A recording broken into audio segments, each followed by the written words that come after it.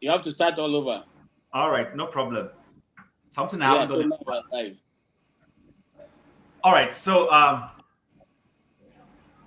didn't know we hadn't gone live. So, but anyway, no problem. So, welcome, ladies and gentlemen, to this special edition of 90 Minutes. Chim, give me 1 minute. Give me 1 minute. Give me 1 minute. Let me help out here. Uh,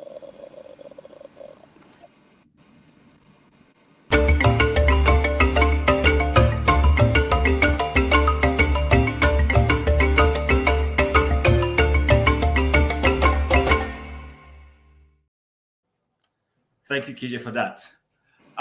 Good afternoon, good morning, good evening, depending on where you are located. And welcome to this special edition of 90 Minutes Africa. It's a special edition in the sense that it is a weekend where Americans hold their, or celebrate rather, the Thanksgiving. And that is why today you see me, your humble host, in this very big seat that belongs to Rudolph.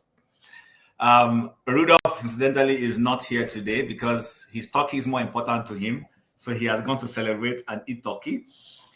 He feels that he has given people enough attention. So I'm stepping in today. But, I know we're going to have a wonderful time, and we wish all the other persons who associate themselves or who are American. So I have KJ here, I have Tony here, and we want to wish you guys a wonderful Thanksgiving. And also a shout out to all our other viewers who are Americans in one form or the other, and also celebrating Thanksgiving. It's a time we thank God all the time for all his mercies, but we also identify specific days to be able to intentionally say thank you for all the things, all the blessings we've received. So I want to welcome KJ, welcome Tony, welcome Mr. James. We have an outline of discussions. We'll be looking at things in retrospect. I hope I'm correct. That is looking at it from what has already happened before. We have the issue of Gumi and his aide. One of Gumi's aides has been under trial for his role in ransom payment. Lots of money were found in his possession. Then, of course, the vice presidential candidate of the Labour Party in the last election, Dati Ahmed, was invited over the past week by the DSS for comments he made when he was interviewed in a particular media house. And then, of course, our First Lady invited all 109 senators to a sumptuous meal at a time when Nigerians are hungry, angry, and going through terror. Some people think it's very insensitive of her. I don't know what your take is. I mean, she's taking care of her children. The senators are her children. Unless you guys differ, you will let me know. And then there was also the incident of illegal weapons that were being taken. We don't know where those weapons were coming from. We don't know where they were heading to. We haven't gotten enough information. But weapons, from what we know, were being ferried across the streets of Kaduna, and some of them were falling on the floor and on the streets. And then there is Tunji Ojo, who some feel right now may be the shining light as a minister in this government. He's done a few good things. He has tried to streamline the process for renewal of passports. Some say it's a very good measure. And then there is also the fact that he went to visit, to carry out an oversight on one of the parastatals under his ministry, and it wasn't a very pleasant situation when he went there. He wanted to go there and find out what they were doing. We will also bring us up to speed on that. So without much ado, I would play a particular video. Oh, before I do that, gentlemen, I want to give you guys the opportunity to shout out to our viewers and just, wish them well. KJ, starting from you and down, Mr. James, and then to Tony lastly. Go ahead. Thank you so much, Chim, for standing it. It's good to hear you and to be here. It was a good day with the turkey. The turkey war was not easy, but we defeated it. We are here. Thank you, Mr. James, for being here. Your views and comments are always very, very much appreciated. Also, thank you, my brother Tony, for being here. Your constantly being here, and your views are, invaluable. So we thank you for being here. Thank you. I appreciate all of you and the people on the keyword warrior, the keypad warriors. Una well done, una do. Thank you, sir.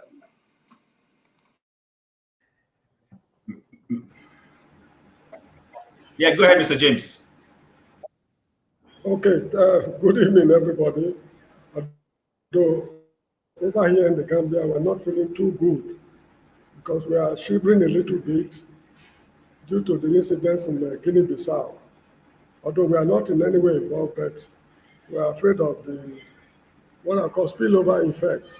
So we are not too comfortable, though it is our wish to be as comfortable as you guys are in America, God's own country. Thank you so much. Thank you, Mr. James. The floor is yours, Tony. Greetings, Chim. Greetings, KJ. Greetings, Pa James. Greetings, viewers. America is perhaps the only country that sets out one day in a year to give thanks. I think that's great. Unfortunately, it's also a period when turkeys are not happy, chickens are not happy because there's a mass casualty. But we give thanks that there was enough to eat. And I'm hoping that today we're going to have a great time with you, Tim, and with the audience. Thank you. Okay, so point of correction, Tony. America is not the only nation that marks out one day. Actually, Canada was the first nation to start doing that. You might want to go check your history. The first Thanksgiving on record was a Canadian date and a Canadian city. But of course, America being who they are, anything they put their hands on, they run with. So it's a good thing that some nations find a particular day to give gratitude to God. So, all right. Without much ado, we've already outlined a few topics, and I want to thank you, Mr. James. I think that's one topic we missed. We would also review the coup that happened in Guinea-Bissau. Some say it was orchestrated by the ousted president himself because he was losing the elections. Then he invited the military. So we'll look at all of that and then see what is true and what is not true. But before we do that, I want to take us back a little bit to time in history with this video, and then we'll set the tone for our conversation. Speaking for those of us who have put in place anti-open grazing laws, we have our reasons for doing it, and we have no apologies whatsoever. Now, grazing route to where? From where to where? It's not going to work. And it's not working. Can anybody wake up one day and say, we will now take cows to Asoro to feed? We have passed that stage. Time changes. And we all must be prepared to change with time. Let cow, let beef, let it eat the rooftop. It will come down. Let it eat the rooftop. It will come down. Because if today, because of we want to eat beef, so people will be killing themselves. And it's because we don't want to ban the culture. People are killing themselves. Mr. President has said it. Anybody with AK-47 should be arrested. How many have been arrested? It's not issue of ethnicizing anything. We are saying if you have a culture that is destructive of the means of livelihood of others, the governors have a right to protect their own people. And they will do it. But it is not emotional. It's not an issue that has to do with emotion. It has to do with ethnicity. It has to do with means of livelihood. Your own means of livelihood you cannot use to destroy others. Okay, guys. So I intentionally played that. If you look at the issue of insecurity that has bedeviled Nigeria in the last 10, 15 years or more, it has spiraled from one issue to the other. Originally, the conspiracy was that it was Fulani herdsmen trying to take land, or because they didn't have grazing routes, they were fighting back and all that. Today now, it has metamorphosed into the question of faith, that some people need to wipe out other faiths because they want to supplant their own kind of beliefs.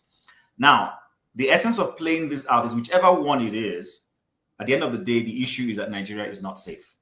There are terror issues in the country, having security matters. So, but I wanted us to go back and look at this and then begin to tie the knots and see, as things have evolved, have things changed? Are they getting worse?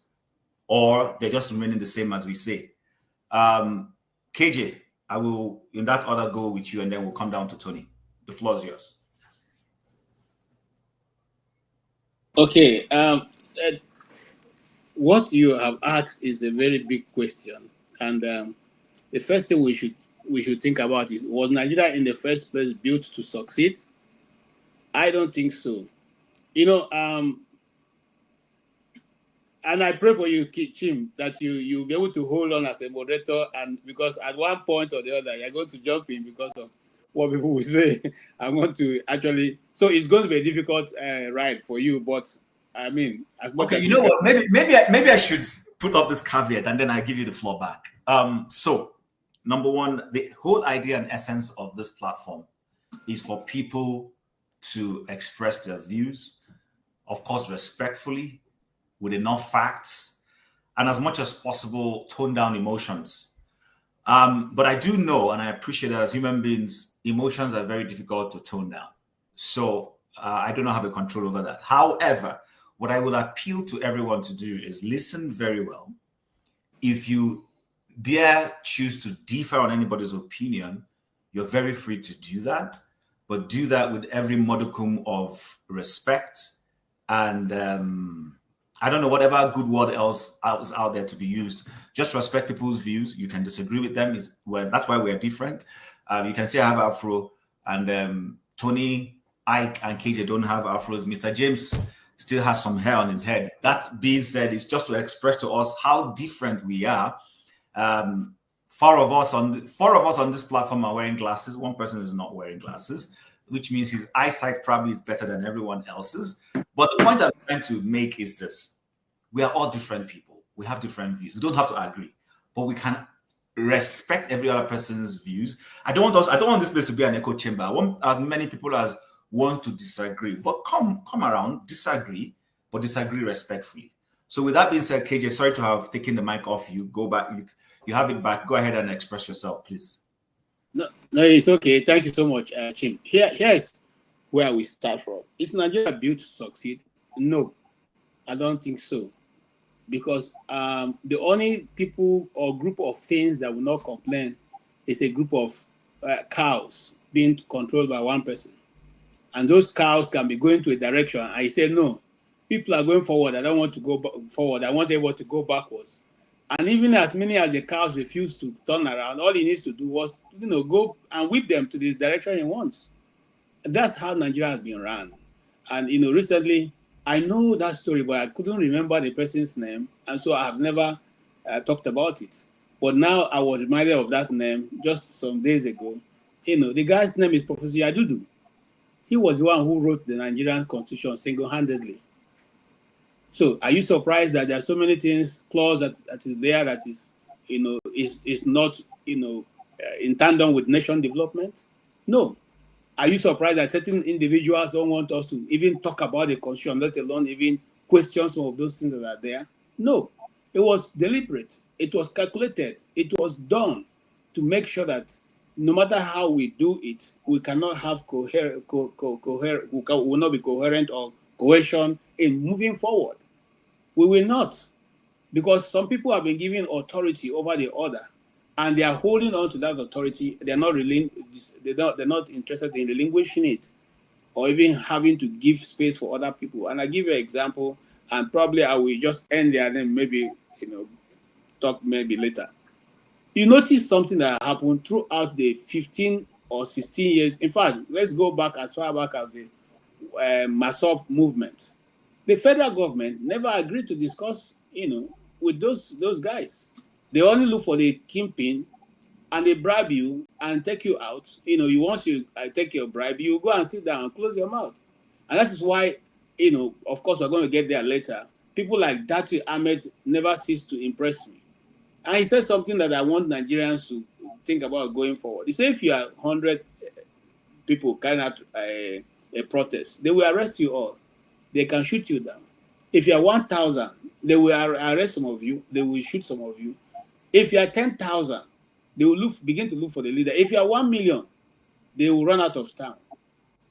Until we are able to understand that man's philosophy and work with that, we ain't going to make any progress, because the system is not meant to favor you. The system is meant to favor individuals that the system is interested in favoring, and that's why no matter how much of pressure that IPOB put on government refuse to discuss those 7-point agenda which was given to them. No matter how much pressure the southern eastern governors, even those who can at least speak in the public, put on the system, they will still not yield. No matter how much shouting that Abaribe does in the National Assembly, he's just known to be backing. Nothing else, nothing is going to happen. And so, because the system have been built that way, those who understand it, it's just like what's going on now. They've doubled down on the genocide instead of trying to see how it can be solved. They've doubled down in defending what is indefensible. That it's not only one side that's being killed. Should anybody be killed in the first place? So you see that any which way you look at it, the system was not built to help you. You understand what I'm saying? At this point that Nigeria is in the way it is, the president is setting up the tax reform committee that will begin to look into how to tax Nigerians as from January. And when we say this thing tax, people don't understand. When you send money to your people in Nigeria, government will take percentage out of it. When your people transfer it to, if you are sending money so that your uncle can distribute it among your people so that they can feed, each transfer will have its own tax to be collected from it. Yeah, but hold on. KJ, hold on. Just to, are you saying the government should not institute any form of tax regime? Is it wrong for government to pay tax? I mean, you pay tax in Maryland, so what is wrong with the government putting up tax? Here's the difference. I pay tax in Maryland. Let me just run down certain things that is open to you in Maryland. If you come to Maryland and you're paying tax and you're a good citizen and you want to buy a house, government will give you certain percentage of the money as your down payment. I don't know if you understand what I'm saying. And they will take over the payment. In fact, there are certain agencies that can take over the payment, and all you do is every month you lodge that. That's part of your tax. If you're driving out of your driveway and there's a pothole, you call they come fix it up. You don't need to call them twice. In fact, as it's about snowing right now, you don't need to go to any side. The major roads where, except the one going into your house, that they may not clean up. Every other one going through the city is cleaned up. Those guys are out there. Since I came to America, they are out there every snow season. Nobody calls them. Nobody calls. You know that's your job. You are there, stationed and waiting. If the snow is going to start by 2 a.m., they will be there from 2 a.m. They start clearing the road till the snow stops. That is commitment of a people to a citizen. If a road is going to a dangerous bend, they put rail guards that no matter how much of speed you are speeding, your car will not fall off just in case you miss it. All you can, you. So what we are saying that the people see the reason for which they are being taxed, and anybody will be happy with that. Now, and these people have job. Yeah, to compare America, I'm still talking about America. You have job in America. What job are you taxing people for in Nigeria? You don't have any job. And you're taxing people who don't have job to keep paying you. How are they going to get it? The money we're talking about is money we send to our people to eat. It's not for business. Okay? So you are taxing them for money that's been taxed already for them to eat. So you tax me for sending the money. You tax my relatives and friends for the money that the little that they're even going to get, they pay tax on it. On what basis would that be said to be responsible? Okay. How? All right, KJ, we'll come back to some of those things later on. Thank you for that detail. Mr. James, the floor is yours, but let me just reiterate. So I intentionally played that video as a way of telling us where we've started coming from with the issue of insecurity. There were people who really spoke out in authority. That was the late Ondo State former governor, somebody I prefer to call Arakuni Akiti. But of course, we all know him as Akeredolu. In the light of everything that is happening, also considering what he said, what's your take on where we are so far? Let me take off from where KJ stopped. Why should we be taxed in the first place? If I'm in Nigeria and I have the means to evade tax, not avoid, to evade tax, because there's a difference between evasion and avoidance. If I have the means to evade tax, I will not hesitate to evade tax. Because what are they doing with the tax money? If you need good medical services in Nigeria, you must go to a private clinic, not public hospitals. If you need water supply, you must drill a borehole in your house. You can't rely on the public water supply system. If you want justice, according to our friend, Mr. Chowore, said you need two sets of lawyers. The first set is those who know the law, who can argue your case properly. The second set is those who know the judge at home. If you fail to have these two sets of lawyers, you are going to lose the case. When the streets are dirty, the government will use a horse whip on you and me to clean the government street, because the streets belong to the government.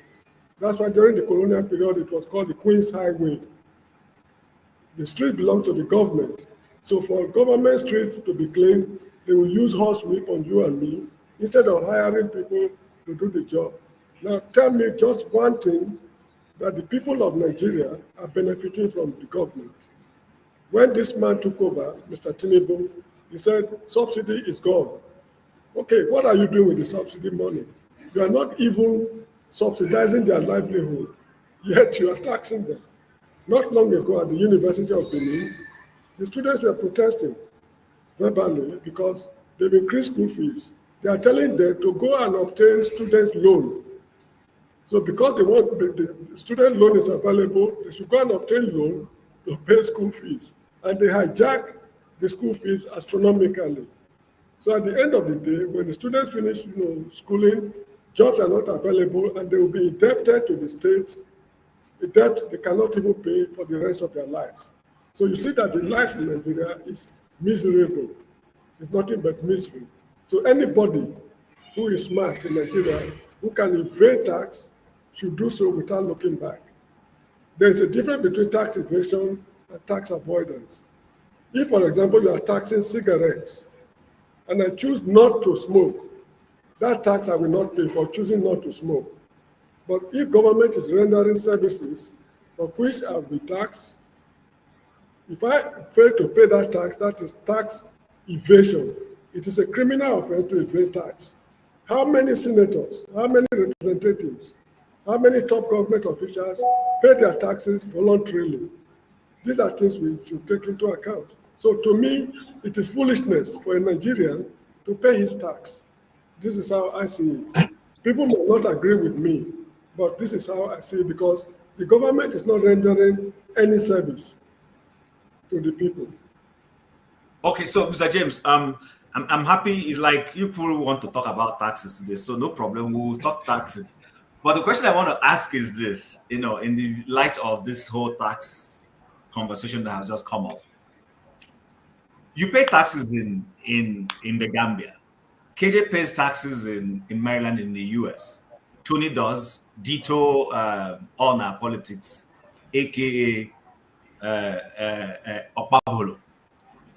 Are you guys saying that it is wrong to pay taxes? Because government cannot do everything, but of course, government will collect taxes. And then secondly, in every liberal society, we have private institutions and schools, we have public schools, we have private hospitals, we have public hospitals.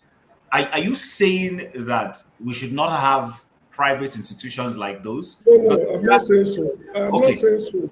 Okay, sir. Go ahead. If No, go I ahead. have a problem, no, you see, like in this country where I live, education is not taxed because government cannot provide the service to everybody. Government schools are not enough to absorb all the, what's called school-going children. Children who have attended, who's supposed to be in school. Government cannot absorb all of them. And some parents are of the opinion that they need superior education for their children. Now, when these children are educated, it is to the benefit of the state, because the government here believes that it is better for everybody to be educated. And it is better, it is better for everybody to be educated than to educate a few because the uneducated ones will pose problems to society in future. So if the private sector is willing to provide the service the way government is providing it based on rules and regulations, they have no objection. They even encourage them to do more. So this is how it is here in this country where I'm living. So all right. it's not an offense. Sorry, there's nothing wrong with paying tax, but you see, it's a question of duties and responsibilities. It is our responsibility to pay tax. It is the duty of the government to use the tax for what it is meant for. A situation whereby you remove subsidy, and what is happening to the subsidy, nobody can give a good account. To me, it is deceptive. And not only that, now the what you call budgetary allocation, whatever they call it, they give to the states from the federal government has increased. But if you convert it to US dollars, they were earning more before now than what they are earning now. So the increase is deceptive, because what government can do with the money in the past, they cannot even do a quarter of it now, because the money is already valueless. So this is how I see it. It is foolishness for me, if I were there, to pay tax. I'm not telling people not to pay. If you want to pay tax, may God bless you. Continue paying your tax. But should I go to the country, I will do everything possible to evade tax. All right. Thank you, Mr. James, for that detailed analysis. So, Tony, the floor is yours. But before, you know what we were supposed to start from, but KJ and Mr. James think that our tax issue should be something we should focus on. So, looking at where we started from, taking into cognizance this tax conversation that has come up, what's your take on the entire situation vis-a-vis, the terror matter we're talking about and the video I played? The floor is yours, sir. Let me greet my brother Uvi. How you doing? Well done. The even as we speak now, we hear that some people in the north, I think Kebbi and the casino, have been kidnapped or so on. So is that a new one? Yes, today Sunday. Yes, there are incidents of kidnapping in 2 different states. And I think one is about 300 people, and then so what I'm trying to say is is a tragedy. Every day you wake up and what you hear is kidnapping, insurgency, not abating but increasing. Even as you hear that government has stepped up its efforts to decimate these insurgents and these terrorists and so on and so forth.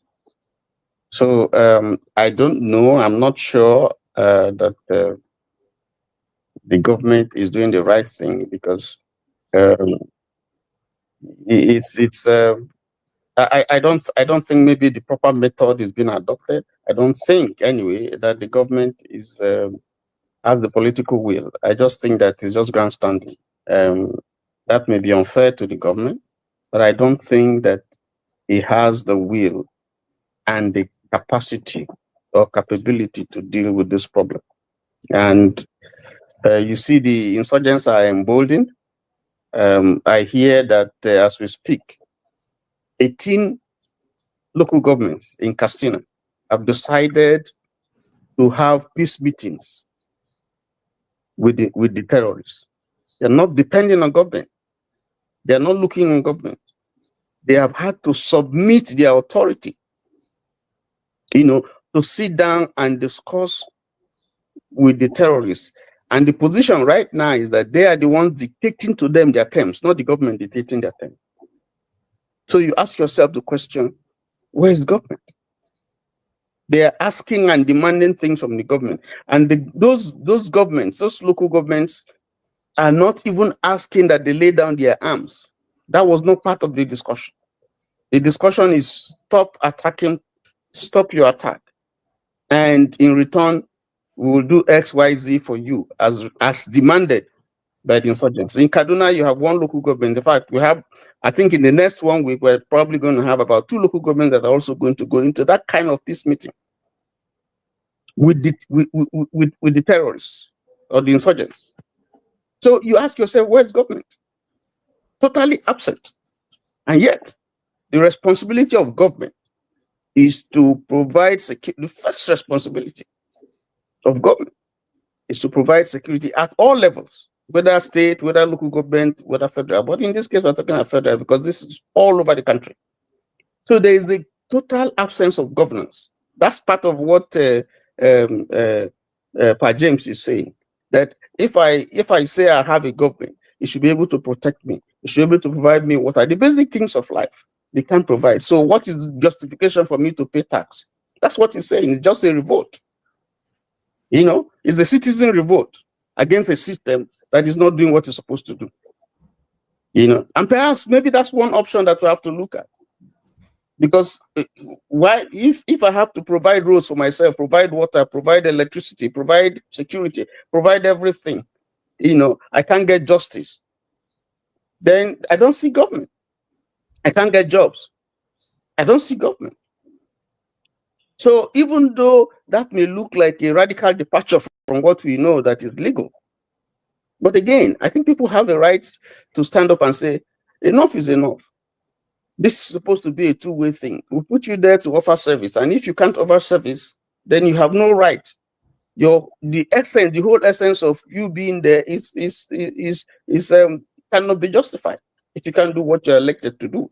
So Tony, if I may just a little question, and then you continue from there. Is so if I get you, KJ, and Mr. James right, you're trying to tie the irresponsibility of government when it comes to security to the fact that if they cannot effectively secure their citizens, then they lose the right, or they lose the power to demand people to pay taxes.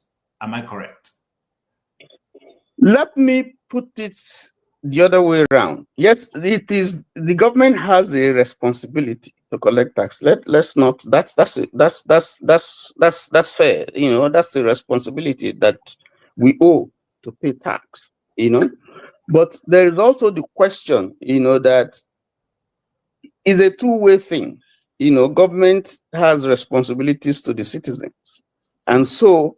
What the question is, what I'm interrogating, and I guess what KJ and Pa James is saying is, if the government fails in its own responsibility to provide those things that it is that is constitutionally, should provide, then am I supposed? How do I respond to government?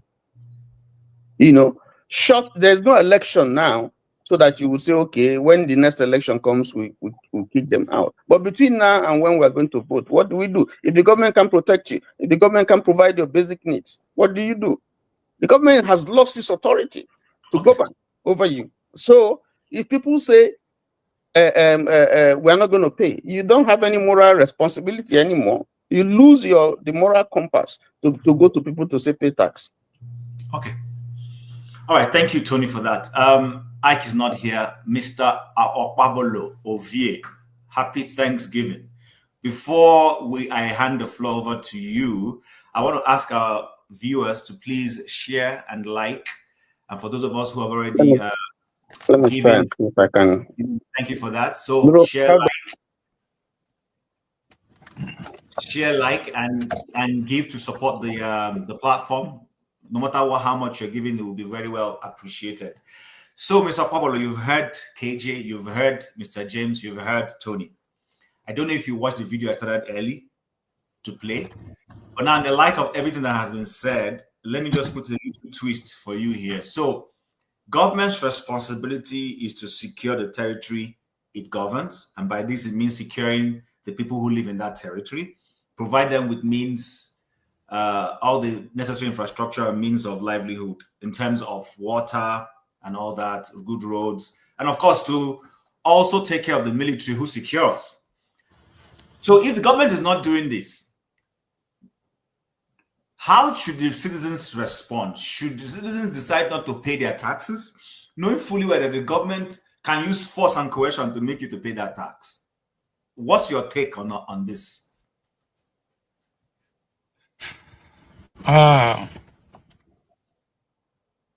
I mean, I think for me, I will always look for what's the lasting solution.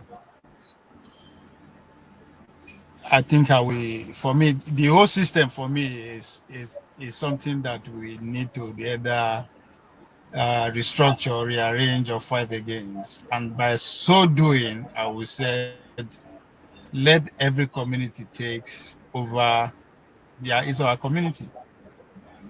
Now, let the villagers begins to ask what is entitled to us from our own tax. I think the education about what tax should do and not do is a minimum in terms of our own. Now, not everybody is aware that we are paying tax in order for us to actually have either affordable housing, good roads, and all that kind of thing. So, first of all, we need to start educating our own localities, our own village, to start asking questions. How much are we generating first? I mean, from local government, before we begin to ask either it's enough or it's not enough. Either government is entitled to or not entitled, whether we are supposed to even pay at all or not to pay. Right? So I think we should start from there. How much is my own village, for instance, is contributing to that cause? I don't know. And I don't think 4 out of every person from my village knows. So from that point, what am I fighting for? What am I agitating for? What am I against, or what am I for? And I think it's deliberate. What I mean is deliberate from the authority for it to be like that. That is the job of the National Orientation Agency at every stage to actually educate the people. Or at this point, is our own job with the community dwellers who are on the known to create an environment where we can facilitate this kind of conversation. Because seriously, I don't, for me to actually say this is what the government should do should do or not do in terms of tax, it's very hard for me to argue against or for. The problem, what I'm against right now is that why are we even having the tax conversation today? It's too late. Right? The bill has been passed. So whether we like it or not, we will pay them. So I'm sounding like this because at the beginning, about almost a year ago, I was on it. These people. I mean, there was a contention even at the National Assembly, right from the presidency, when the bill was put before the INEC, before NEC, National Executive Council. They rejected it, but they will now them. They go back and forth, give and take. The bill was able to pass. So implementation is not going to be something anybody can stop, as far as I'm concerned. They are monopoly of everything, including violence. Okay. So the fact that we are having that conversation now, I don't see the value. Not All right. yours here, not us here, because I know it's been headlined from very much all the platforms and media. So Okay. All right. Thank you, Ovie. We'll come back to you later on. Before I come to Mr. Aika Alamefule, Mr. James wanted to just chime in something. Mr. James, the floor is yours. Yeah. You see what I was saying? While I was online, the electricity went off. There was problem with our line. So we phoned the electricity corporation and they switched us automatically to another line. So why should I not pay my tax in the Gambia? So this is the point I was making.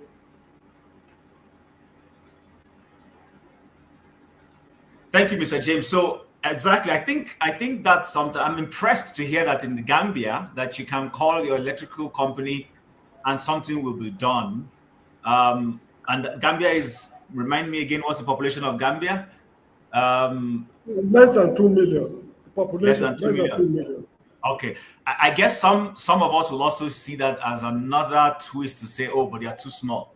But the point is, whether they're small or big, it makes no difference. The point is that they are sensitive enough. They have no resource. They have no natural resource. They only live on grant and aid and fish in their waters. A few tourists come from Europe. That's what they use in running the country.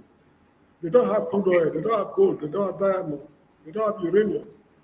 No natural resource in the whole country. Okay. Thank you very much, sir. I see, Mr. Ike, are you ready to talk, or you have a business deal to close? Anyway, so we've gone through that. I would like to play another video, still on the issues of Nigeria and terror, and the issue of Christian genocide. I ran into this video in the course of the week. It's something I want us to listen to, and then we'll proceed. Mr. Ike, are you ready? Do you want to give your views? Yeah, sorry. All of you are in your homes. I'm working, so I need to, right? Happy Sunday to every one of us. Good afternoon, good morning, good evening. Yeah, I hope when the deal does work out that you will share the largest here with us. Brother Tony, happy Thanksgiving. I was expecting my turkey. I didn't see nothing from you, right? You and KJ eat his own and frown his face. You understand? So and my brother, is it Opobolo or Opoholo? What is that? He eats his own with his gang. So I don't need to ask him because I don't belong to his gang. He eats his own with his gang, right? That is what it is. Chim, thank you for hosting today. Can you tell me anything? Is there anything or a general talk for now? You're muted. So I started initially by playing. We have lots of topic. We have the issue of Gumi's aide, who is currently being tried for kidnap ransom payments. We're going to look at Dati and him being summoned. Actually, not only Dati, the former Minister of Justice was also summoned by the DSS. And then our mother of the nation, as some people try to refer to her, has decided to, to do a Thanksgiving feast for her children, the 109 senators of the Nigerian Senate. And then there's an illegal weaponry that was being transported through the streets of Kaduna. And unfortunately for the guys, fortunately for us and unfortunately for them, the weapons were falling on the floor, and I think they got arrested. I'm not sure.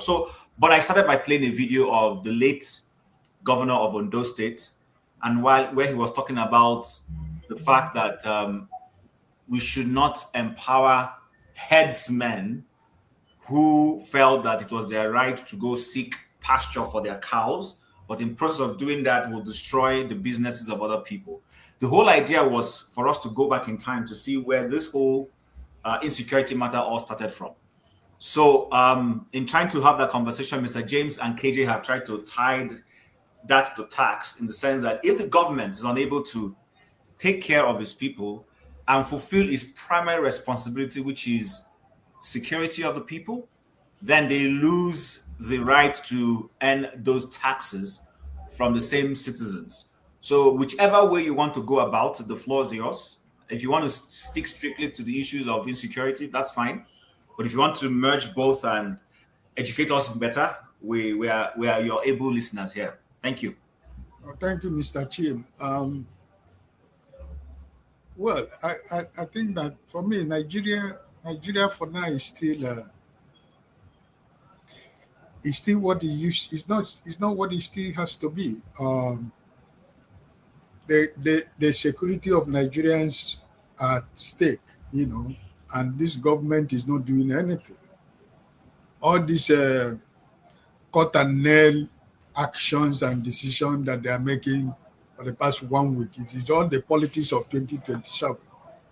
There is no good, clear intention of what they are trying to do. It's all about 2027, and probably because of what the President of America said, these are the government that are negotiating with terrorists. And the king of the negotiator, Gumi, is still walking about in the street of Nigeria, still talking, still making comments on radios and televisions. And nobody has been held accountable, right? A brigadier general, that major general, was killed in the front line, even though he called, and they know where he was. But the terrorists got there before the Nigerian military. Nobody has been held accountable. Nobody has been arrested for allowing a major general or brigadier general to die the way he was killed by these people. Nobody has been held accountable.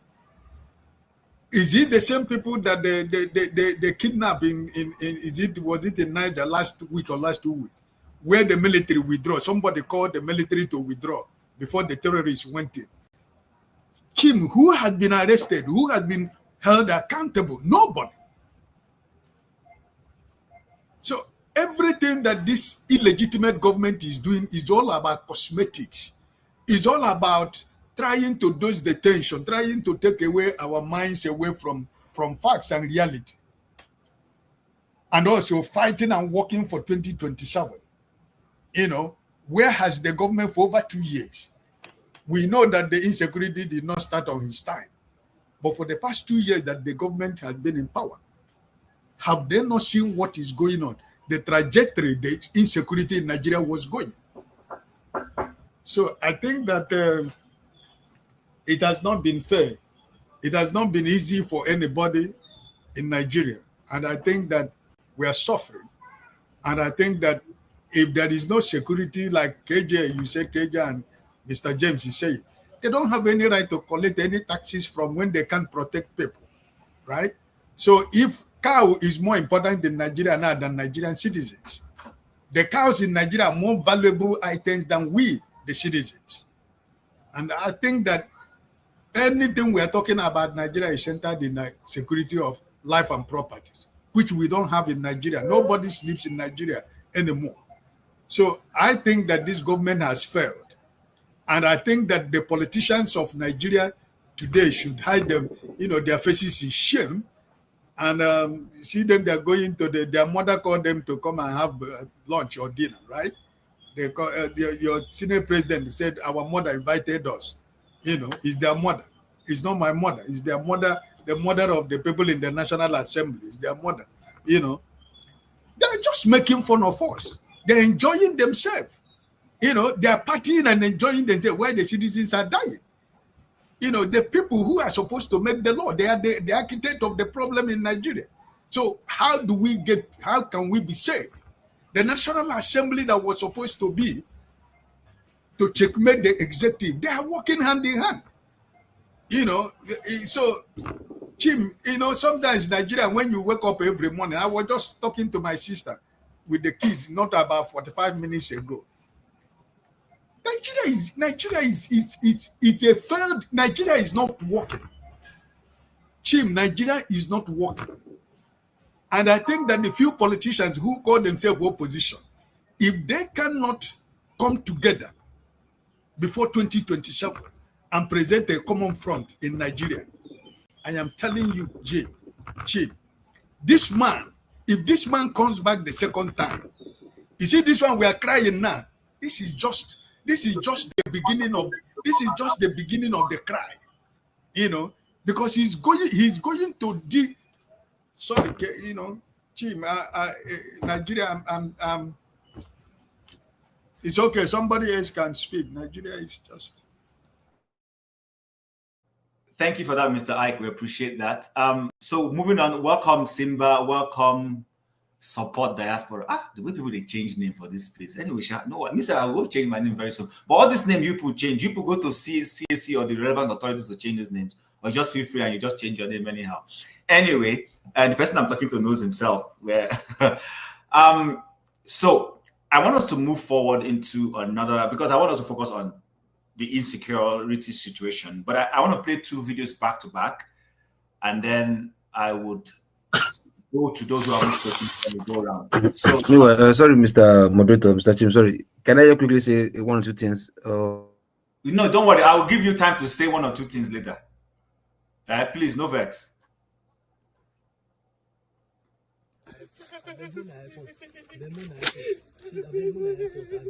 My wife get belly, they want to sleep with her. I beg, move my airport, no only 7 million for me, lucky this. I beg, move my airport, They say now 15 million is fine. Move my airport, I beg, my wife get belly. Move my airport, I beg.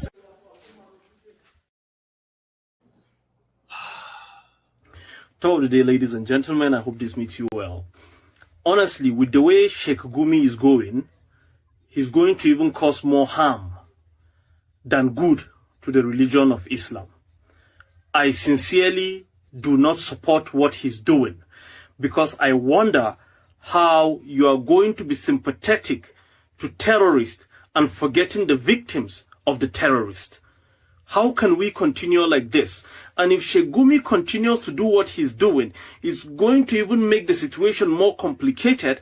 And because he's an Islamic cleric, is going to bring more bad light to the religion of Islam. I am advising Sheikh Gumi to read the room. Please, Sheikh Gumi should read the room and understand what is happening and stop making, he should just stop commenting. Because he is further making, he's exacerbating the entire situation to be even worse than what it is. We cannot support negotiation with terrorists. There is nothing you are going to come and tell me that is going to make me accept that these guys are doing the right thing, or they're unaliving people because of something was done to them. We have to be very, very strategic in our thoughts. So please, Sheikh Gumi should read the room and understand the situation, because now that the whole Christian genocide thing is trending, now that we're having a lot of attention in our country, now that the religion of Islam is really painted in a bad light, it's not a good time. It is not a good time for such comments and remarks. Please, he should stop it. I am not with Sheikh Gumi on his plight of negotiating with terrorists or bandits. There is nothing that you can compare to the life of a human being. You cannot compare the life of cows to the life of a human being. So this is just what I'm here to say. This has to stop. I am a Muslim and I disassociate myself from what Sheikh Gumi is saying. I disassociate myself from the mode of operation he wants to imbibe and say he wants there should be negotiation with terrorists. I do not support that. I do not support that. You cannot be a terrorist apologist and you are going to expect us as Muslims to support that type of ideology. So please, Sheikh, sir, please, I think it's high time you just step by the side and let's see how these things is good. Because now you are exacerbating it, you are making the entire situation worse, and then the religion of Islam is being painted into a much more bad light. Because now people are saying that, oh, this is it, since he's an Islamic, because you being an Islamic cleric, you are like a key figure in Nigeria and the religion of Islam in Nigeria. So anything you say is going to be generalized and is going to be taught that every Muslim in Nigeria has the same context, has the same ideology of negotiation with terrorists. I disassociate myself from that, and please, sir, I urge you to just please remain quiet for the meantime. I'm begging you in the name of God. Negotiation. Okay, welcome back again. It's a special edition of 90 Minutes Africa. Rudolph is taking a rest. Like I said earlier on, he's enjoying his turkey. Unfortunately, he hasn't sent us any turkey here to share. And the Americans on this panel, Opobolo and KJ, they've eaten their turkey by themselves. So again, please, if you're watching the show, like, share, invite your friends, and to support the show, whatever you can give, you'll be welcomed. It helps the show continue to run. So having listened and watched the last two videos, the first one was a clip of a couple that was kidnapped. The wife is pregnant. If you could hear from the video, the man begging them that his wife is pregnant. They were negotiating 7 million. I think the man has 7 million. Or maybe they were asking for more. I don't understand what was going on, but they were appealing to people that they're asking for 7 million or something like that. And we know that since this terror issue started, Sheikh Gumi has been at the forefront of trying to negotiate with them. He feels the best way to go about it. They call it something kinetical approach or so. If I'm wrong, I'm not a military person, which invariably means rather than going to engage them in a shootout. Non-kinetic. Non-kinetic. Thank you very much, Tony. So, in the light of this, support diaspora. Maybe you want to take off from there. What do you think? should ransom be paid?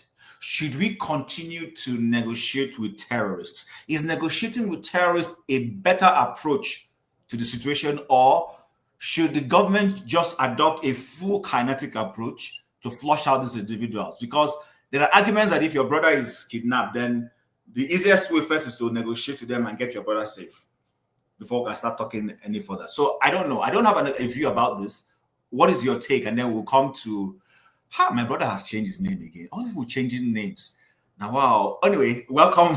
He knows himself. I'll welcome him later on. Support Diaspora. Go ahead. Okay. Hello everybody. Happy weekend. Happy Sunday. And hope you're enjoying your. I won't say Thanksgiving because I later found out the meaning of Thanksgiving. That it wasn't from a good place. The history of Thanksgiving wasn't from a good place. I won't say happy Thanksgiving. So I'll say happy enjoyment your weekend. Okay. Sorry if I may quickly delve into just the previous taxing whatever system if the government is or not before I just go into that. Is look, it's a must for the people to pay tax, whether or not. And it's also a must for the government to demand tax.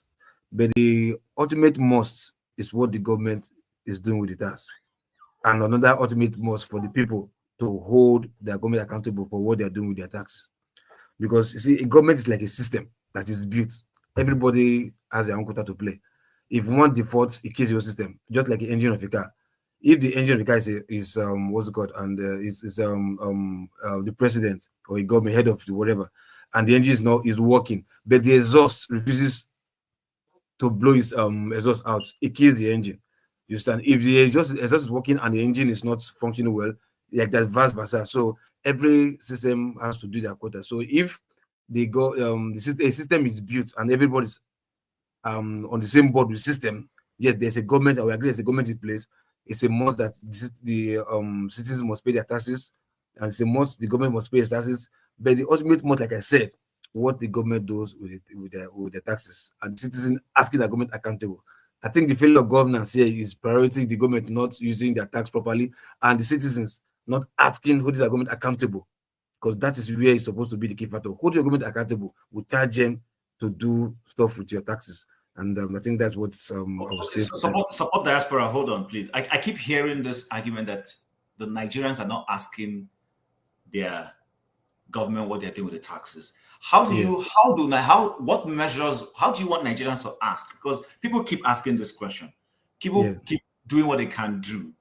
Yes. You know, is it about the Nigerians coming on media? How do you want Nigerians to ask government about how the taxes are used? When I say government, UK? No, hold on. When I say government, government is not like federal to grassroots. Government is broken down into tiers and goes to grassroots. You understand? So if the people from the local governments, because see, I tell people this thing, if I did people know ourselves and our senator, we really deal with them, they were supposed to deal with them. If they come like, guy, get out, A, B, C, and D, we can't vote for you. It's not possible.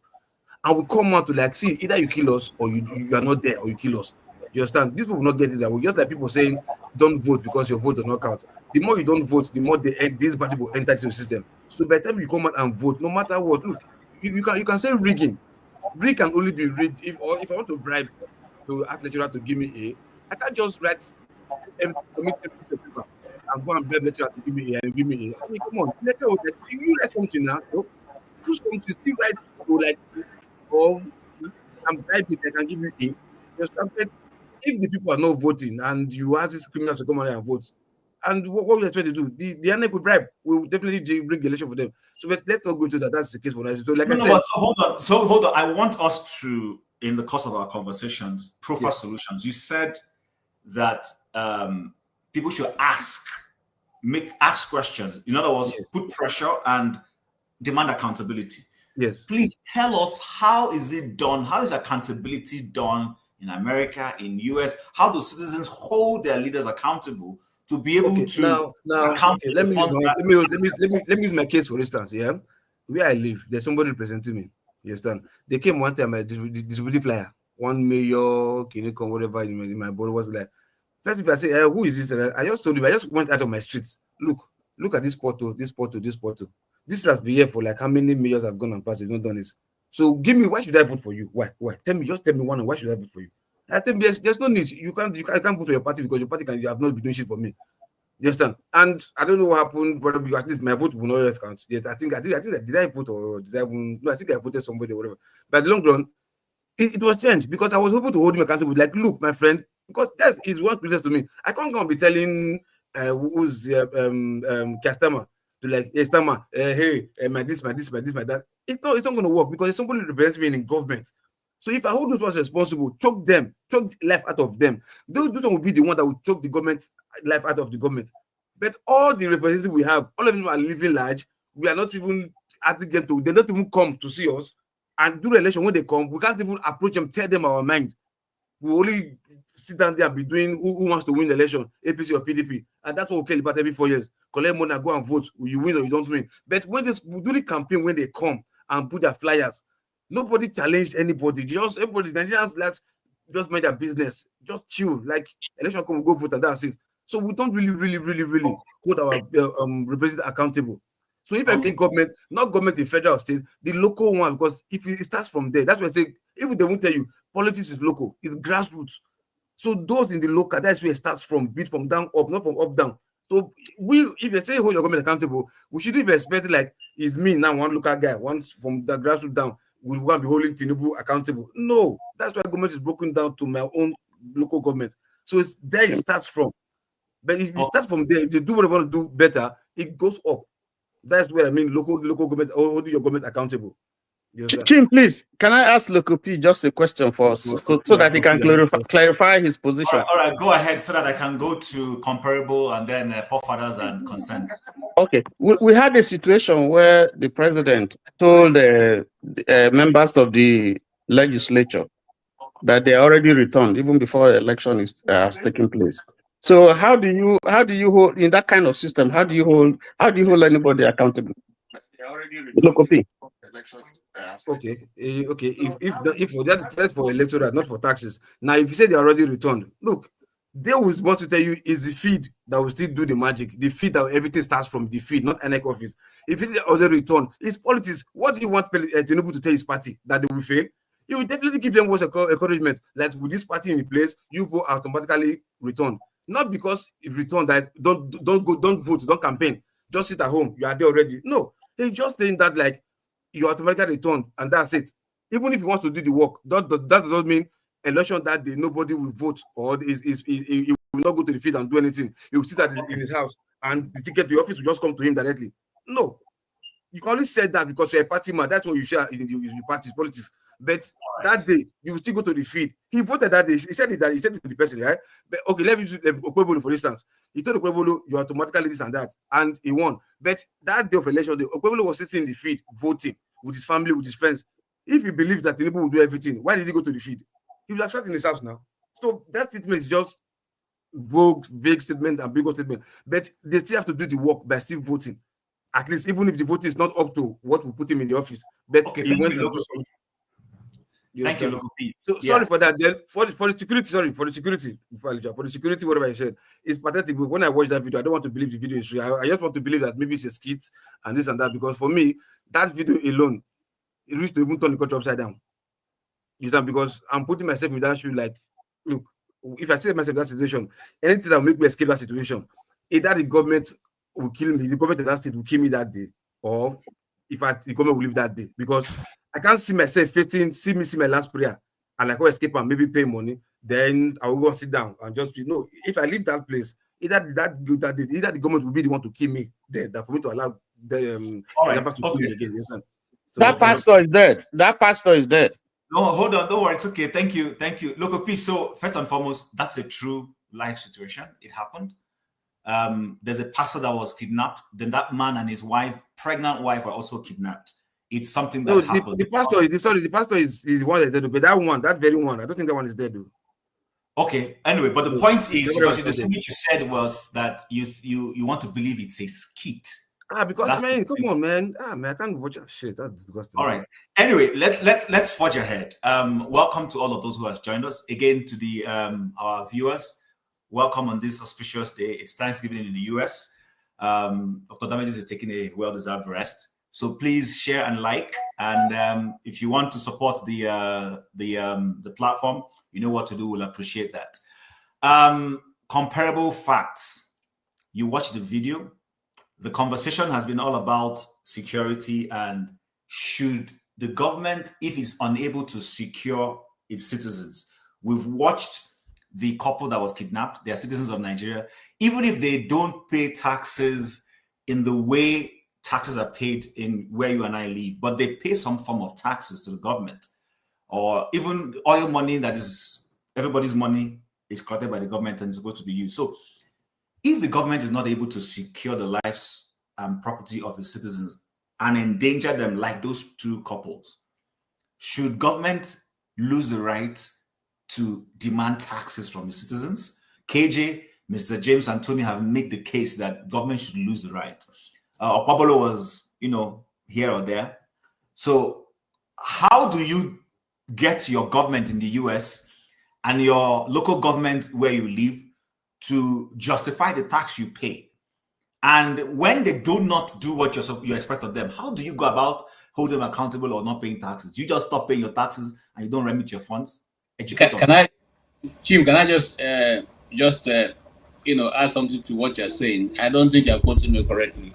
Now, this is what I'm saying. No, Kid, I'm not saying you're not. You didn't say that. You said they shouldn't pay taxes. Like, don't worry, I get you. I'm just all right, because you're already being taxed. Why increase the tax? Next? I know. We're just expanding. That's what I'm saying. Why would you we're expanding that frontier. I get what you're saying. Nigerians remit money back home to their parents and their siblings, and then the government is planning to tax those same funds again. I get it, but we're just generally looking at it from a responsibility perspective. Has the government lost the right to demand, taxes? Because in the Constitution of Nigeria, there are responsibilities, there are rights, and there's one other word it has skipped my mind. There's a word that's used in the Nigerian Constitution. In civics, we're taught that.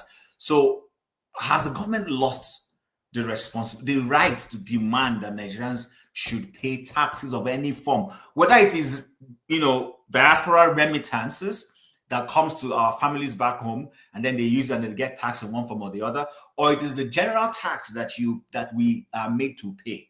In the light of everything we're discussing, just see how you can weave everything together. Comparable, go ahead. Thank you very much. Greeting everybody. Good morning, good afternoon, everybody. It's a very, very good question you asked. So we have to talk about this before we go to the terrorist part of it. So having said that, what is the priority of the government?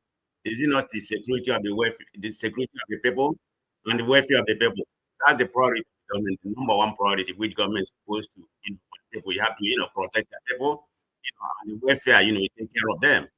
So where will the money come from? In my own opinion, I mean, the money has to come from the people. So that's where the government come in. That people have to pay tax. I think it's a government priority to impose tax on the people. But they are answerable to the people. They have to know how the money is being utilized. That's where the problem lies. So that's where it comes to Nigerian schools. What are they doing with the tax money people are paying? So this is where people have to hold them accountable. You elect them, you all elect them. If you want to protest, you want to go to Astro Rock, you demand what is fair for you. That's what the people are supposed to do. But government has the right, in my own opinion, to pay, to ask people to pay tax.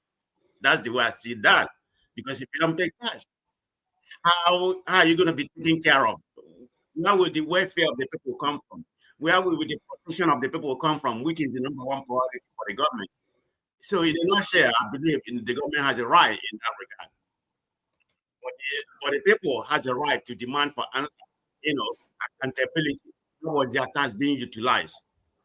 So comparable. You said that government should pay. That government has a right to demand taxes from people, and that those taxes, if not paid, that the question you ask is the hypothetical question you ask is where will they get the money to offer essential services? So my question is this: what essential services are Nigerians enjoying from the taxes that they are paying? When in nations like Saudi Arabia, which were not for a long time taxing their people, I hope you know that, but they were still meeting social responsibilities to their people.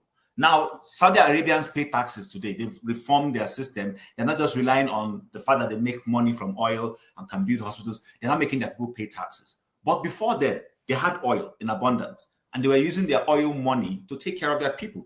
give them good roads, give them good houses. We heard of Libya where people were not paying rent within Gaddafi's period, but now Gaddafi is not in office and the country is in shambles. My question exactly is this: those social services you're talking about, in the context of Nigeria, what social services are Nigerians enjoying? Okay, thank you very much. That's where I said people have to be held accountable. And you brought an example about Saudi Arabia previously. They have been taken care of. They're not paying taxes, but everything have changed. They're trying to modernize their country right now. Paying taxes and everything, trying to look like the Western, but in a way, what I consider to be semi-Western style of government. But having said that, that's where I'm coming from. That people has to hold them accountable. For them, has to hold the government accountable, whatever it takes. We are not in the position of Saudi Arabia. Nigeria is not built like that. We are practicing democracy. So that's all we know since independence. We have parliamentary kind of government, which is part of democracy right now. So we are not built like that. The society that we came from is different from Saudi Arabia. They practice, and we are not practicing socialism. We don't know anything about that. So that's why, the people of Nigeria are built differently. That's what we mean with that comment that, people has to pay tax in order to survive, because there's no way it's that can happen in Nigeria. You can't leave everything laissez-faire, let everybody not pay tax. You don't even have enough money. You don't even have enough money to pay. We are lacking of the revenue right now, and even before a long time ago. So, that's just my own opinion, okay? But if everything is free, that'd be good, but it's not possible in Nigerian case. Nigeria will go broke. They're already broke, but they will go completely, bankruptcy. There's no money already. So that's how I see. That's how I have my opinion in that regard. Okay. All right. Thank you very much. So unfortunately, Simba is off. He keeps coming on and off every time we want to go to him. So I'm going to appeal ahead. When he does come in, we'll give him the opportunity to talk. He's been coming in and out. I think his internet. I thought you was talking about terrorism. Can I comment on? Yes, I gave you the floor, and you chose which area to go. Okay. I'm sorry. Okay. Let me continue. Let me continue. Go ahead. Okay. So the point, I think the last thing I heard about whether Nigeria should negotiate with the terrorists, no, in that regard, it's non-negotiable. It shouldn't negotiate with terrorists. It shouldn't pay a ransom, because what is that going to do? This is exactly what's happening in Nigeria right now. If you pay them ransom, you are funding a terrorist group. You are emboldening them. You are giving them more money. You are encouraging them for more kidnapping. You are strengthening the extremists. That's what I say. But they should make it compulsory that government, when it comes to terrorism and kidnapping, it's not negotiable. This is what America does. But if individual family wants to do it, they can do it privately on their own. But when it comes to government, that should be non-negotiable, paying the terrorists. That's why we are having what we're having right now, ravaging the whole country. And the government you have don't have the ability to do it. Tinubu is already a captured president. Let's call it what it is. What do I mean by a captured president? Somebody, who is being, supervised by a particular ethnic group or called Kaba. He may have the boldness to implement that economic policy like tax and everything. When it comes to that, when it comes to that military side of it, I think, in my own opinion, has an agreement with them, that you don't have any right to do it, and everything that is more political. There's nothing he's going to do. All we are seeing right now is window dressing. All this emergency, nonsense that he call or whatever. It's not going to happen. Recruitment. How can you recruit people? You have not solved the fundamental problem that we have in Nigeria. The people sponsoring Boko Haram and everything. They are the main catalysts. If you recruit 100 million, you have this military guy here, forefather, always, talking about military. But Nigeria, Nigeria is not in the right man for that.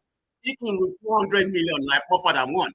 It's not going to solve Nigeria problem, because all these sponsors of Boko Haram, Tinubu knows them. Look at the one that was released by Saudi Arabia. Up to today, we don't know their name. And somebody kidnapped, somebody gave them 20 years, and you put in on the Kanu there, for just instigating, and that Nigeria has a problem. So That's my opinion. That's how I see that. All right, thank you very much. Forefathers, before we come to you, so I'm not sure where you started watching from. I'm not sure what. I came before forefathers now. Concerns, that's not true. You actually, there's somebody.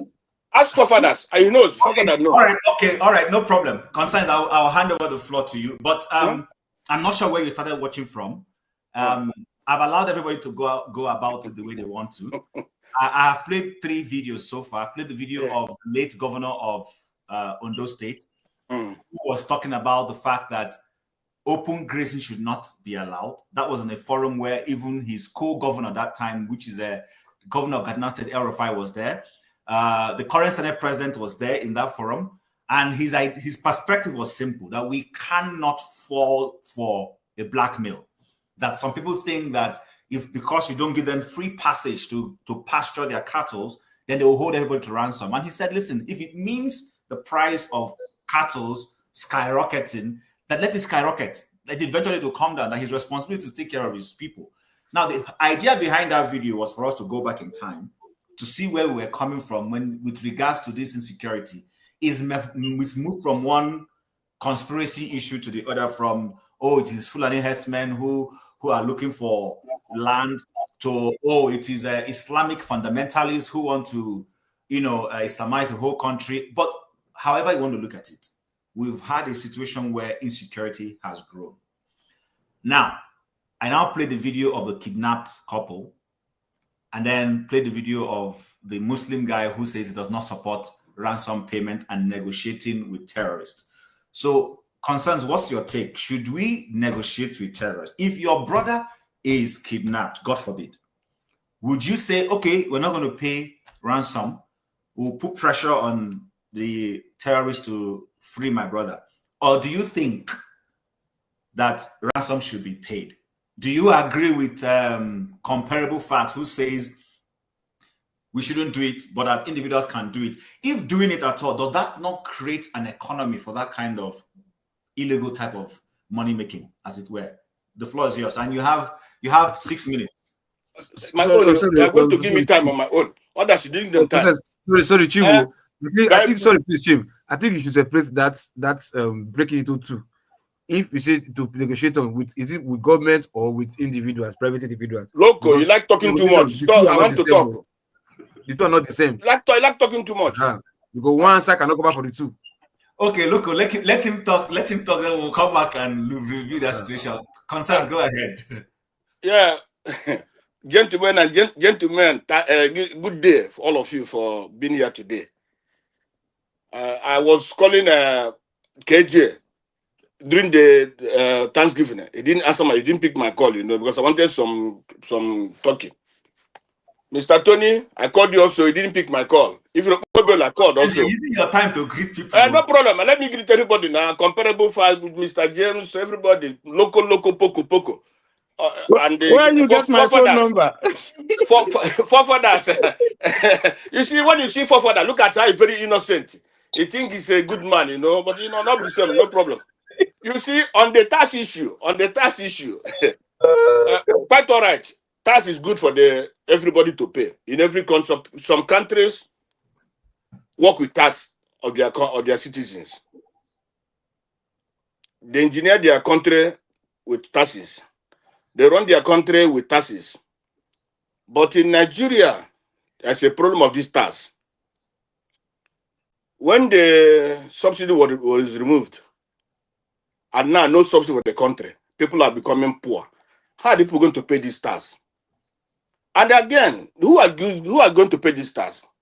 The Fulanis are not going to pay. Or even most of them, majority of them are not going to pay, in the sense that in Taraba, in Katsina, in Sokoto, many of these places, Boko Haram or the terrorists have taken over those places, collecting the taxes.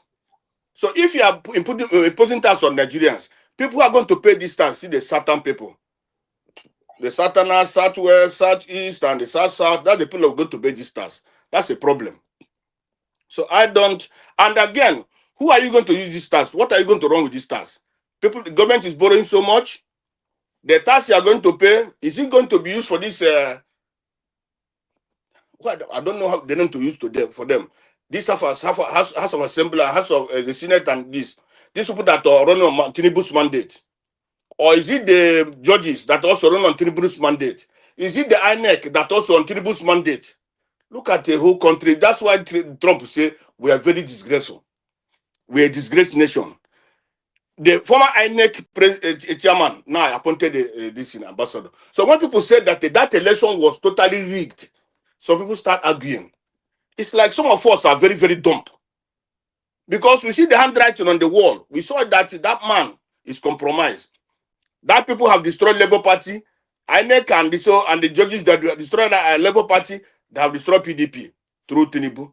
Because all these institutions are running under Tinubu's mandate. So for me, I don't support that task. I don't.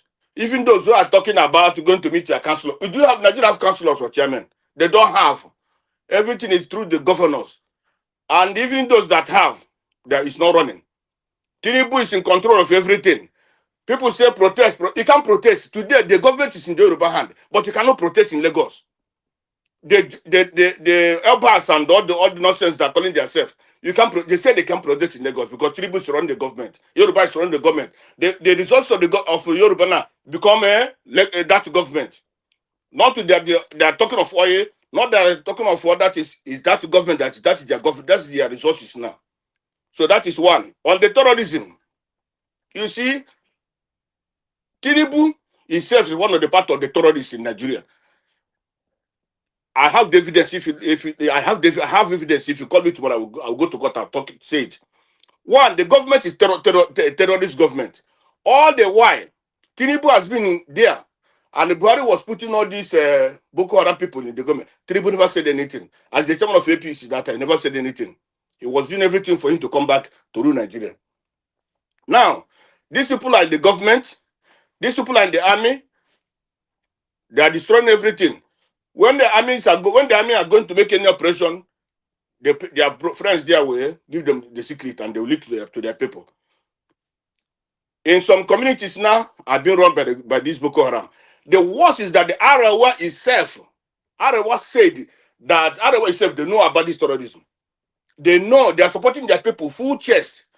In Igbo land today on the south, if the Igbo see somebody who is a terrorist, they report to the military or this, come and take this people. But in the north, there's governor. How many governors? Is it Nasarawa and Sokoto? He said they know where these people are. He said their people know where these people are. Many of the northerners say they know where these people are. But why they are not arresting them? In Igbo land today, when you see police arrest if somebody says IPOB, military arrest somebody says IPOB, they kill them. But why in the north? They see people carrying gun, the government see the people carrying gun, but they can't arrest them, they can't kill them. Instead, they put him back to the army.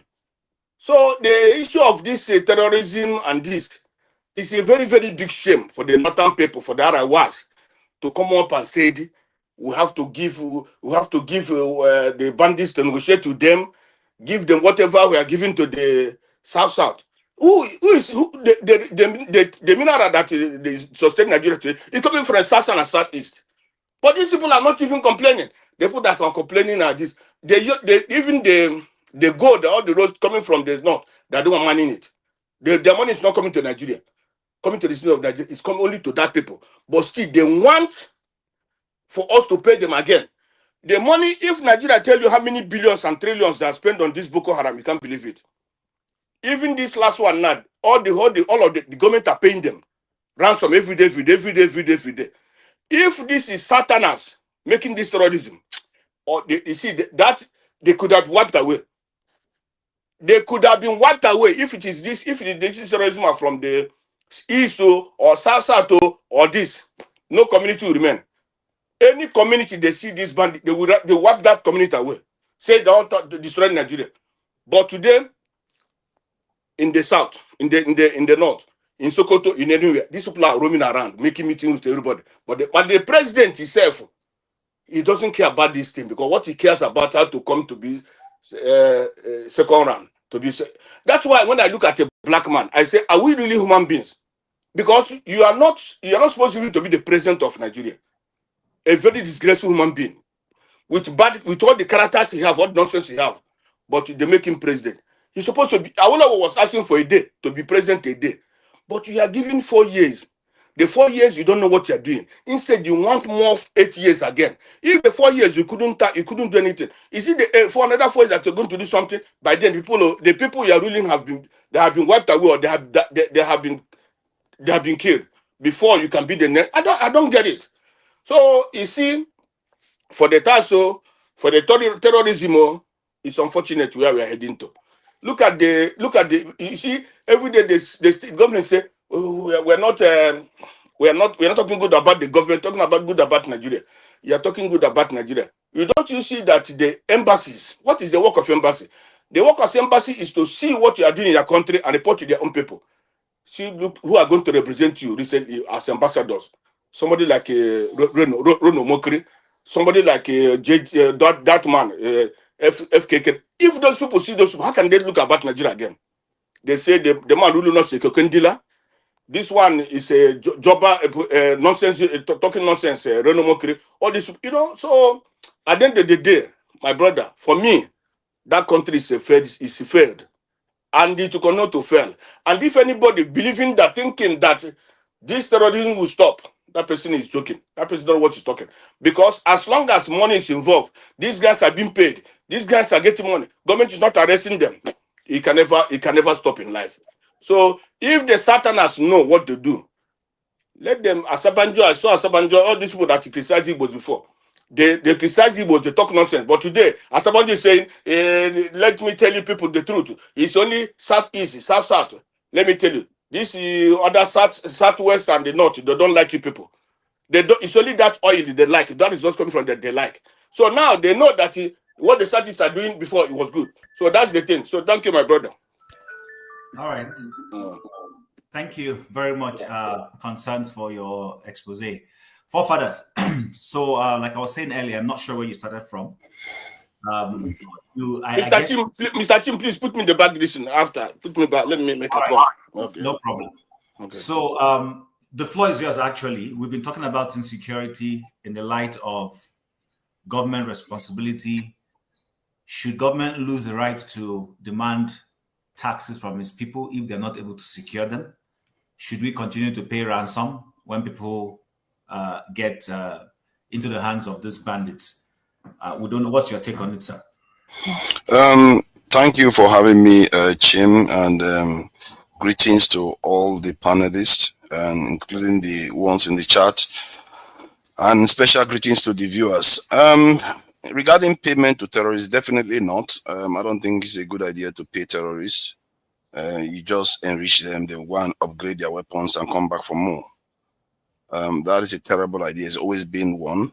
And even the one in the Niger Delta, I was somewhat like, that is an example of a weak state negotiating with people that are using force against the state. And so I'm not for amnesty. I'm not for wrong. Why should you reward wrongdoers? Then what is the point of the ones that are law abiding? And so, but in Nigeria, they have a culture of always trying to pretend as if law and order and the strength of the state is negotiable. Let's just do it and cover up and forget about it and move on. So that is fine. They can do that if they want to, but I'm not for that. I'm for a strong state that is capable of preserving its people's lives. But one of the issues I tend to have, from my point of view, I feel a little bit perplexed when people say the Nigerian government don't do anything. I don't understand that. Have you ever been in a lawless environment? When we say they didn't do anything, I like to divide it into two parts. Like the federal government, they don't perform very well. They are terrible governments because they are not even proper governments. But that is different from saying there is nothing that they are doing. There is a road you are driving on. Somebody's making sure when you get down from that airport, you can walk, catch a taxi. How many cities have been overrun? Somebody has to pay for those things. Your country cannot remain broke constantly. You have seen nations that don't have any natural resources like Singapore and there are about 6 million people. Singapore, no natural resources. They do more export than the entire Africa because of human beings. and we don't want to tap into our people at all. So the way I look at it is it the chicken before the egg situation?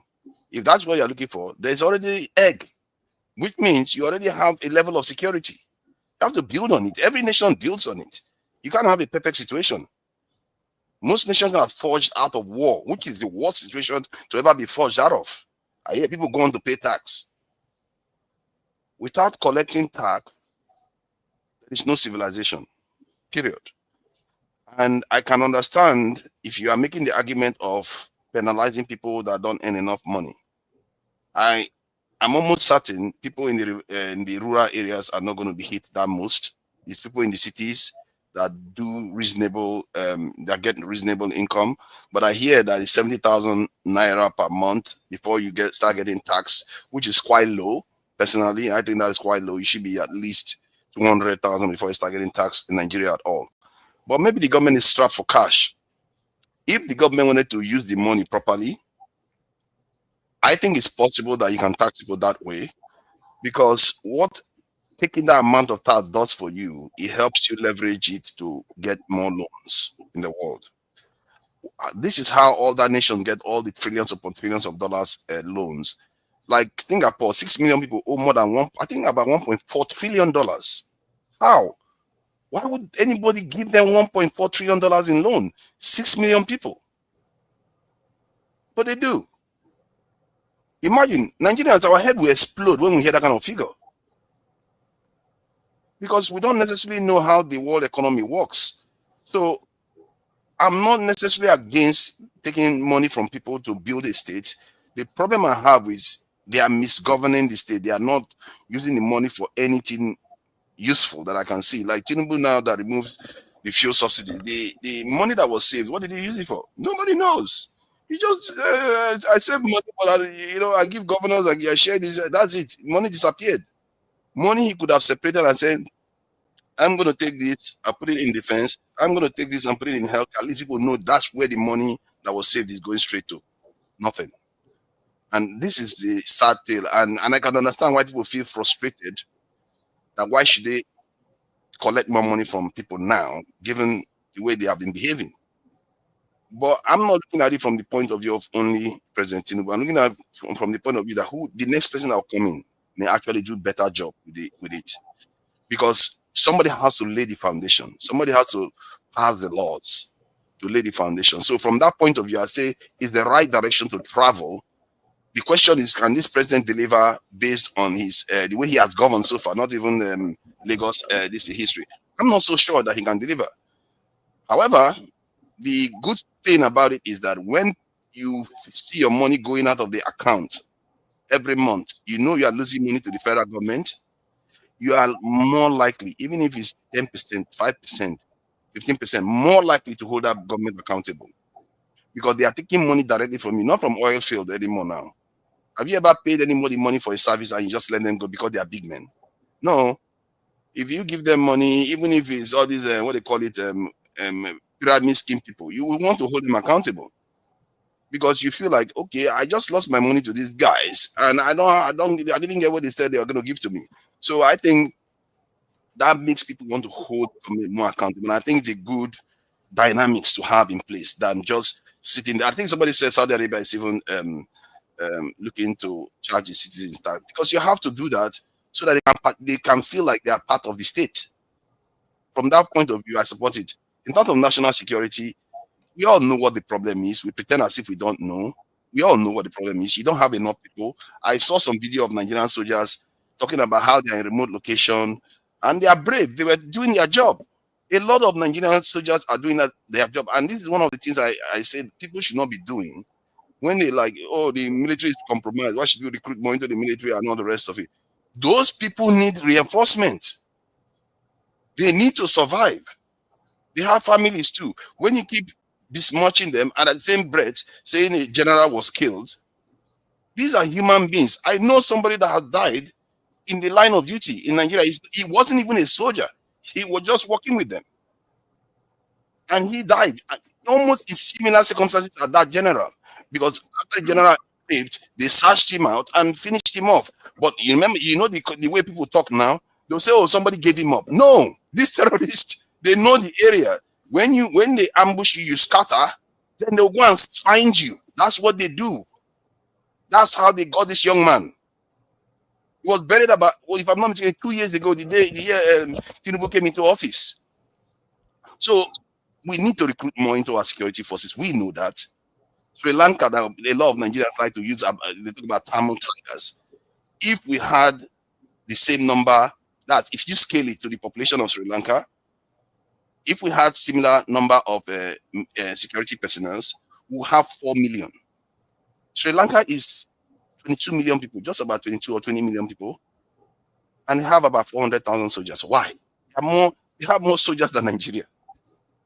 And that's how they got rid of the Tamil tigers. Thank you. Okay, thank you, Foforas, for really you used your time but underused it by one minute. Thank you very much. I wish everybody would be like that.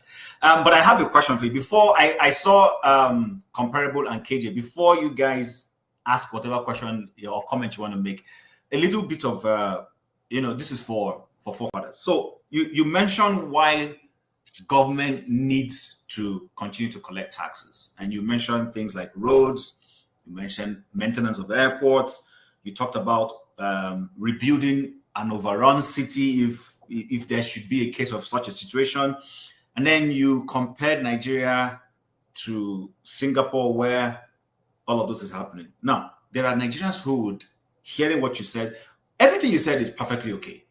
But there are people who will hear you and will say, okay, so I should pay taxes because roads will be built. They will ask you, what roads? Is it the dilapidated roads that we are still seeing? There are people who will hear that and say, what airport? Is it the glorified theaters we travel through, where I go and I waste my time, where I go and there is no air conditioning system, where I go, people are asking me anything for the boys? That's true. And then, how many overrun cities in Nigeria, since we started experiencing this insurgency and stuff, how many of them have been rebuilt? So I don't know if you have any responses to this question. Yeah, the cities, what I meant by that was, have you seen any cities overrun by bandits? None. There is none that has been overrun. In Nigeria? Yes. In Nigeria? Which city? Can you name it? The city? What are you talking about? Lot of villages have been overrun. They don't have to be villages. That's what I said. Local governments have been overrun. What are you talking about? Oh my God! I said cities. There is a reason why I use cities. Okay, please educate us why. I use cities is because somebody is protecting those areas. That's why the bandits don't go there. In other words, you don't have enough people to spread all over the country. That is to illustrate the problem. And even the cities, they are thinly secured. Because if you call police officer now, they will take forever to show up. But in the Canada where you sit, if you call them, they'll show up. Hold on, I'll let him finish, please. So that just give him some time. Abuja was attacked. Is that not a city? Hold on, let him finish. Go ahead, Father. So in Canada where you sit, if you call the police, they will show up in 10-15 minutes because they are not that far away from you. They are everywhere.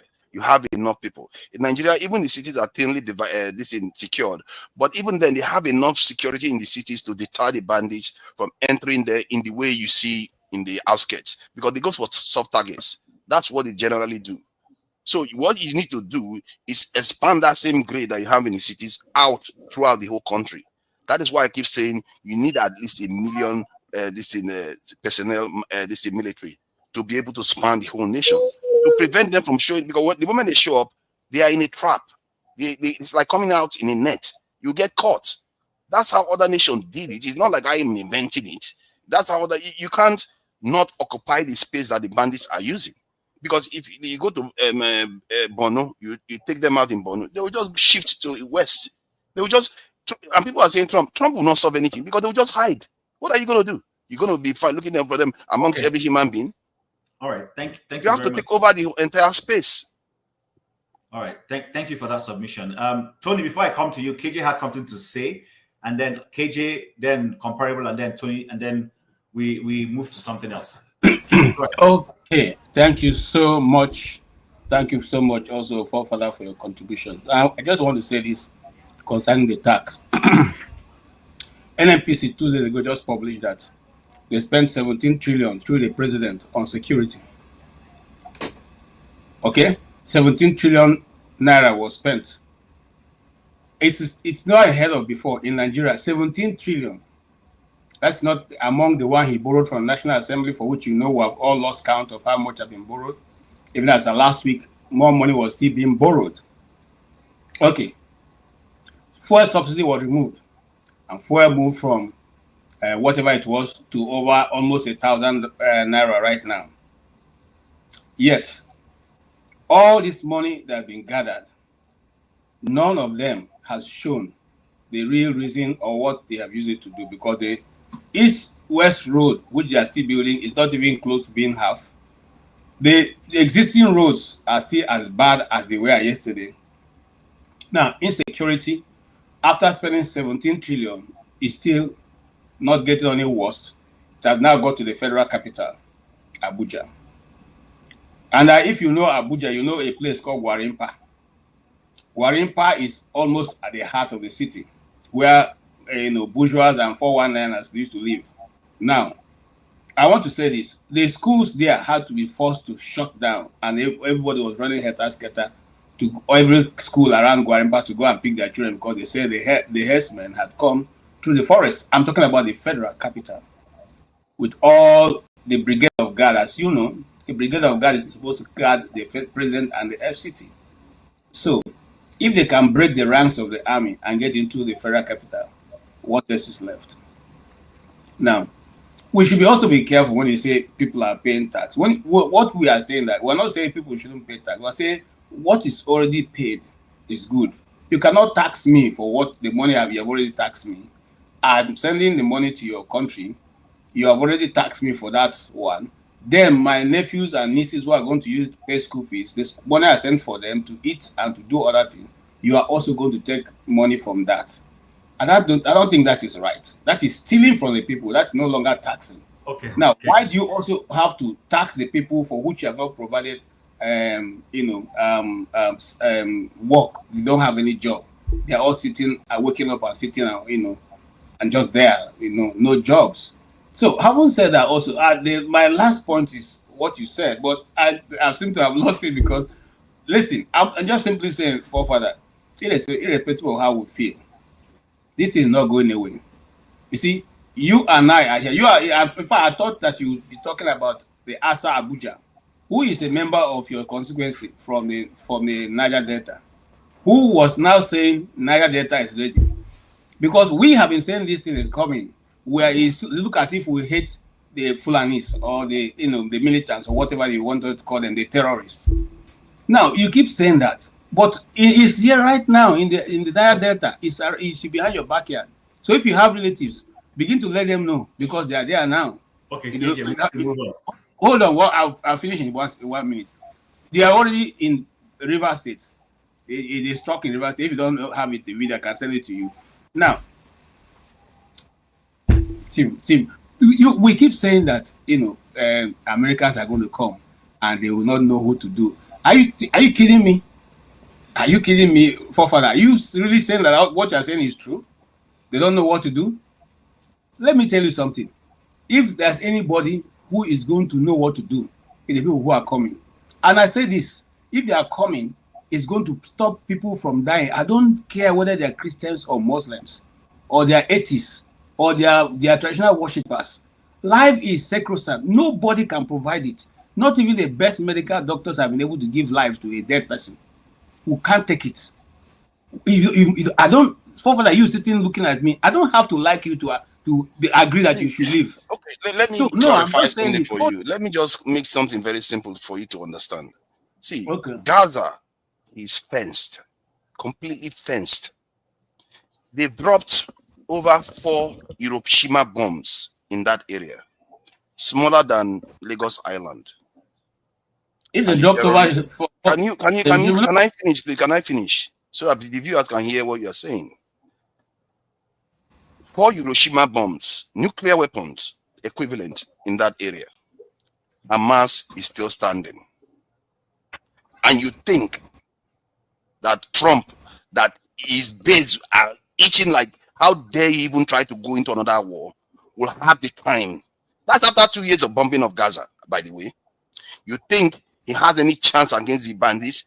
He's never succeeded, and it will not. I don't know what else to tell you. He's just going to destroy your country, and nothing is going to come out of it. Can I answer that? Can I answer that? Okay, KJ, no, I don't want you to answer that because no, I just to round up that he cut me in. I want to say again that there's no record you don't have up to a minute, but go ahead. Whatever was dropped in Gaza is for you, and that's not true. Secondly, look, we should come round full circle. So we should. I don't know. Well, let me leave it. Don't go there anymore, KJ. Please, thank you. So, Mr. James, you have something to say. Please, it's me. My turn. Oh, was it you? I thought it was Mr. James. Yeah, it's me. No, it's not your turn yet. It's James. Yeah, Mr. James, let Mr. James finish comparable, and then Tony, please. Yes. Okay. The cities are not safe. The Nigerian Defense Academy was attacked. Nothing happened. What's it called? Kuje prison was attacked. Nothing happened. United Nations headquarters in Nigeria, in Abuja, was attacked. Nothing happened. The cities are not safe. The church was attacked. Catholic Church was attacked. Nothing happened. Comparable. So are you telling me that? No, it's not his turn. No, it's my turn. It's not comparable. Hold on. Did they not just shoot two soldiers in I American raised my capital? hand even before KJ. What are They you shot doing? 2 soldiers in American capital. This in Charlie Kirk was assassinated in America, broad daylight. See, no situation is perfect, but let's face it, the cities are not as compromised as the outskirts. We know that is true. Let's not pretend. The cities are vulnerable. He just gave you an example. Abuja is vulnerable. Hold on, please. All capitals are vulnerable. I just told you American capitals are vulnerable. Just yesterday, I think one of them was shot up. A church was shot up. Children were killed. They are not vulnerable. In California. Oh God. They are not vulnerable. That's not true. Please, let's not do that so that we don't lose. Okay, I'm sorry. No problem. After comparable, I'll come to you, Tony, please. Okay, thank you very much. Let me go back to the tax. The taxation we are talking about. I think the problem we should be talking on the area of how the tax is being utilized, whether it's being utilized for human capital development in Nigeria and some other welfare. Because in Nigerian constitution, the constitution and the Federal Revenue Service Act give the government the power to collect tax from the citizens and the companies. So that's not debatable. It's in the constitution. So people have to pay tax, but how is the tax, whether it's going to be progressive, people who don't have money to pay, you can excuse them. That happens, like people in the welfare in America, they don't have to pay tax. So it has to be progressive. That's what I'm saying. Everything has to be equitable. Then, if you don't pay tax, the government has the right to fine you, penalize you, seize your assets, prosecute you. But you may have an exception, if you feel that the tax was illegally imposed on you. You can challenge the government. That is the only area, ordinary citizens have a right to challenge, the government, say they don't want to pay tax. So in that regard, people don't have a right to refuse paying tax. You have to prove, you're not supposed to pay tax. It's the right of the government. I mean, it's in the constitution. So all these arguments we are making, whether it's right or not, yeah, we can pay it. But let me say one more thing. They said in the last 3 days, USA conducted some survey in the Borno state 3 times. So I don't know if that has been verified. I don't know if anybody heard about that news. So yeah, thank you. All right, thank you, comparable. Tony, the floor is yours. Yes, first of all, let me say that America has conducted 3 sorties.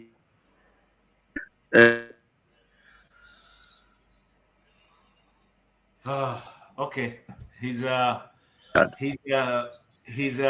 video has gone bad. All right, so let me. Are you back? Hello? And that Yeah. school thing, I've not seen any evidence of Go ahead. Guarimpa school being closed. Yeah. First of all, I don't think it is true that America dropped the size of bomb 4 times of what was dropped at Hiroshima in Gaza. That's not true. If you fact check that, you find out that that's a lie. I don't know where forefathers got that from. But having said that, let me also say that, you see, it's good. Numbers are okay. It's good for Nigeria to increase its number of troops. I agree. But if you look at the most powerful nations, very active militaries that you have in the world, it's not necessarily numbers. You need a military. The Nigerian military needs an army that is mobile, proactive, that is strategic, and that can properly utilize technology to deal with whatever threat that is facing the nation. That's what is more important. Not really. Israel doesn't have the largest army in the world, but it's very, very active. It's very, very mobile. It's very, very technical. It's strategic, and it's backed by technology. You know, so I just wanted to mention that. But that said, if you look at the problem of insecurity, you see, because the character has now taken different shapes and different forms. Like the video that you played, the second and the third video that you played, you would see that if you take Gumi, for instance, is just an enabler and is a business person, is a businessman. So if you are trying any effort that is being made to decimate insurgency or the terrorists, he will resist it. He will be against it, you know, because that would immediately wipe off, you know, his source of making money, his ability to make money. Because how can you be saying, like someone said here, that you should negotiate with people who are killing you, people that you say are not Nigerians, coming, you know, to foist this kind of hegemony on the people, killing, destroying, looting, taking territory. And you say the government that has the authority, this sovereignty, you know, to govern, should go and negotiate with them. And like we have seen some northern states doing. I think it just tells the story, or like somebody who is saying that you shouldn't build schools in remote areas, because by so doing, you will enable the terrorists to strike. You are just surrendering to terrorism, because if you deny people education, you open the doors to prison, you open the doors for people to, I mean, the people who are there, you know, to be used. So I don't understand the logic. The point is that from the body language of those in government, from the politicians, from those who are sponsoring this thing, if you look at their pronouncements, you look at their body language, they are not just interested in having this thing, you know, stopped or destroyed. That's why you see people talking about America and saying that, you know, why should America do this? Why should America do that? I don't understand it. If you are incapable of helping yourself, so we just sit down and watch them and kill people and continue to destroy. They don't provide any solution. Nobody has provided a solution. Those of them who are saying, no, America shouldn't come, America shouldn't come. There's no solution that they provided as an alternative to solve this problem. Wow. Did you not hear all the solutions that I gave you just now? You didn't hear anything at all. You see, this is our problem. You choose not to listen, but you pretend as if it doesn't exist. Okay. All right, guys. It's not a personal banter. Let me reiterate again. Number one is, I personally, as a moderator, I'm not in the business for those who are saying shut anybody down. I'm not going to shut anyone down. Everybody has a right to express their views. If you think somebody is spewing what is inaccurate, you can call the person out with facts. I will allow you to do that. But everybody's going to show. For me personally, if I am here spewing what is not right, it automatically gives the audience the idea of the kind of intellectual capacity I have. So I won't shut anybody down, but I will try as much as possible to moderate properly. Now, thank you, Tony. Thank you, forefathers. Thank you, everybody. I want us to move to something else. Welcome, Femi and Dexter. I will come to you guys. I want to play a video, or rather, sorry. Yes, I want to play a video. We all heard that in the last week, the president has released a list of ambassadorial nominees. They are yet to go through screening. So in other words, one or two people might not make the final cut. It's possible. They might also all go through it and come out from the crucible. It's also very possible. But I want us to take a look at some of the members or names in that list. We have names like Reno Omokri. We have names like the former National Intelligence Chief or Director or something. One Ayodele, somebody who is undergoing investigation. If you guys remember the money that was lodged somewhere in Ikoyi, and then they said it was fraud money or something. The man is being accused of being part and parcel of that fraudulent process. Okay. Okay, Ayodele. Okay, thank you very much. He's currently being investigated, and DSS had his name published on their website.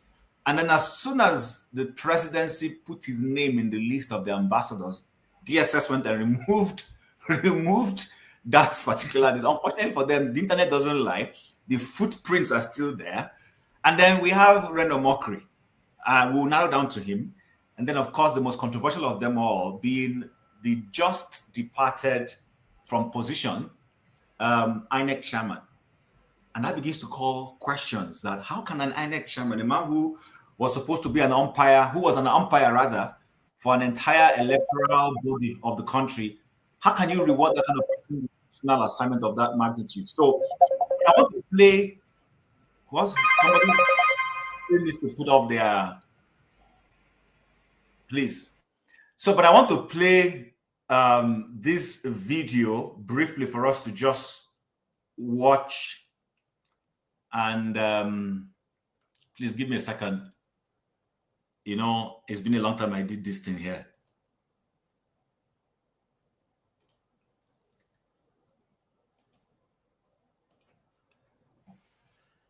Okay. Walk with him. Would you?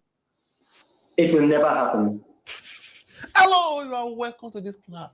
Just now, Reno Mokri don't drop tweet. They thank Bola Ahmed Tinubu, saying, I am so grateful for nominating you. Thank you so much. Thank you for the forgiveness. So for this class, we'll check how it reach here, okay? As you can see, this guy, during the election, the way he talk about this man, castigated him. He know they care about tomorrow. He no believe that tomorrow day. Now so he dey talk. Even though say the thing they news, they say we will see talk, but he talk. So for this class, go see the journey so far. How he attacked him, call Ben, cause say he no go ever work with him. How they attack him now, we'll see everything. Okay, everything we go discuss for here. They the internet. No be say I go generator. Okay. See. So this class are Tatoram, how to eat your vomit like Reno or Mokri. Also, we are still going to look at how to use law 2 of the 48 laws of power. How Jagaban, how Mr. President has been using law 2 of the 48 laws of power in dealing with political enemy, opponent, and so on and so forth. Okay? So let's start. Before we read this, let's see how we got here. Okay? Now, if you go to Arise News channel for YouTube, go to November 12th, 2022. They posted this video. Okay? No be say, na me generator. The video still there. It did their channel. They no delete them. Now, wetin Reno Mokri use the mouth talk. Now we'll listen to, okay? If you don't want to waste your time, make you start from this time, from 21:14, then you play it down. You will see what he use in mouth.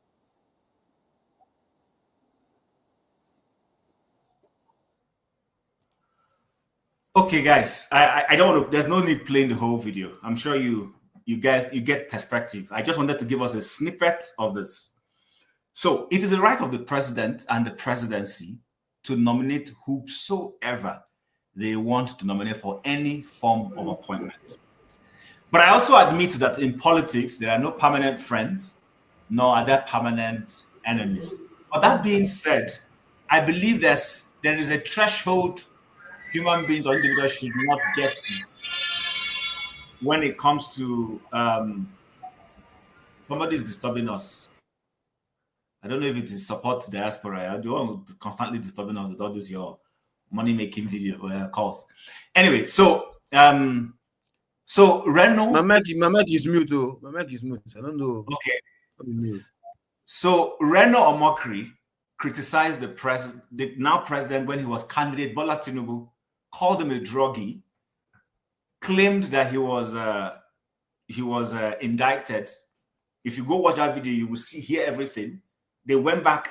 In fact, they asked him in a show by Okimbaloye, as if Okimbaloye looked into the future. He said, is there anything that will make you in future accept an appointment from President. He said it will never happen. Now, today it has happened. Is this a case of people are using their platforms to create financial opportunities for themselves? Is there a lack of principle in this? Should Reno accept the appointment? Should he not accept the appointment? Should Bola Tinubu not have thought about giving him that appointment? All sorts of questions I want to ask. But, everybody's going to be given the floor to express their views on this. So I will start with the last two people who came in. Femi came in before Dexter. So Femi, welcome. You might also want to chime in on the previous topics if you so wish to. The floor is yours. Okay, thanks. Can you hear me? Yes, we can hear you. Go ahead. Thanks, Chief, and everyone here. So I was going to chime in anyways, but real quick. So while everyone was talking, I was trying to make notes on a veritable solution that Sorry, Femi, before you continue, Mr. James, let Femi finish, and I'll come to you. Mr. James needs to go. Let me go ahead, please. Okay, all right. Thank you very much, Mr. James. Go ahead, then Femi will continue. Oh, you mean I can go ahead? Yes, go ahead, sir. Well, thank you so much indeed. I'm about to leave now because it's nearly bedtime in the Gambia. As for the ambassadorial list, I just want to say that, was it Machiavelli or somebody anyway, somebody wrote that an immoral society cannot reform itself. So that's all I've got to say about that list. I thank you all very much. I have to go home. Thank you so much indeed. Thank you, Mr. James. Have a wonderful night. Yeah, Femi, back to you. Thank you. Yeah, so thank you again, Chim. So I was making some notes, and I'd subtly in the past made mention of something that I don't know if it was Mr. Tony or someone that actually mentioned the role of technology. Because I highly disagree with forefathers, like quite a number of us, when it comes to the issue of having men. Because again, at least I try to listen a lot more now in the last couple, I'll say more than a year now, to the likes of Alistair Crook, as an example. This UK call him an expert of sorts who plays in the security domain and what have you. And if you take a look at the combined total, and then again, it's not like I knew all these things before, so it kind of shocks me the kind of things I just learn every day. The combined total of the UK, the French, and the German army is probably roughly 300,000. I don't know if you see where I'm coming from. Sorry, repeat that again. The combined total. You go check. I'm not making any of this up. Just repeat that again. Yeah, the combined total of the British, the UK, and the German, including the Space Force, because the French probably are one of the few countries that also have a Space Force, just like the US. The combined total is approximately 300,000. Now, I'm not counting reservists, but even if you count reservists, and keep in mind, reservists are not necessarily properly trained. I'm talking about the standing army, Air Force, and the Navy. 300,000. You have to count reservists. They're part of the military. Others, I know why I'm saying this. I don't even know. I'm not an expert in this thing. I'm talking about what experts talk about. Actually, there's a reason why they include reservists. Why are you omitting it? And let's say you omitted the reservist. Give me your number again. Don't throw me on my guard. You can push back later. We don't agree. I always say something that if I see experts, these people that are dispassionate, that one can readily recognize that these guys know what it is. And it's not one of them. These are people that know what it is. This is what they live and die by. You can't argue with them. You might not agree with them. You understand? So I don't want to go into the depths of anyway. So now, that's not even the important part. But generally, there's a way these guys, I just mentioned one of them, analyze how modern warfare, which we probably even have a clue of, because modern warfare is not from 1945 or 19 whatever. And of course, especially when you now include the fact that now you're talking about there's a name you give to this when you're dealing with bandits, and there's asymmetric warfare, right? It's not the regular warfare anymore. And then on top of that, more importantly, if I pick it back to how I started, technology technology. Nigeria has the money. If they're serious, it's just that because we're a serious nation, we're not playing where we should be playing at. Now, part of what I now wrote down that falls under technology, which a lot of companies are actually deploying, and that's what you're even seeing with respect to even the likes of Israel, even Russia as well, even Ukraine, as interesting as it is. Even America right now, it's more about technology. America doesn't have, if you compare the total population of a lot of these countries, vis-a-vis all of these institutions, these military institutions, they're just a fraction of the population. You can even argue that they're not enough. A lot of people are not even trying to join the military anymore. In most countries, go check. Now, just to summarize on this and see if I still have enough time on the current topic. So, there's drones that have, again, sorry, I'm having to read this. There's drones that have all kind of capabilities, that you can do all kind of surveillance. They can map faces. You have infrared, what's it called, technology that can, if you want, the best time to catch these guys at night. Easy, if we're serious. And then you have, there's also the case of CCTV camera. It will surprise a lot of us here. Maybe it wouldn't. That Nairobi, and there's another country that I just realized, probably Rwanda or something, that have CCTV cameras connected and linked to command and control centers. They have proper databases. We don't even have proper databases. These are some of the things that say a lot of things are interconnected. First of all, even the basic things are not right. Femi, let me help you out. You have microwave, you have infrared, you have ultrasonic systems, you have ground monitors, you have all kinds of electronic systems that you can deploy. To even tie to the fact that even the basic thing, and that's why I personally also have a problem with this issue of taxes. Everything is interconnected. Even the basic things, they're not doing it. They are busy trying to go and eat jollof rice with the first lady and what have you. We're politicking. And correction. Their mother, not the first lady. Well, their mother. Thank God you didn't say our mother, but their mother. But that being said, and then you also have the issue of right now, see the kind of things these same youths in Nigeria are doing when it comes to AI already. There's a role that AI can even play as well. That's among other things. There's a lot of fantastic data analysts in Nigeria. We said there's no job. This is job for them that they can do. And then, of course, there's a lot of saboteurs going on. There's the regular inter-ethnic and inter-religious issues where we basically, honestly, as much as I have my suspicions about the West, especially America, when it comes to this, it's not bought out of the fact that I don't have a problem. I've said it before. I don't necessarily have a problem with them coming in. It's just that I have my suspicions, and I know the reason why.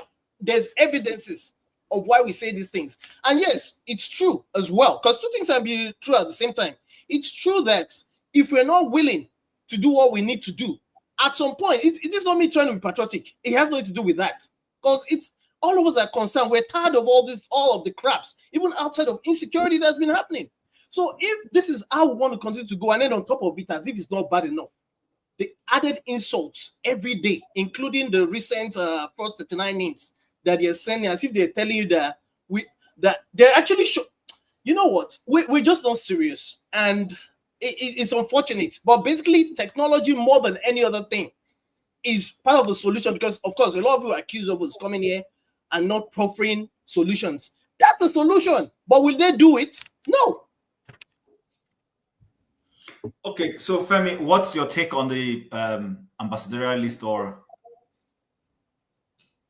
I don't have any take. I'm just not surprised. I've tied it into what I just said. It's just part of the normal unseriousness as a country that is supposed to be looked up to by other countries. As a matter of fact, I don't know if you noticed that Botswana has this what's it called? This thing they just instituted, where just like you have in a lot of the advanced countries, in quotes, where you pay to invest and all of that. They're thinking, there's a lot of Nigerians doing amazing things over there. They even have iPosts. Those are countries that are thinking. Those countries are in Africa. 18 or loafing. You see what the Rwandan president continues to do as well. And then Kenya, they even look more advanced than us, and we're all in. See, It all ties to the same thing. We're just not serious. Does that even look, when I saw that list, I was just shaking my head like, you know what? We're still, it's almost like they're giving all of us reasons to continue to talk. Okay. Thank you very much for that. Before let me address the point that he made, please. Yeah, hold on. I'll give you some time to address it. Yeah. So please, welcome to this special day of 90 Minutes on Africa. Please like, share, and support the platform in any way you can. We'll appreciate that. Dexter, let forefathers 2 minutes, then I'll come down to Dexter. Yeah, I really hate when I have to be doing this over and over again to grown-ups. Okay. Germany, population 80-something million. They have 180 something. I think let me confirm the number. Let me just give you the summary really so that we just don't save ourselves the time. So these two nations have equivalent of about 150 something million people, and they have 400 something thousand soldiers. And France is a nuclear power on top of it. Very, very advanced economies. Nigeria has 240 million population, and we have 230,000 soldiers, and out of that, about 70,000 is paramilitary. So they are not even proper military personnel. So if you are looking at the actual real military, like he likes to quote, it's around 150,000 we have. So how is that comparable? If we had similar numbers in proportion, we should be looking at somewhere around 1 million soldiers. Let me just give you one line before what's his name? Please, I beg, just one line. I won't do the response when it's done. Okay. Yeah, my point is that if we had similar equivalent amount of soldiers, we should have at least 1 million standing military personnel. But we don't, do we? And we are not even that advanced. We should have more because we use human beings to make up for technology deficit. And we even have more security challenge than they do. Nobody is attacking French villages. And yet they are still this militarized. Why? And people just come and defend the indefensible. But it's okay. Carry on. All right, Femi. Quickly. I won't take your time. I'm sorry, Dexter. So we live in 2026, not even 2025.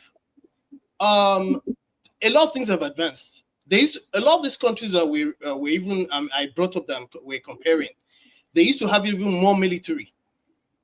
Now, in technology, there's something we call scaling. The more you advance, the more you stop doing things the old way. Plus, the kind of what's it called? The kind of insurgencies and what have you that we're fighting today. You just end up losing people. That's not the way it works anymore. It's more about technology now. It's there. Instead of them using money to go and eat Kebbi and jollof rice with their mother and giving themselves what's it called? Security votes. Then why is it that the people that are more advanced have more people still? Don't you think that? How is this confusing to you? No. Why is it that people that are more advanced than us still have more people? Let me just finish now. Security is not the one way. It's not the one-way street road. Come on. I know, but you just plug the gap you can plug with the people you have. But this type of argument, I keep having it again, and it's exhausting. Like we can't even see with our own eyes. Listen to you. Let me finish. I didn't interrupt. Let me finish. Let me finish now. Countries that are more advanced have more people, and you're still making an argument on that. It's a waste of time. Hold on. Can I finish? Femi, hold on. Waiting. Let me finish, man. Femi, hold on. I'll come back to you. So please, when you were speaking, he let you speak. He's pushing back. Let him push back. Just listen to him. If eventually we need to give you more time, I will give you more time. But let him push back so that the audience will hear his argument just the way they heard yours also. I mean, that's fair enough, isn't it? Femi, go ahead. Okay, let me use a logical to try and round up. Dexter, I apologize. You see, prior to 2020, people were hearing about cloud. We're hearing about AI, but at a lower level, right? A lot of this stuff was done on-prem. All of a sudden, most things are moving to cloud because it's more scalable. When you get things, when today is better than yesterday, will you prefer to go back to yesterday? No. All I'm saying, and even when you talk about population, you also forget that it's the land mass is not as large as certain countries like the US as an example. So you can talk about population. We can talk about population, valid arguments. But does the land mass of Nigeria change? No. So I'm talking about something that's even more scalable that you can even do right now. Okay, where are the people that are trying to join the military in Nigeria now? Tell me. Who's trying to join right now? Thank you. Okay, thank you very much. Dexter, I'm coming to you. But before I come to you, Mr. Pobolo, I'm here with you. You can private chat me. You don't need to tell the whole world that I'm doing a horrible job. You're a panelist. I don't think panelists should be snitching on each other. This is snitch behavior you're putting up. But anyway, I forgive you ahead of time. Can I address this thing again, please? I will give you time, just please, so that Dexter can chime in, and then at some point I will bring it back up for you if you don't let us wait. So please, Dexter, go ahead. Thank you, Chim, and everybody that have sacrificed their time to come out here. I was listening from the beginning. I think some of the things we have said, I think many people have already said what's there. I think one of the problems we have as Nigerians is a deficit in quality education. Okay, so especially for those people who are outside in the Western world, one of the advantages you and your children have is getting quality education and renew your mind. Sorry, Dexter, apologies. Did you say we have a deficit in quality of education? Yes, we have a deficit. Okay. As you explain, will you be able to explain and let us know how? I'll be able to explain. Education is not education. When you say education, it's not about going to school and just doing the maths and doing the English and passing. It's about the quality of the human being that comes out, and you see it in the decisions that the people make. I give you a typical example. Okay, Nigeria has professors, people that have gone to school. We have many states that are called educationally developed. How come they vote? The choice of people they vote to lead them are people who don't even have half of the qualifications they have. People who can do better jobs than that. Tells you that the value system is horrible. Okay, so you can be teaching a child, but you don't teach him values. So even if you're teaching a child, he knows his maths, he knows his English, he knows the quantitative, but he doesn't know the qualitative. And that's one of the deficits we have in Nigeria. And if you go to schools in the Western world, what you see them do for kids is that in the primary years of education, what they focus on teaching them is value system. How can somebody sell his vote? Somebody that went to university, even went to college, sell your vote for 10,000 naira. In what world? In what world? And the truth is that the Nigerian leaders know this. They know it. Okay, the Nigerian leaders know. That is why, number one, the school system in Nigeria has been aborted. It has been literally killed. The primary, secondary school system of Nigeria, there's been a hemorrhage in it because you can't get anything value out of those children. There's no value system coming out. So you see somebody coming out as a graduate and say, my vote will not count. Imagine somebody, think about it. You are coming out and saying that my number will not count. You're literally saying that you're not a citizen. It's simple. You're literally saying that you have no say. But that tells you the value system. You can't see a young person coming from the Western and say, my vote. You will see people that even vote as minority, that even if they don't win, you see they still have a say. But in Nigeria, it is not that way. So they say we are bereft of quality. So that's why we can choose the worst of us to lead us. And you still have people reinforcing that decision of the worst of us leading us. Because one, they are hoping on what they will gain. I've always said it here, there's a generation in Nigeria that is completely lost. However, unfortunately, that generation was the one that were blessed with the best. That generation, they were the ones that got the best of the best. But they are unfortunately lost because they sold their birthright for a plate of pottage. That's what they've done. They've sold. Example, somebody is a drug dealer, comes and tells you, come and work for me. You are a professor. You are a professor of law. You know the law. You know this person is a drug dealer. You still go and work for the person. Is something wrong with you? It's something, can't you don't think about it? I'm thinking, can if I were me, what killed that man is when he saw the value system of the so-called people that he thought were his peers. It was Femi Falana that defended Tinubu now. They were about to kick him out. But it was Femi Falana that went to the. So that is the level we are. Look, one thing about Nigeria, we must stop deceiving ourselves. You see, that's why I don't like religious bodies in Nigeria, because they make people, they give them hope where they shouldn't give them hope. They should tell us the hopelessness of our situation so that we can face it. They give you hope for, they want you. There's no pride, there's no joy in having a palliative economy. What we want to have is an empowered economy where everybody can stand for himself. Not one man giving handouts. Then you say the man is a giver. Or the man, there's no joy in that. That system can never work. What we want is where every man can stand up for himself and know that he is born equal. You are all born equal men. I don't care the family you come from. I don't care your name. But unfortunately, what we have in Nigeria is that they are born into classes.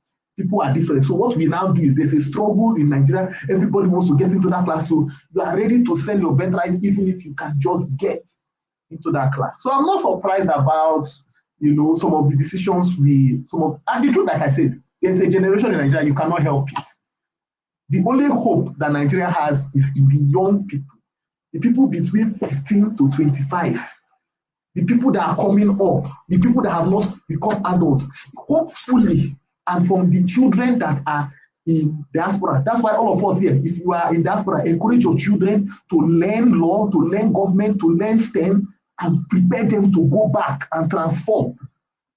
Because another thing is that some of us, the mindset, I hear the argument of, they're comparing the UK, comparing Germany, the German army with the UK army or with Nigerian army. See, look at, you are comparing apples and oranges. A country that has not had a census for over how many decades, then you are believing the number. Just think about it. You are comparing a country like Nigeria where there has been no census, no verified data for how many, more than 2 decades, over 3 decades. Then you are not using it to compare with a country that has verified data for the last 10 years. You now compare them. Why do we deceive ourselves? Why do we engage in self-deceit? We engage in serious self. Look, the people get the leadership they deserve. I didn't expect anything different. If you listen to that Don Azar video, one of the things he said there is this: look, we must give it to the president of Nigeria. The guy is playing his strategy well. Keep your enemies keep your friends close, keep your enemies closer. Don't think that because he awarded Renan Mokri and awarded those people, he has the purposes, he has the reasons for doing that. Unfortunately, it is at the detriment of us Nigerians, at the detriment of us. Unfortunately, some of us don't value our status. That is the truth. Because if some of our decisions, if you weigh our decisions, we find out that some of us don't even value what that's. We don't even value that we should be called citizens. That's why I said a general was killed. Nigeria should be mourning. A general was killed and they are still killed. So think about the insult. A general was killed and they are still kidnapping.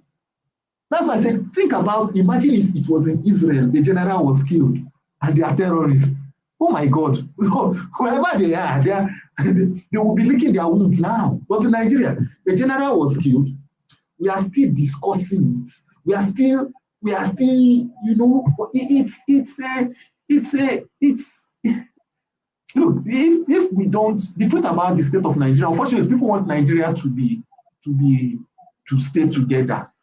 You see, but you must earn the right to be together. There's nothing like Nigeria must be together. And that is one of the things that has made the country to become so bad.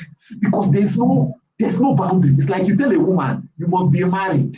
Imagine all of us here, you have daughters. Somebody marry your daughter and I say, no matter what, your daughter is my wife. I will be beating her, I will be pummeling her, I will do whatever I like, no matter what, she's my wife, she must stay married. How many of you here, how many of us here will agree? for that? How many of you here will say, tell your daughter, stay, oh, don't worry, stay. It's your husband. Let him be beating you, giving you black eye every day. Some days, strip you outside, leave you naked, leave your children outside. How many of us will proudly tell that man, continue, continue? That is what is happening in Nigeria. People that are supposed to be Nigerian are stripped of their rights, treated anyhow. Corrupt people are put in high positions, and some of us will still, and that shows our value system. That's why I say that there's people that came, many people in Nigeria were not educated on values. In fact, in Nigeria, if you missed education on the value system from your home, forget it, you are lost, because the school was not teaching values. And let me tell you where that started, Chim. When the missionaries were running the school system in Nigeria, look at that generation, they had a vast value system. People that came from the missionary school, you had people that could say, if this thing is not being done right, I will leave. Because the mission that were teaching children, it was not just education, it was value, discipline. But what did the Nigerian government do? Remove the missions. Take the school away from them, we will run it. And they watered down till the point whereby graduates from Nigeria literally don't have anything anymore except academic content. That is the truth. What we have is academic content, not value system. If you got a value system, it's probably from your home, not from the school system. Thank you, Dexter. Just as a follow-up from what you just said, I didn't meet the missionaries per se. I'm not sure any of my generation here met the missionaries, but I went to a school that was tied to the missionaries. Well, my point is this. I understand what you're talking about. I believe it's not about those missionaries, because those same missionaries are the same people that some of us are here today calling colonialists and saying that the ones who put us in the situation we are. So it's a double-edged sword. But the point I want to make is this. I think it's about teaching civics. Many of us were taught civics. It was called civics at some point. In some schools, it was called social studies. So those your children, or our children, I should say, who are today in the Western world, I don't think they teach them so much of that anymore. But even they teach them, they are teaching them the American one, teaching them the Canadian one, teaching them the British one. So how are they going to get the Nigerian civics? Let me land. Okay. In such a way that as you are postulating that when they go back, they will be the ones to change society. I have my views on that. And I will explain it. Now, the other thing I wanted to bring out is on this accountability of a thing that has led us to discuss the military. How do you hold your political officers accountable? I have tried to get someone to tell us that, but not so many people are saying it, so I'm going to help. I live in Calgary. We had an election to replace our municipal election last month. And the one before last month was held 4 years earlier, which was, if I'm correct, 2021. Now, the lady who became mayor came in. She hiked property tax. She took money from our treasury and went to fight a hijab war somewhere in another province. And Calgarians told her, that's not why we elected you, our mayor. 6 months into her, or 1 year into her tenure, there was a recall. She's the first woman to face a recall election. She managed to escape it by a few votes. But guess what? She understood the message. You can't come in, take our money to go and be fighting hijab war.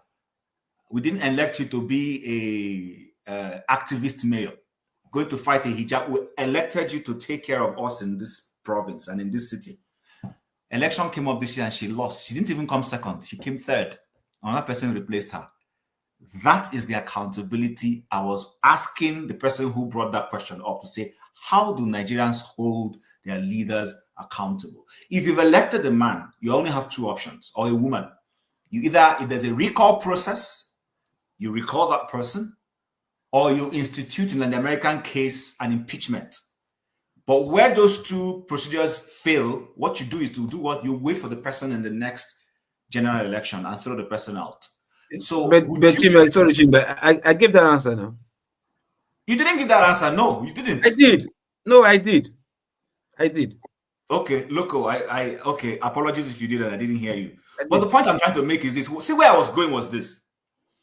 Listen, I know when I bash Nigerians, but my question is, can we effectively bash Nigerians and say Nigerians are not holding the electoral officers accountable when the elections are being rigged? No, you can't say that. We all saw the hype and the intensity people brought into the last election. People wanted to vote, and their votes were stolen. That's the point I'm making.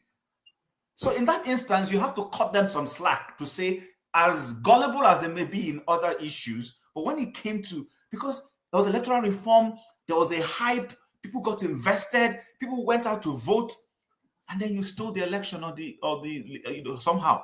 So I think, when we keep saying Nigerians don't hold their electoral personnel or their leaders accountable, I don't exactly buy that.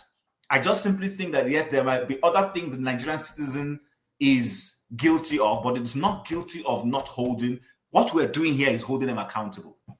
In the UK, like 2-3 months or 4 months or thereabout, the government of Sheikh, or whatever his name is, they changed the website, something. You guys all saw it.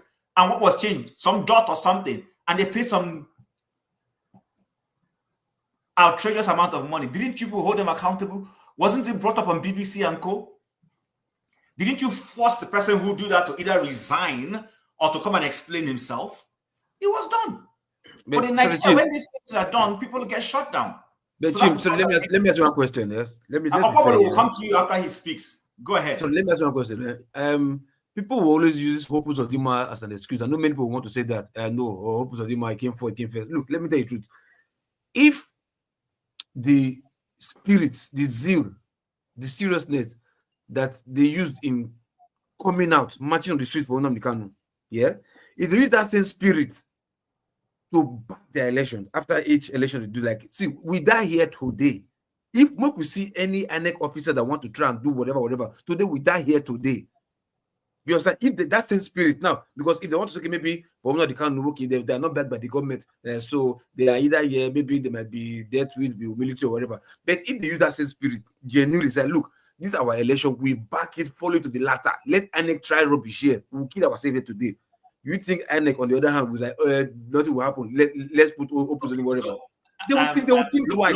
Look, I don't want to belabor the issue. There is a lot involved. There is the electoral personnel involved, or electoral INEC, as you call them. That's what I'm thinking about INEC now.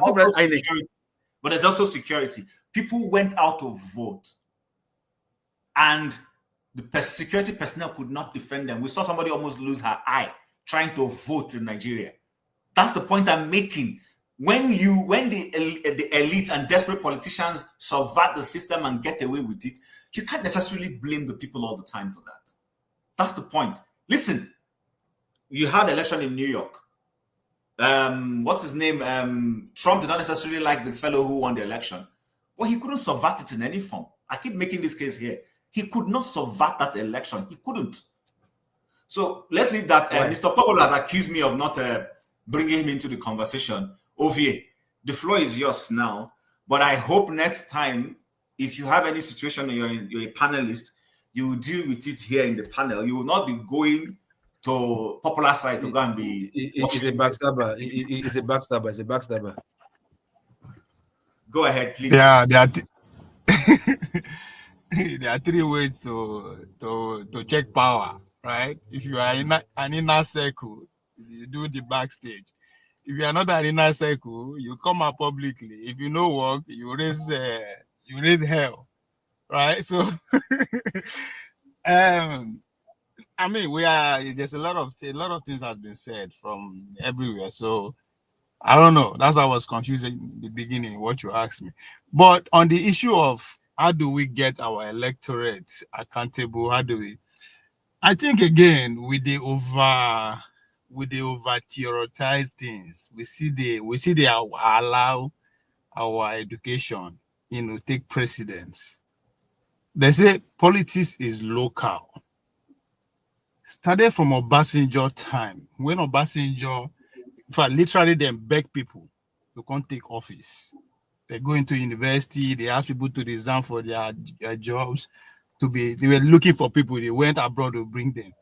From that first election, the next one, 2023, the politicians on ground, the locals, they vow, if you no work, you no go chop. If you don't be there on ground, actively involved, they no go agree. May then give you any position again. So it was pretty much a gentleman agreement.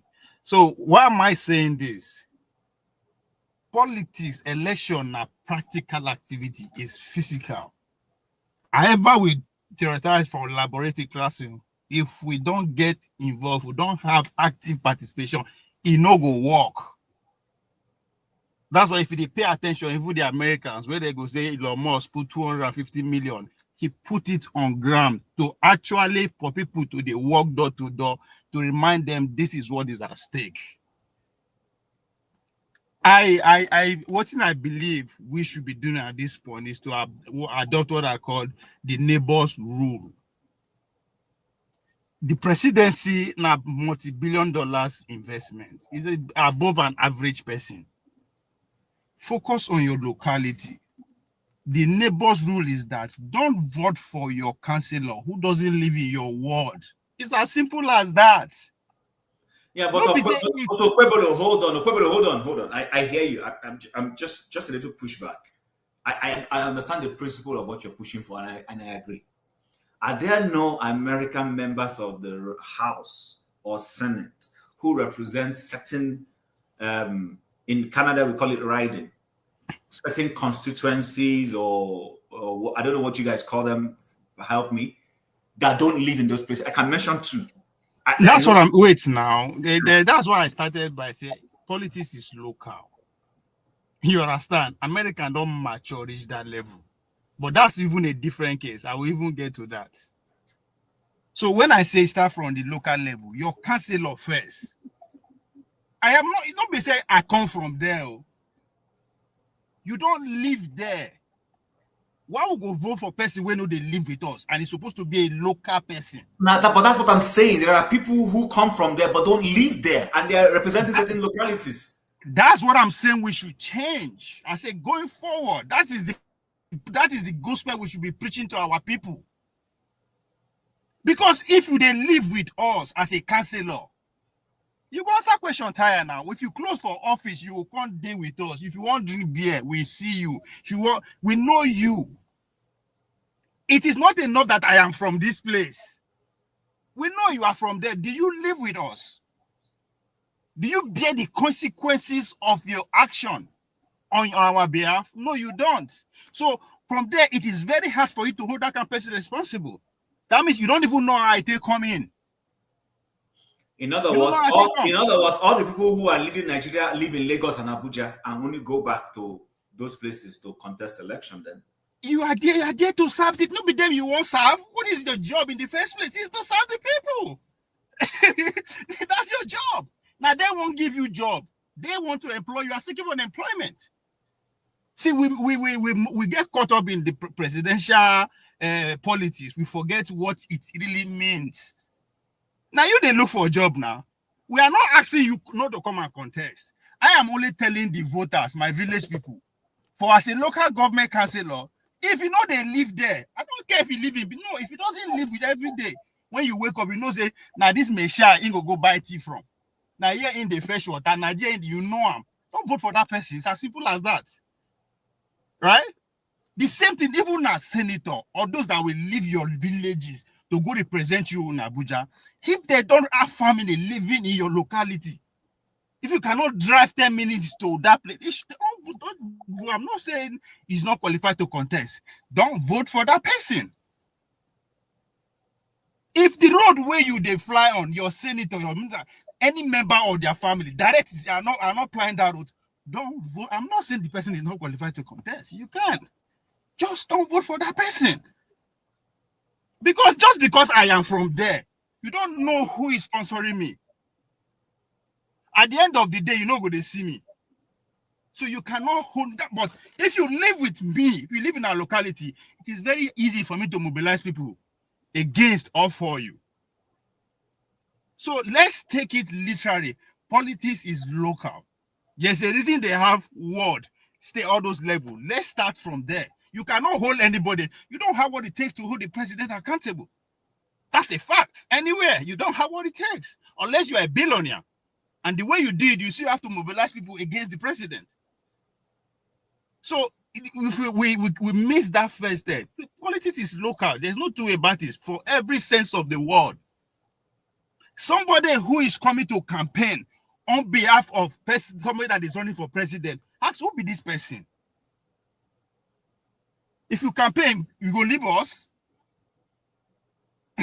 So all these things are, I mean, these are the basics. I said that's the thing we should start teaching our local people.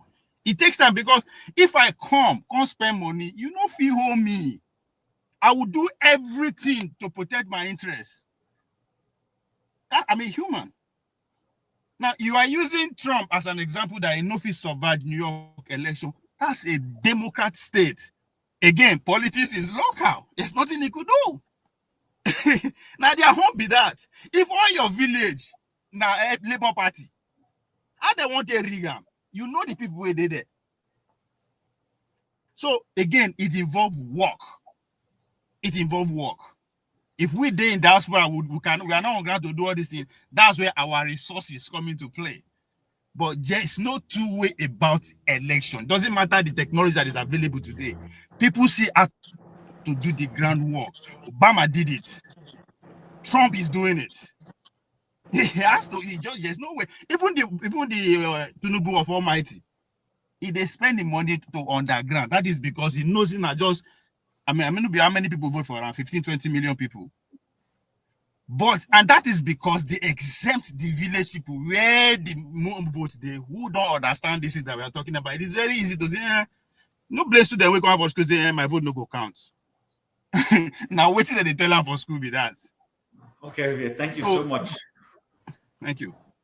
All right. I hear you, and you're entitled to those views. Like I keep saying, and I repeatedly repeat, on this show, the whole idea is express your views. No view is going to be shut down. Anybody expecting a view to be shut down, the only time we will take the mic away from you is if you begin to make it personal. Let people express themselves. You're allowed to push back. You're allowed to disagree with them. Forefathers, you had something to say before I go to Revolutionary and Mr. Ike. The floor is yours for 2 minutes, please. Yeah, thank you for that. Like when I did the numbers, based on even his own numbers, Nigeria would have needed 600 and something thousand soldiers, which is almost 3 times what we have now. And if you take into account the reservists that they actually pay for, Germany has almost 1 million. They pay them to be reservists, by the way. The idea that they are just sitting there doing nothing is ridiculous. And they have almost 1 million at the ready to go. And this is our problem. We do everything not to defend our people. And then when it comes to contribution, we come here, start crying, start feeling injustice. It's not going to solve anything. All that crying, how is that going to protect those people out there? They tell you to put security forces around them. If they hear you fighting against me, what would they think? If you were the one that was being massacred and everything, and some other person is saying, get security officers over there to protect them, and you are sitting here saying, no, you don't need that. You just need drones and all the rest. And even the countries that have the drones have more people. Do you know one thing that is better than 1 drone? 2 drones. The another thing that's better than 2 drones, 3 drones. The more, the better. Always the better. And if you don't have drones, you have people, use them. And in the case of Hiroshima, the Hiroshima bomb, the yield was 15,000 tons. Sorry. What if you have 1 drone and you don't have a good battery to run the drone? Then you use people. You use people. You leave drone. It's not by force. You do what you can. If you have to use your teeth to protect your people, you protect your people with whatever you've got. Is that complicated? Which is technology. That is all I'm asking for. Ammunitions and more gadgets. Not just numbers. Forefathers, can I ask you? Oh my God! This is in numbers. Hold on. Local P, hold on. Forefathers, hold on. Local P, forefathers. The general that lost his life. You don't believe it was a sabotage. You believe it was because the insurgents created chaos, scattered them, and then they discovered one man and killed them. I don't know. How can I know that? Yeah, hold on. Do you notice, or did you read, or are you aware that the communication the general was having with his own forces to rescue him was leaked out to the insurgents? That's why they were able to identify where he was to go and get him. Did you know that? It is possible. Chim, please. I listened to what's this man? A top NMPP member. What's this? Trying to remember his name now. Uba Galadima on television, and he was saying that a journalist interviewed the guy who killed the general, and he asked him, "How did you locate where the general is, and why did you kill him?" He said he has a device that will give a geolocation of where the Nigerian troops are, anywhere within the Sambisa region. It's called triangulation. Thank you very much for that information. I intentionally, you know why I'm bringing this out is this, so that you know that when people come here and say that, listen, Femi is not saying that we don't need foot soldiers. At all, Chim. Nobody's saying that. Nobody's even saying that. Nobody's saying that. But the question again, back to accountability. Those foot soldiers, are you providing them with the necessary weapons, technology, and all that? You're not even providing those things for them. So you are endangering them. Why do you need them? They even stealing their money at the top. No, be Nigeria. Okay, I'm confused now. If you have problems, you better be confused because you don't know what you're thinking about. No, I want us to have a civil conversation. So please, Papa, tell us where you're confused about. Please, I want to hear you. If you are confused, if you are concerned about conditions, why go into numbers? You're the one going into that is confusing. Numbers. You're fighting the numbers. No, because if you didn't have issues with the numbers, then why raise it? I have issues with the fact that you're looking at one thing and thinking that that's all, and that's the only solution. No, that's the problem. Nobody ever said that. If you had just said that, then you should have highlighted the area you are concerned about. Don't dispute the number issues. No, but you keep saying it as if everybody else is wrong. That's my problem. Then you should have just. You are trying to say we don't need the number. That's why you're quoting a lesser number for Germany. Actually, this is madness. I don't want to be engaging in that. Let me just address the clear one, because I know our people are caught up in their. Let's tone that down. If it means going on a shop. It makes it look like every other person is saying rubbish now. You're not the only one with the solution, man. See, do you know what? Hold on, Forefather, say answer once. KJ, hold on. Can we let's take a break. Let's take a break. When we come back from that break, let's take a smoke break. I don't come back, but I won't give you a chance for backstage. Thank you so much for watching. Thank you. Have you subscribed? Yes, you. Have you subscribed? You. Yeah. Before you go, click. It's free. Click. Just that's it. Have you subscribed? You're laughing. Have you subscribed? Have you subscribed? Thank you. Hey, madam, thank you so much. I can see you. We have to get to 100,000 subscribers. By the end of the year, how are we going to do that if you don't subscribe? Yes, you're about to click off. Why? Have you subscribed? It's free. If you don't, ask your son, ask your daughter how to. Just one click. Thank you. I see you. Aha. Thank you very much. I'll see you tomorrow. All right, so we're back here, but the whole idea is click, like, subscribe to the channel. And if you want to support the channel, please feel free. The channel will be very pleased to receive your whatever little you can offer. So for us, back to the conversation. I want us to have a civil conversation, and then KJ, you can come in later on. We're not saying Nigeria, nobody here is saying we should not recruit into the army. What we're saying is we can chew gum and run at the same time. We can get the numbers and then empower the soldiers and also get technology at the same time. There are people in the American army who are not foot soldiers, but they're in the technology army. Those who control those drones you see. There are people in the command system flying them, monitoring them, getting faces of people they need to, like all these our terrorists. These guys are well prepared. They are more armed. Majority of the guys that make up the Space Force, check their background.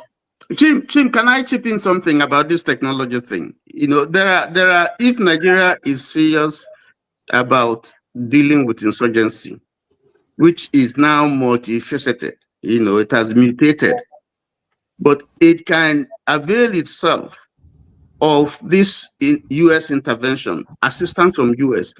One, in my opinion, these are the various things that, you know, can be done, you know, to decimate to a large extent this threat that we're having. One, you target the sponsors and the financiers, you know, sanction them, deny them visas.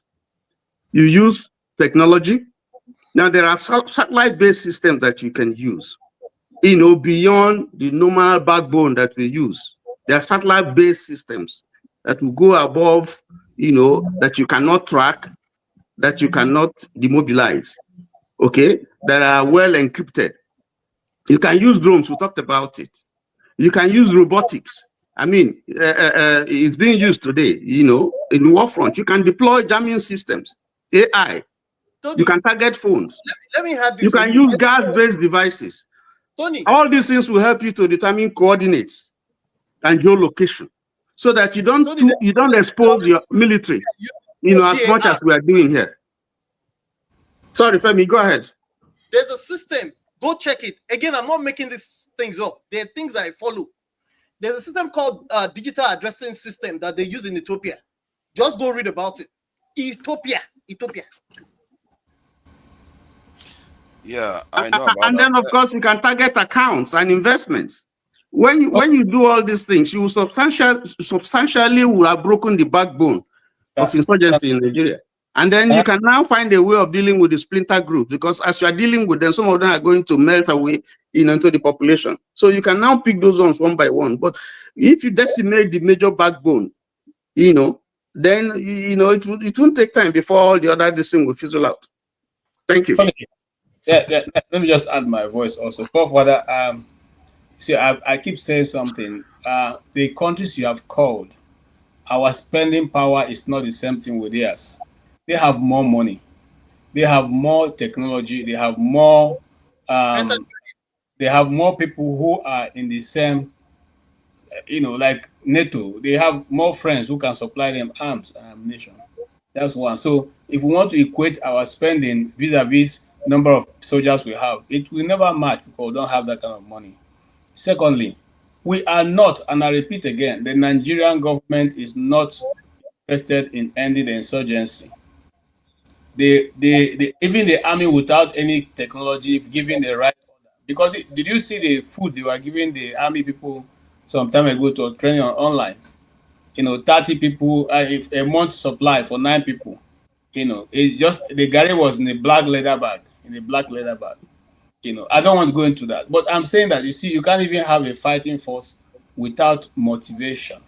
If you don't motivate the people, they will not be able to act. Now, let me tell you one of the motivating factors that have faced the Nigerian army in the last 1 month. A 3-star general, which is a brigadier general, was gone down in a live TV, even though the army had first initially denied it. Now, this surfaced.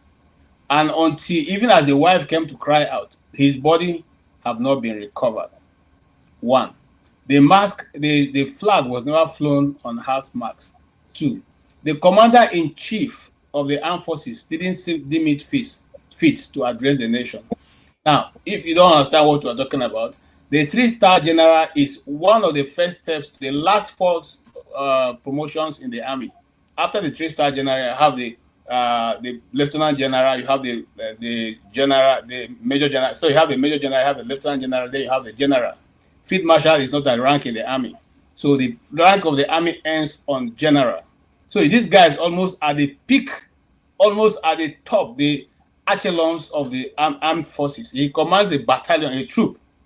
He commands a full battalion of people. He was gone down. Whether he was set up or not, the army never thought to mobilize and go to that direction. The army never thought to say, oh, look at what happened to our leadership. This is a shame on us. Let's even go and recover his body. Everybody just continued. Everything just went on. Now, when the general was gone down, we're not talking about his battalion that was with him on that that journey, that unfortunate journey. We're not talking about the ordinary ranks, the rank and men. So, which nation does things like that and have people who are patriotic? You think if I was a general, I would put my life in outside there?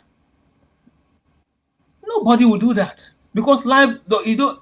The Igbos used to say life no get duplicate. Life doesn't have duplicate. Once it's gone, it's gone.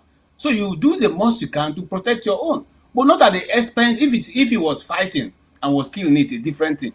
You are adapted by some miscreants, and they do that to you on a public TV, and the nation that you are serving, you died for, you pay the ultimate price, didn't consider you fit to look for your remains, to go to your wife, because nobody has even spoken to the wife and say this is what happened. How about forefather? Let's face the fact now. Right. We're not sure we want to do anything, about whatever is going on in Nigeria. Okay? And I want to say, hold on, this is my last point, I'll go away. Listen, we know that there are technology other countries are using. America have used it. Many more people are using it. Okay? Rotimi Amechi used it. I said that some days ago. He used it against the Niger Delta militant before even the amnesty this was during his time in government. He used it. It lights up the sky at night. You can't hide. It dictates it. In fact, once you have breath, you have blood, green, yellow, red blood flowing in you. It dictates you. No matter where you put yourself, it dictates you. And even now, the Americans have even made it, even advanced it. Even if you are underground, it dictates where you are. Once there's life in that place, it dictates you. So we are playing kid. Let me tell you something, and this is my personal opinion. I think the system has already decided that this is the time to dip the Quran in the Niger in the sea, and that's what it's going for. So let everybody prepare. Just like I am in the same position with Asa Abuja. I mean, the guy who came out to say this is our position. I stand with him on that. Because I cannot be staying in my house. You come and carry my head and make pepper soup with it. I will not allow that. Thank you. We're running out of time. Thank you. Again, please, people liked the show and we had 22 likes. Suddenly now it's 4. Is it that people went and unliked what they liked? So please, if you have liked before, don't like again. And those who have double liked, go and like it back and get back your like. Who's next? I think Loco P. Wow, Chim, you are really outdoing yourself today. How? So you wouldn't even allow me to speak. What are you talking about, forefathers? I didn't even get a chance to respond. They completely interrupted me. But I if you think that it's right, no, hold on. Let me address something. That's not true. You have spoken more than anybody. Everything. I have. Yes. Oh. Yes, you have spoken more than me. I have given you a ground to speak a lot today. I have. So if I provide evidence that you gave me 2 minutes to speak, I barely spoke, they stopped me from speaking, and now you want to carry on. Don't worry, I will start another show and I will have my say. If you want to run your show your own way, and I'll provide evidence for what you've done. If you want to leave it like that, because if it was me, I don't take things personal. I know you have animals, but I don't take this personal. You should be fair. Forefathers, hold on. Number one. People have been calling for me. Hold on. I will provide evidence. I'm not going to say stop. I will provide evidence. Hold on. I'm sure you are reading the comment section. They don't like me. They even on my own show, they don't like me. That's not true. So why? Hold on. I typically don't. Chim, please. Loco, let me tell you one thing. Amen. Loco, hold on. I have shut it down several by saying everybody's entitled to their views. Every time you and Femi spat, I let you respond. Same thing with Tony, I let you respond. Somebody else spat with you, I let you respond. I only asked you to let me allow others who are just coming and haven't spoken to speak. But you have spoken. You've spoken more than anybody on this show today. You have. You've responded. Oh my God. So, Loco Pete, go ahead and I will come back to Well, forefathers. everybody's addressing No, one I just person. want It's to say, okay. forefathers, hold on. Sometimes pretend to seem mature. Just pretend. Just pretend sometimes. Because I'll tell you what you do. It's simple. No, joke apart. Because sometimes, you my guy, it will pay me for you if you come this way, like, man, what my guy do like this? You understand? They pay me sometimes. Because the truth is simple. Look, you can't be. It's not possible. If you say, okay, no, you are always attacked. Okay, nobody know you here.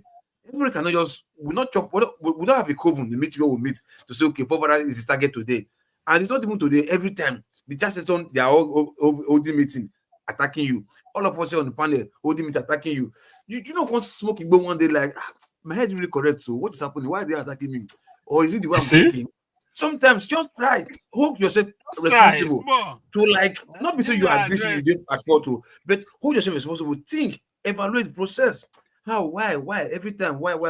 Just sometimes, I swear, you will chance maybe you will see different, you will see light in different directions sometimes. I'm telling Because you it can't reason be differently.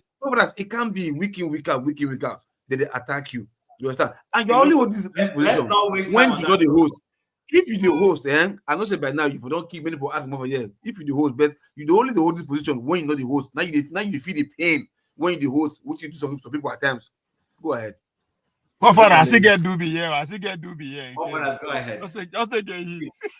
See, it's a fact. You see, the problem with our people is that they struggle with facts and they fight against it, and they pretend as if they want solution, but they don't really. And yes, you attack me. I don't care. Because what I'm talking about is more important. And if I was so wrong, time will prove who is correct. And if anything, the chain of events is already proving me correct. Everything I predicted is going to likely to happen. Many of you were thinking that we didn't have a security threat or no nation will ever threaten to attack us. Guess what? That changed. So if we recruit more people, they're not protecting us. Point is that you want to be ready, but it's okay. Let me leave that one. About the nuclear weapons that I talked about in terms of 70,000, six times. I actually said 4 times Hiroshima nuclear weapons. It was actually 6 that the university that released that information quoted, that they had 6 equivalent Hiroshima bombs in Gaza. That is completely fenced. The criminals cannot escape. They are underground and they are coming out fighting, killing Israeli soldiers for straight 2 years. And Israelis have the best weapons America can give them. And they couldn't. Hamas is still standing to today. And some people are somehow so delusional to think that Trump will be able to do it in Nigeria. But this is the thing with our people. You tell them truth, the chat would attack you. I don't know what is wrong with our people. God help us all. I really don't know. Why are you attacking me? Like when Chim just said just now, oh, we are not against the numbers. We are just about the conditions and everything. And you know what I would say? Oh, fine. Period. Move on. Why is that somebody, you have to tear the person down? I don't get it. If somebody tells you that you need numbers and you agree with it, why argue with them? Just accept it and move on. So that you can now go on. Or then you talk about the lower tier problems like conditions and remunerations for then we'll talk about those things. But why dispute the numbers when just because you feel like I'm the person to talk about it, you have to tear me down? What is the point? How does that help our people? If you say something that I agree with right now, I will agree with it so fast that it's not even noticed. That is the problem with you guys. But it's okay. All right, forefathers, thank you very much for that. I think we need to move on to something. Time is running out. I do not want to run a show that runs way beyond the 3-hour mark. And this will bring us to the last video I have. We chime in on it and then we call it a day. Just give me a second. Right now, happening in Zaria. Today is 26. Yeah. A commercial trailer passing through Zaria around Ahmadu Bello University, loaded with bullets, on his way to supply to the bandits. For one reason or the other, there is along Zaria Sokoto Highway. Today, now, the bullet was dropping. The bullets were dropping and on the road. The driver did not know and was still going, and the bullets were dropping. I hope he has been apprehended.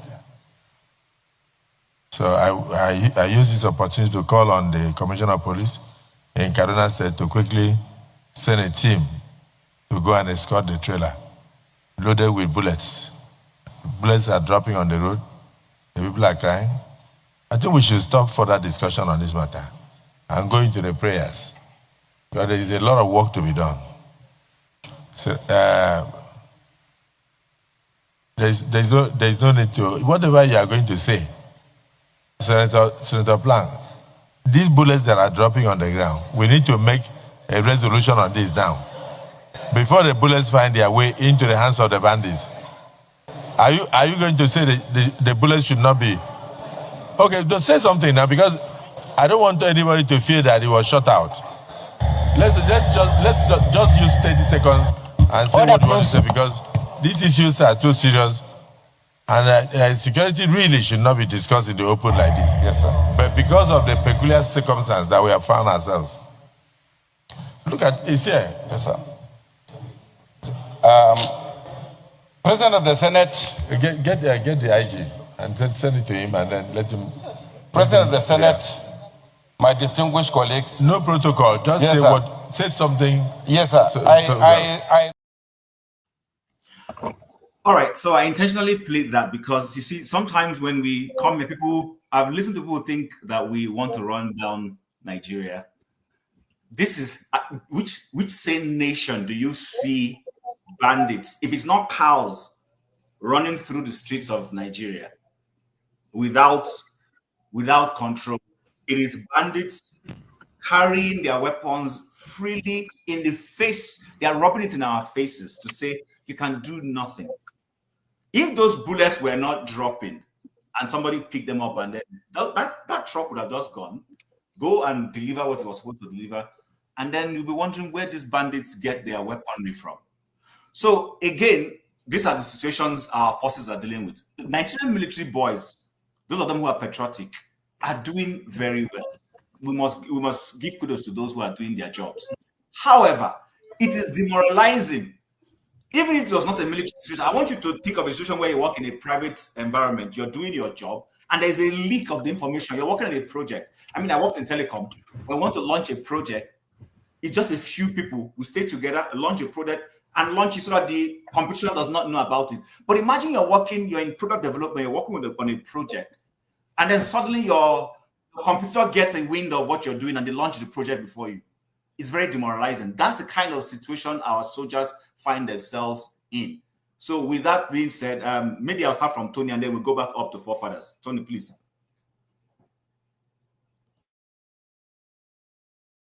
What else do you want me to say? Chim. Just a good night. Let me just yield my space to Pueblo, and I'm trying to put something together. So if you can give me back my time, I'm trying to put something together that I want to share with the platform, if you don't mind. All right, Lokopi, go ahead. We'll come back. Chim, I have 2 hours deposit. Yeah, well, the only thing is, nice one that it was brought to their attention, but my problem is their reaction. That was my problem. That is the way they reacted. It's like it's just a casual thing, like, oh, light bulb is not working in the senator's office, and let's go and change it, because if not, or there's electric spark, the socket, one of the socket is sparking. Let's go and change it. That is how they took it. Because a very good day, look, even his dominion in his face, is happening in our country. Oh, let's go and ask them so that they will go. Like, this has been what is ravaging your country. Your people are getting to extinction, and now you are not hearing that there's a trailer, not even taxi or keke, maybe one container trailer, if minimum 6 ton or 8 ton trailer.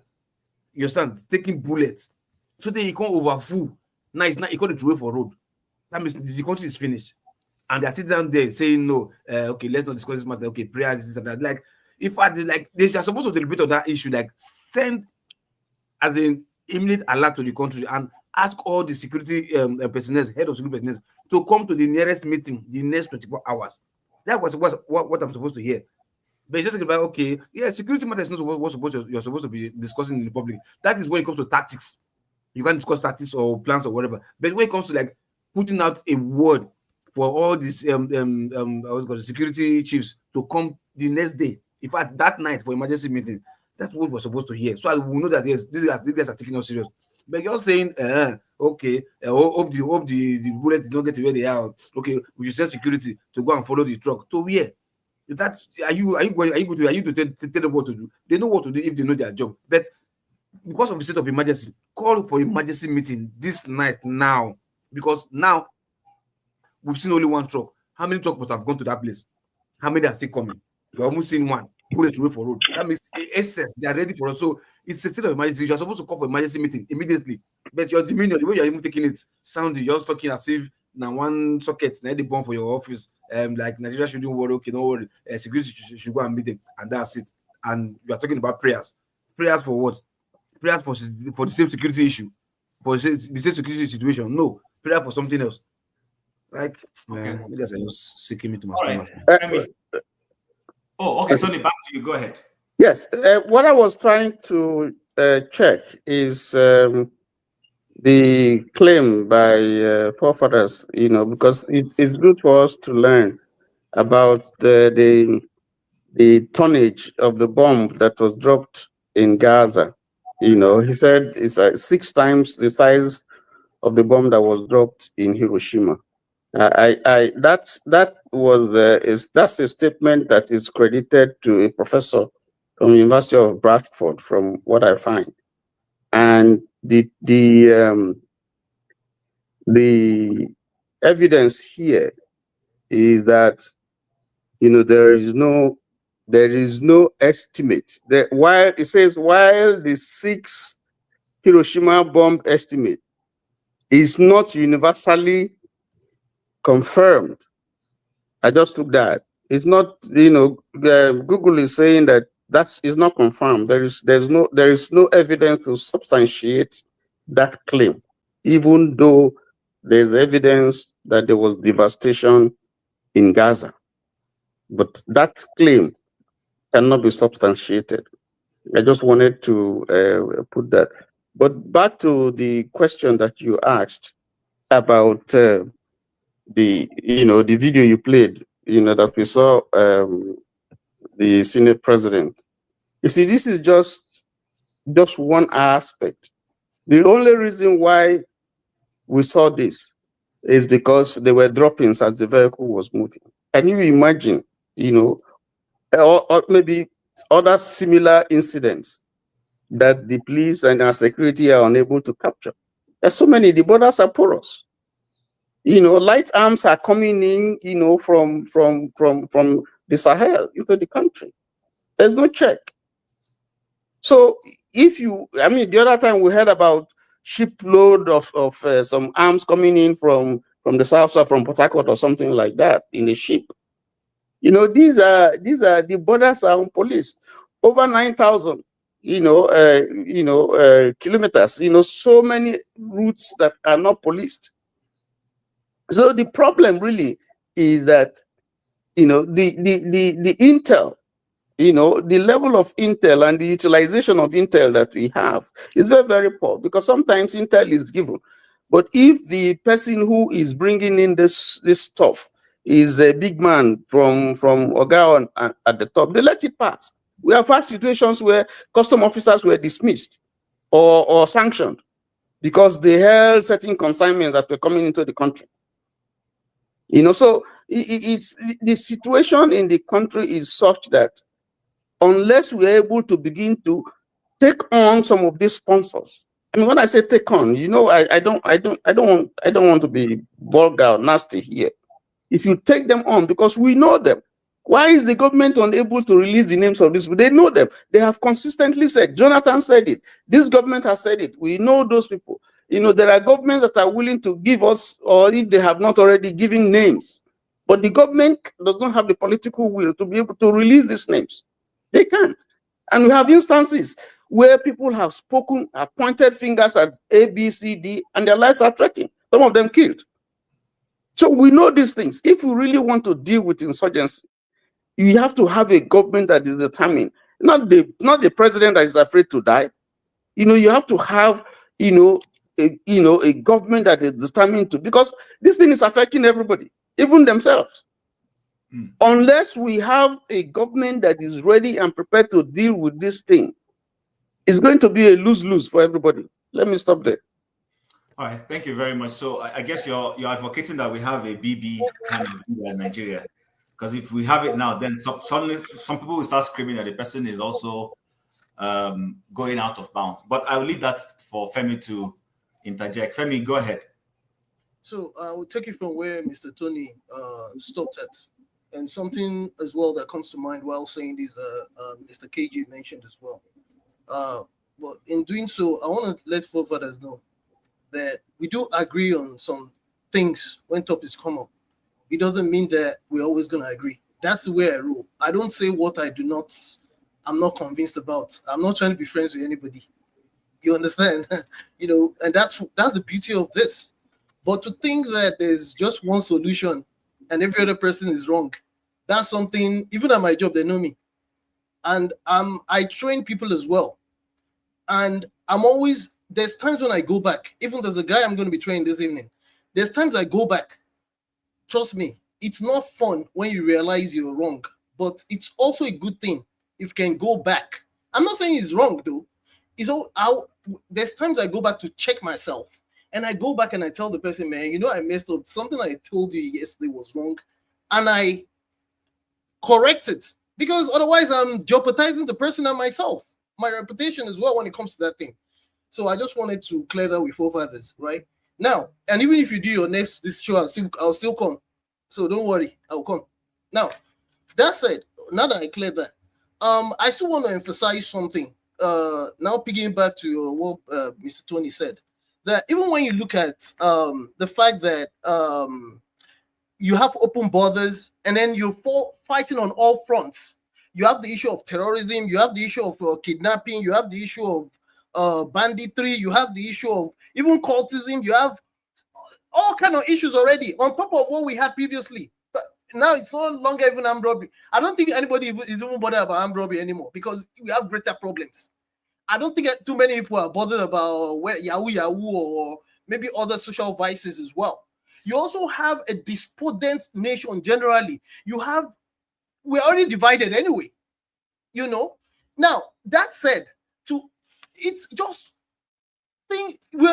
like we're just building on already bad structures, bad foundations, so that when you now have the fact, like you rightly said previously, that even if we had one, is it a country where lower ranks are complaining about how monies that are due to them are not being paid? They are not even motivated. Is it that country you want to add more people to? And plus, of course, there's always a saying that you want to start with low-hanging fruits. See, I have a lot of equipments that are not even expensive that would count for what could be deployed to what's it called? For surveillance. I have a lot of, but I'm just trying to limit it. In fact, DIC, KJ, DIC in Kaduna. I promise you, a lot of the guys, some of the best brains, they've left. They're tired. DIC had a reputation before I was born, even during when I was born, where they were manufacturing things. I saw it. It's not like I wasn't told. So there are things we can do, even when you link it up with the likes of what Dr. Damages has mentioned in the past about how things are wasting away in our educational facilities. But and I'm not blaming this government. It's just when you look back and you look at the issue of how we got here, because we didn't just get here one day. It's been building up on top of each other. So the longer angry fruits for me would have been, if they were going to listen and if they were actually interested in doing anything, would have been, among other things, trying to at least incorporate as much technology. I don't want to put too much, I don't want to keep emphasizing on this technology, but it's not just, and then there's intelligence. With this technology we help with, there's a lot of things out there that are easier to do with technology. Is it all those on that almost how many percent of the nuts that is not covered that you want to cover with men? Where are you going to find the men? It's just because we're not serious. And then on top of that, there's also the case of sabotage. There's a lot going on, and we're just unserious. Just look at that video that you said in summary. It tells you all you need to know.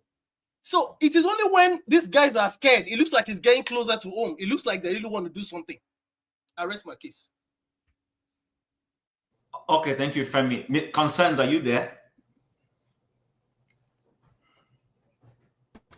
I'm here. Go ahead. You see, I like to hit the nail, hit the hammer on the nail. I don't like going like this. The country has failed. What is the responsibility of the government? Is the citizens, to take care of the citizens. But what we are seeing today, the president and the wife and all the cabinet members cannot take care of the citizens. The security have failed. The president is head of the security apparatus. But today, he's not doing anything. He's only interested in how they can make election on 2027 and he comes back to power. If the country want to be good, now, the citizens have to protest and see that this man is out. If this man goes out, even another Yoruba man comes in, fine. Who can have and again, not only this man itself, that party is a cost to Nigeria. You see that APC took all the whole criminals in Nigeria that are there in that APC. Both the Igbo people, any Igbo man you see in APC is a big criminal. Any South you see in the APC is a big criminal. Any Yoruba man you see there is a big criminal. Fulani is the same thing. A president is only the wife and I think two Nigeria was there at that time. I called the wife. He knows what I called the wife. Because last 2 years or last 3 years, I saw in the National Assembly when the wife was a senator. Who is that? That guy from Kogi State, he was a senator before. He was talking about this insecurity. What did Tinubu's wife say? Hey, stop! Don't you know that you're APC man? Are you PDP? Don't know. Are you PDP? You APC? Why should you talk about that? Can you imagine a mother? Somebody who says it's a pastor. People are dying, and this man is talking about it. Instead of supporting the man, you say he must stop talking about it because those people that are dying, you don't care about them. What you care is how your husband can become president. What you care is about APC cannot to rule. You see, so smarter day. I don't know. People should know smarter day. Yeah, smarter day was hammering it on the national. Say people are dying. What is body doing? This, that. What do we do? That woman say, stop. What woman touch? Are you not APC? Are you PDP? Can you imagine a whole mother, somebody who call himself a mother? People, instead of talking about how people can be saved, your only ambition is how to become the mother of the wife of a president. So that is when I hate that. That is when my hatred about that one came up. You see, today, and again, the South, I pity for all of us who are coming from the South. The way we are handling this thing, it will consume us. If I say now, people say, do I want people to go to war? But that is what's supposed to end this thing. Central African Republic rose up against the Fulanis when they came there. They rose up against them. The same system we have in is what the Fulanis came and they start installing all their people, everything. But the Central African Republic people, they rose up against them. And today, they're getting themselves better. So like what we are doing today, it cannot help us. We are not going anywhere. Everything is about the Fulanis. Everything is about the Fulani. They're in control of that military apparatus. They're in control. Tinubu also doesn't want to offend them. He wants 2027. He wants to return as a president. He doesn't care about who dies and who doesn't die. His children are protected. His wife is protected. Himself is protected. Others can die. Others can go to hell. He doesn't care.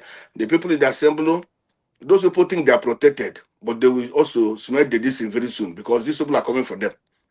So in everything we are doing here, either the Yorubas rose up and say enough is enough. Because if the Yorubas stand up today to protest against Tribu will not, he will not go against them. He will not. If they don't want to do that, let the whole country stand up against these Fulanis.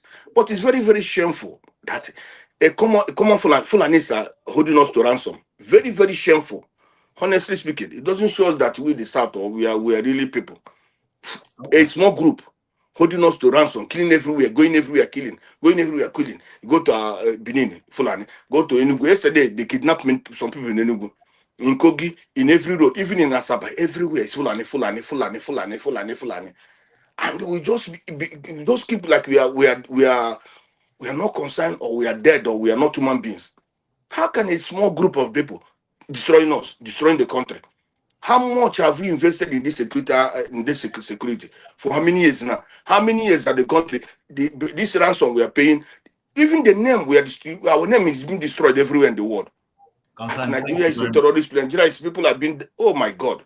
So I don't know. Nigeria is a first. I've said it. It's failed already. It's failed. Completely failed. Thank you very much. Thank you. All right. Okpabolo, what's your view? We're rounding up, please. Well, I think we because now we be media now. We don't begin to sound like CNN, BBC, and the rest. Because I think this is not they go on now for almost 20 years. So as a Nigerian, we should understand there are like three things at play at the same time. And I say they sound like CNN because the international media or the mainstream narrative is like, nah, terrorism they happen. And that's true, that's a fact, but that's not the entire story. And that's why the thing will keep going on. What's the story? Because now, yeah, Boko Haram, right?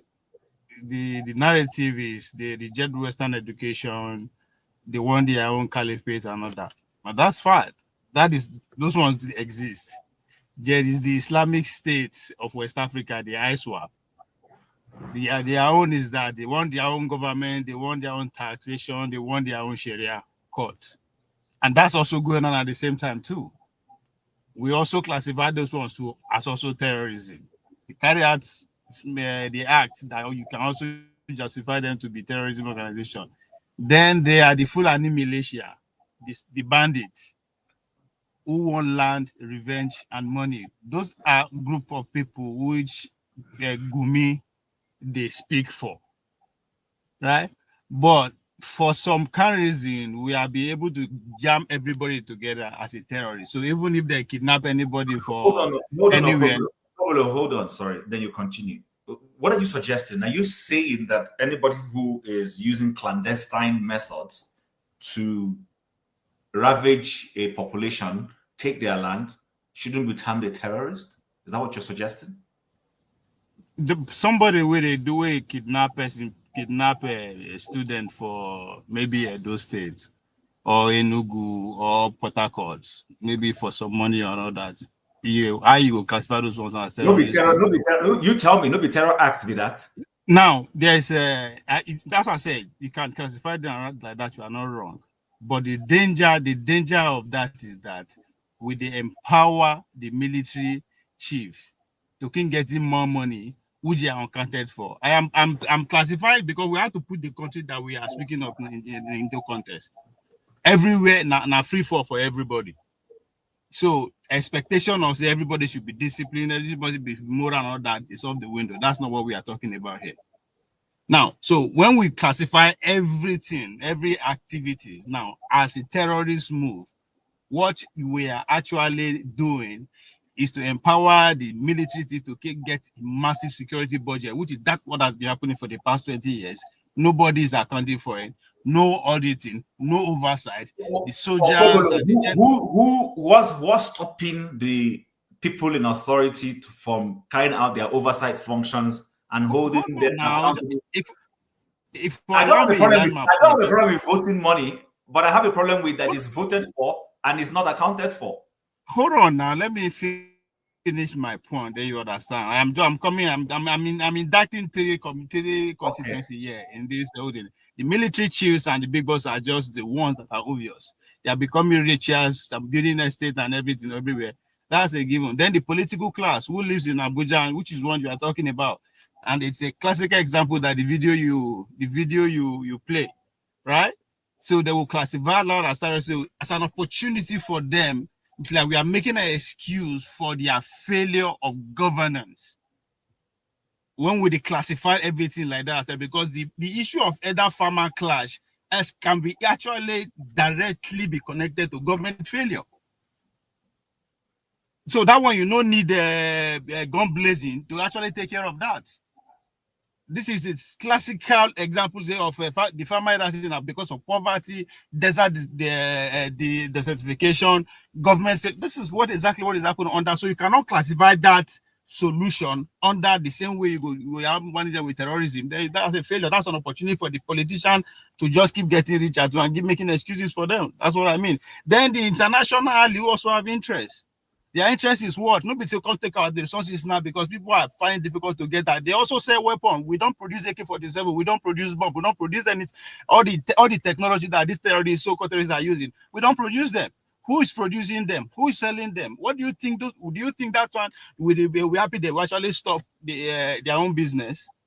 So again, the way we frame the solution, it has to go hand in hand with the way the situation actually is. If you go interview people on ground, they will tell you their own reality is different. They will tell you there's a particular village that is occupied by Nigerian military. We don't talk about that because we don't talk to the local people. Their village is occupied. So all the time where people they come claim saying that Chinese people they come mine, fly, go. How did they do it successfully? Because military men are there guarding the whole place. The people who live there have been thrown apart.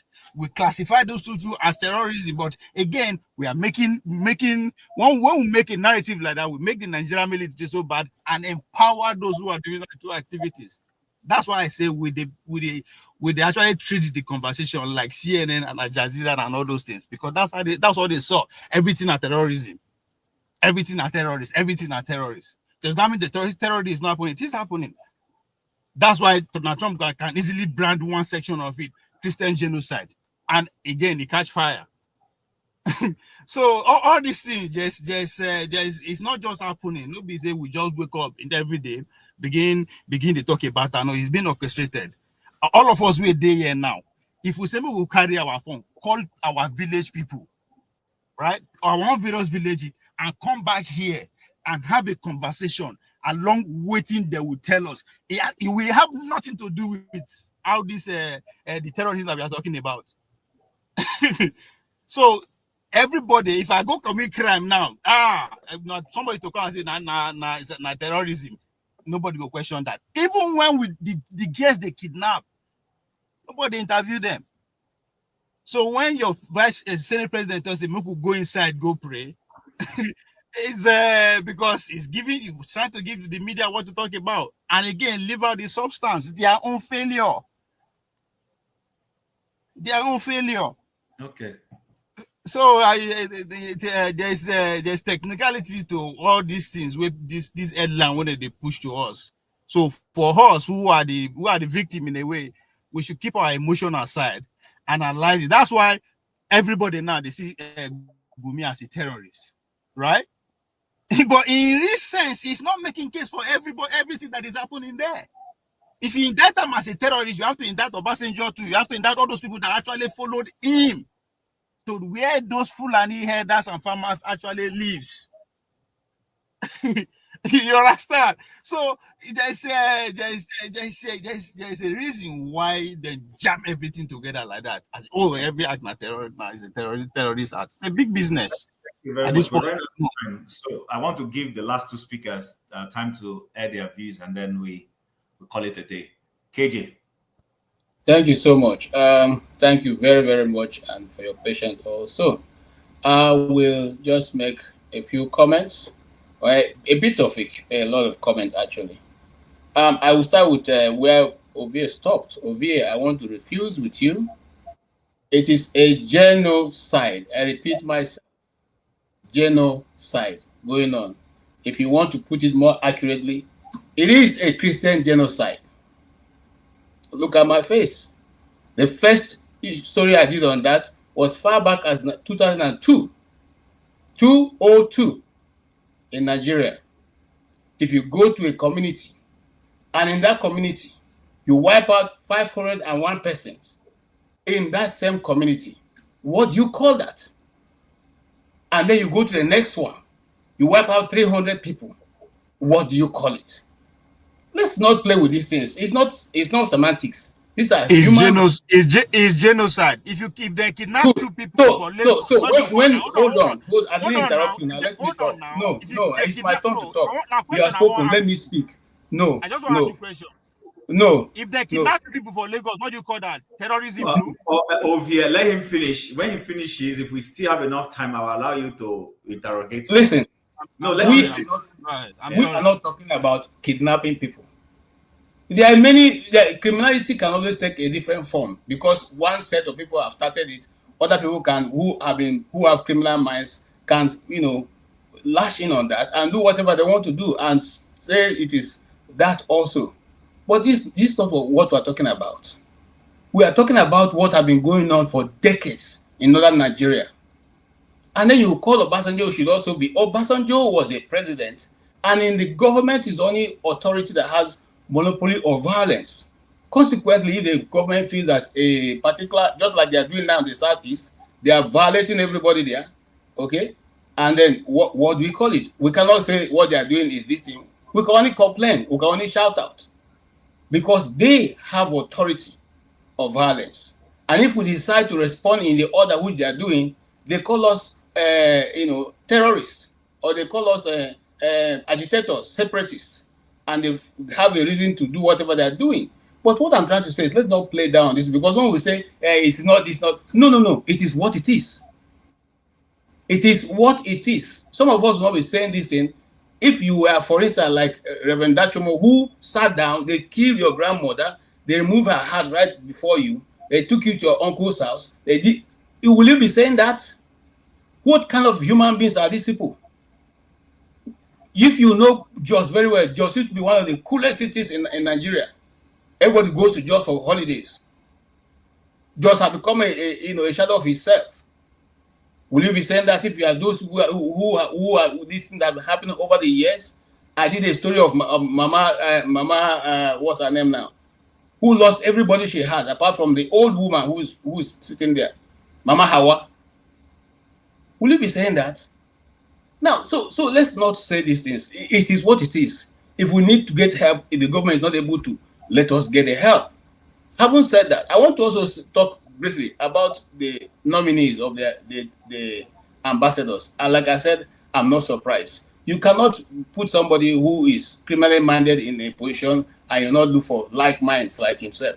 If you read some of those Ladybird books those days, you find out that there's one character called Alibaba and the 40 Thieves. Okay, so Alibaba cannot be different for the 40 Thieves. They are friends, they move together. So if Omokri, who the Americans invariably have followed in the American news channels, have followed his activities in the last 2 weeks and are still following it, and decided to make him an ambassador, okay, over your country. I don't know whether are you going to send him to Europe or you send him to Benin Republic. Maybe you want to send him to the backyard of the DC, but not to any European country or America where people. I mean that's not even going to make. There's no dividends coming from such individuals. I can say that upfront. Okay. And the issue, I want to also briefly touch on the issue of Nnamdi Kanu. I like what Alex Oti have done, and he has earned my respect for that. To have taken the authority of Abia State to Sokoto prison. For those who have been celebrating and thinking that, no, this is what, no, we are still saying, we do not see Nnamdi Kanu as what the court has said to tell him, whatever they've told him, it is not who he is. Nobody goes to visit the terrorist. And if the authority of our state can go there in his official capacity as governor of Abia State, I doff my cap for him. All right. Having said that, I'll move quickly. I like also You see, we have been saying this thing gradually. We didn't want to say it openly, but people were. I like what Asawana they are doing now. I support them, because sometimes you see, if you don't bring out your abstinence also to play, your enemy will think you're a fool. Because you slap me on one side, on the other side doesn't mean I don't have hands. So now that thing we have been saying and crying, don't let this come, don't let this come. That thing that Nnamdi Kanu have been speaking since 2012, it has come to our doorsteps now. It is now here. So those who agree, those who don't agree, all of us go feel the pain. Okay? And the good thing is that Asawana have now seen clearly and they have now decided to step into the place. So it's going to be a fair fight. And I like that. So if they want to intensify effort just like they've done before America does whatever it wants to do, and they think that because of that they can use this time to overrun the cities in Nigeria, ain't gonna happen. And like I said the other day, somebody was misquoting me or saying that I said I can never be a Muslim. I have nothing against Muslims. I will never be a Muslim. I repeat it again. I have nothing against Muslims. I will not be a Muslim. I will never be a Muslim. Not in this world, not in this next world, not after the world after, not even when I come back 10 times. And I will continue to be Igbo. Okay? Right. On the change. Oh, hold on 1 minute before I finally finish. Okay, so it is time for us to have this national discourse, whether we want to be a country or not. You see, I keep saying this because if you're a lover of biography and history like myself, if you go through the development of nations, none of them went in this direction. None. You don't make laws and you implement it, haphazardly over the space of the country. You don't make more laws and make one set of citizens above the other ones. You apply everything equally. See, the countries will call, this is a great country, this country have done so, all those countries, the ones that Fofana are giving an example of the great people who worked Singapore and worked all this, none of those countries were their leaders applying the law differently. They were, because the people saw they were straight, the people were also called to be straight. If you put a man who is straight, people under him will be straight. When Peter Obi went to Anambra State, not all the people who he had just the last administration was from a very, I won't say corrupt, but a man who is not straight. But when he went there, everybody is straight now because he's not chopping. If your guy is not chopping, you cannot chop now. And if you see your guy chop, once you dip your hand to the cookie jar, every other person following you will also find how to benefit himself. This is why we're not moving forward. So let's get it straight. It's not because the Nigerian people cannot move forward.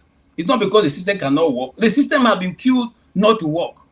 Okay, and one person decided to write Nigerian constitution. Why are we not refusing to change it? I called his name here, Professor Yadudu. Okay, was the only single-handedly who was given the audition to write it. I took other people with him. So today we are in a democracy, 100 years after which we are amalgamated. Why is that we are refusing to discuss the national question and allow other tribes that are not being nationally represented to come into the fore, and so that everybody can get the same equal treatment? So okay, I'm finished with this. 1 minute. I'm giving you 1 minute, like 2-3 times. I beg. No, you're not going to reach 1 minute. Delaware here is one of the smallest states in America, but very powerful. It has produced presidents. Okay, that's where Biden comes from. It's a very small state. Okay, so in the way the American people have built their system is that the smaller people get even more authority than the bigger people. What is wrong with us? Are we not human beings? Can't we think? What's wrong with sitting there and talking? KJ, let's try. I don't want us to go into. Hold on, Chim. KJ, know this favor which Chim give you now. He allow you talk. When you reach your time to host, do the same. Yeah. I'm surprised that you are talking like this. You look what hold on. You see, Chim. If you just say I hit him now, you hit him. Let's say hit him below the bed. See, when they give you this paper now, you talk. You say, he allow you speak. You say, You say like four times. He allow you talk, and you can't finish. When it's your turn to host, do the same. That's just I'm asking.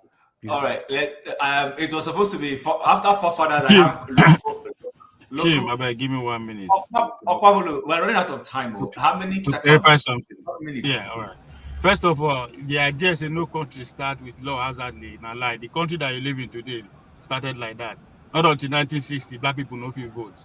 Not until in the 80s, the women no fit vote. So right, no they quote waiting, no they accurate. But That is what different from Christ applying the law differently. That is you different. said We are no talking about countries All right, follow. when you guys. sit Okay, in guys. a court. Hold on I now. beg, Make I I beg. speak now. Hold No, on no, Will we're you now. not going to moderate allow and two just of you to do read it? this. Hold on, hold on. Oh, we could have calm down. Please, forefathers.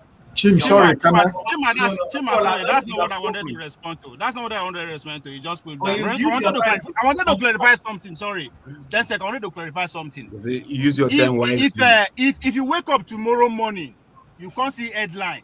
Dr. Damage's shows yesterday says I should treat every criminal out there as a terrorist. Would that not be a fact or not? That's how propaganda works. So when you declassify Boko Haram, ISWAP, kidnappers together, the result you get is continuity. So I said there's a difference. I don't thought genocide no happen. I'm just saying we are doing ourselves injustice by trying to apply one treatment to different injuries. They class everything as a terrorist. So now propaganda, that's how propaganda work. If you wake up tomorrow morning, they say Dr. Damage's show says every criminal on the street in Nigeria should be treated as a terrorist. You cannot deny that. But that is not the official statement of the platform. But it's a fact. That's how But we propaganda works. say that. You are the one saying that. Okay, Now, guys, I need to I need to move on. I need to move on. Chim, Forefathers, Chim, please, I'm asking. At least everybody has spoken two times here. I've not spoken. I don't speak long grammar. Let me just say what I want to say, and I log off because I'm too busy today. Can you do that? Can you do that in 1 minute so that I can go to forefathers and? No. Why would my own be 1 minute? Why should it be 1 minute? Yeah. Quickly, go ahead, sir. You see, they remember how you give more than 1 minute for your own session, no? Okay. Oh yeah, quickly, sir. You want me to go or forefather? Go ahead. Okay, thank you, forefather, for letting me go, first of all, and Chim for allowing me to speak. Like I said, I don't speak too much grammar. The only thing I want to say is that I want to start from the issue of the ambassador that we are nominated. First of all, it does what we saw is how deep you have fallen into the gutters. You know, that's to tell you the level of falling that the country called Nigeria has fallen. You know, where you have the names of the people that they made ambassadors. Governor Ugwanyo of Enugu State, Ibazo of Abia State. You know, these are criminals that are supposed to be under lock and key in the prison. Omokari, or what do they call him? Femi Fanekayode, Yakubu, who have destroyed the democracy that we were supposed to be enjoying in Nigeria today. The chairman of INEC, after all the things he has committed against Nigeria, he has been penciled out for ambassadorial position. That is to tell you that this country you call Nigeria will never survive. Because it has gone to the point where they are telling you, me and you can't do anything. You can only shout on Dr. Damage's platform, but you cannot change nothing. Because that is the message. Right? That's the message. You know, that's the message that has been sent to everybody, every Nigerian. You can talk and shout, and at the end of the day, they are the people that they have the yam, they have the knife.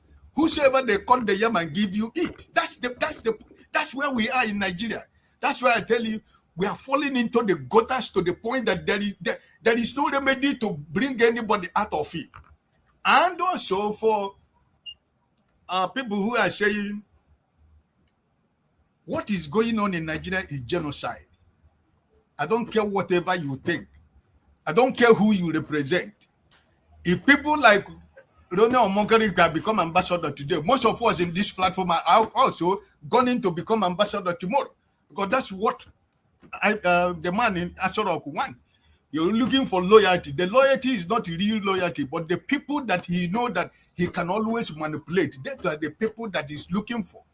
And they are the people that will become the face of Nigeria, representing a country, in Nigeria, 250 million people. He gathered the criminals and political chameleons. He gathered them to give them ambassadorial position. That's your country.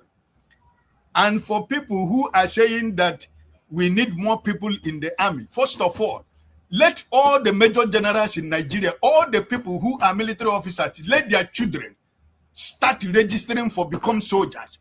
Let every family member of their family begin to register to become soldiers in Nigeria, including forefathers. You, first of all, you have to travel to Nigeria, register to become a soldier, become a military man, and then you bring your friends, all the whole of your security network.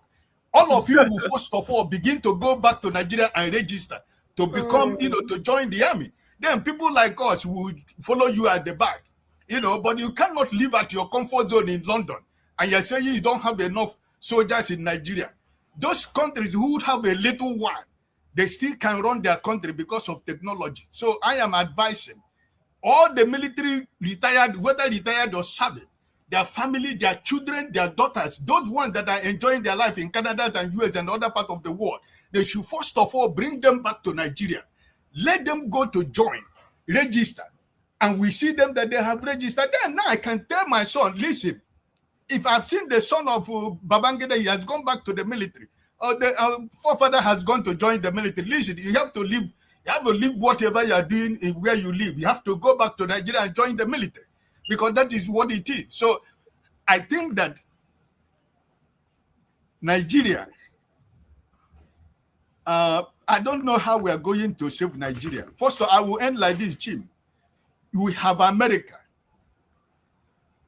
London, and France. Three most important strategic countries in diplomacy. You have only one Hausa and two Yorubas that are sent to America, Great Britain, and France. And you are talking about Wazobia. So this is just to tell you that all these things we come here, we are trying to force ourselves to be Nigeria. We are trying to say we want to be Nigeria. But the people you are trying to force yourself to belong to, they don't even want you at all. So I am ending by saying, Chim, thank you for giving me the little opportunity to say my mind. And finally, forefather said that they throw Hiroshima bomb in Palestinian. It's a lie. I don't know where you get your information. It's a complete lie. And remember that a lot of people are watching this program. So when you want to do all these things in order to convince me to believe what you are saying, every time you bring Palestinian to every discussion we're having here, there is no such bomb that was thrown in Palestinian. Please. Thank you. I wish all of you the best of the new week until we see next week. God bless all of you.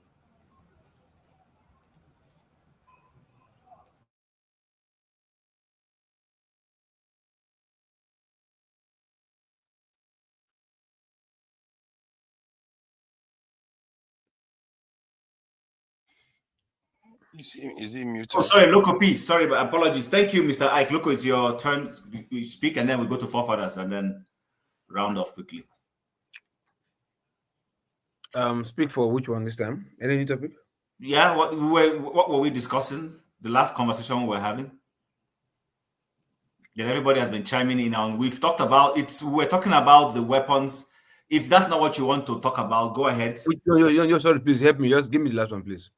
Okay, so our senators were discussing the weapons that were illegally being moved through the streets of Kaduna, and the bullets were falling on the streets, which is an irregular activity. And then everybody's giving their perspective. I don't want to preempt what you want to say. Okay. Anyways, I don't think that was lesson because I just said something about that it was not serious, that it was just this dominion was like. Okay, sorry, you spoke. Then his forefathers gone to. That's what I said. It's not. No, I know. So that's what I said. It's not the last one because when KJ ranted. Okay. Anyway, in the conclusion, I'll just be quick. Anyway, in the conclusion, like I said, please, Nigerians, everybody, please, let's not be docile. Yeah, the only thing that is holding us back is we are too comfortable. Nobody see themselves to be like, let me do something for the nation. None of us. Including myself. Nobody see ourselves doing something for the nation collectively. Because if I talk, they will say, okay, no, everybody do something back home. Individualism has never took any nation anywhere. You understand? It has never. You understand? Everybody has to come today. Okay, let me give you a simple example. What happened on Saturday here? I was surprised I saw it today. Say that this very dark man did cleaning protest or whatever. He was saying it like a joke, but he said it. Everybody keyed it in, and they had one voice, one spirit, one goal. They all came out and look at the massive turnout. And if people, even his enemies, everybody was surprised. Like, look at the turnout. So because they have a collective interest. So I think in our own case in Nigeria, we should put that also in our mindset, like that, like there should be collective interest. You understand? Nobody wants to sacrifice. Nobody wants to leave their comfort zone. And I think that is where we are getting it wrong. We should be seen out there and put at the back of mind that consistency, persistent consistency over and over, even if we fail, do it again. It will get to a time your failure will not become acceptable in their face. Like, okay, you have been choking us with this everything. Okay, what do you want now? You understand? So if we in the diaspora come out as a collective unit, collective force, go for the same objective, just one objective, one at a time, consistently, it will get to a time where it will be accepted, whether by hook or by crook or by force. You have to take it from us because we're like a bone in that throat. So Nigerians, both home and diaspora, not home, diasporans, even if you the chat session, please leave your hours there because they say this the social shift, they're packing shift hours. Everybody wants to pack all the shift to make money. Your money you will make will not take you anywhere if you don't have a home to go to. You understand? Because in the abroad that you are right now, the economy is going down every day. It will get to a time you'll be looking going back home to be your next safe haven. So before you get to that point, please let's look for a way whereby we'll make our home comfortable for us so that when this Western economy goes down the drain the way it's going right now, we'll have a place called home that we'll go to and become who we are supposed to be. Thank you very much. Thank you, Lokopi. So, forefathers, give us your last views and then we round off and close the show. We're actually running into 4 minutes. Thank you. Thank you for that. Let me address the nuclear weapons issue. The Hiroshima bomb yield is 15,000 kilotons. That's what it comes down to. And America has supplied 14,000, 2,000-pound bombs to Israel since 2023. And by sometime in 2024, they've already used 600 of them on Gaza. 2,000-pound bombs, they're equivalent to about 900 something kilograms. So it's almost a ton on its own. That is just that one, not to mention all the others that were dropped. So when some people say is 6 times Hiroshima, it's actually an undercount. Just like the casualties are an undercount because they are not counting all the other people that are remaining under the rubbles and all the people that die from circumstances that they would not have died of because of those things. So that is what I am expressing there. Nobody said there was a nuclear bomb in Gaza. And the reason why I brought it up was because some people think that somehow Trump will come in and be able to solve our problems. When in reality, you have a terrorist group completely fenced in, locked in, with all the bombs in the world at the disposal of one of the most powerful military in the world. And the terrorist group is still standing. I don't know what to tell you. I really don't. Maybe I'm stupid. But I refuse to be that stupid, to pretend as if I don't know that. I don't know what I can tell people. So I'll leave it at that. In terms of our security situation, the truck that was intercepted is also an example of what I'm talking about. When we pretend as if Nigerian security forces are all compromised, why not scale those people that stopped that truck? They are saving lives. You may not know it. It's really sad because sometimes when I think about these things, I literally call those people angels because they are doing job for nobody and nobody thanks them. And a lot of our people sit here and they talk down about them. This is the weirdest thing. You pretend as if you care about those good ones, but everything else you talk about is against them. You say you want to be straight. You see one terrorist on one side and you see your own, you treat it differently. How is that straight? Is that not crooked?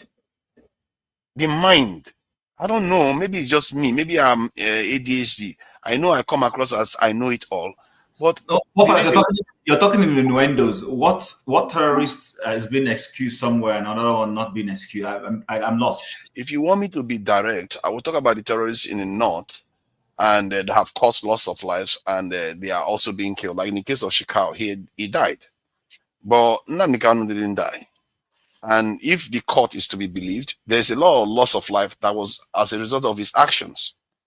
So, and then you will see people say, "Oh, that side is real terrorism, or mine is not real terrorists, or mine didn't cause the loss of life." I don't know what to tell you about that. That is not being straight.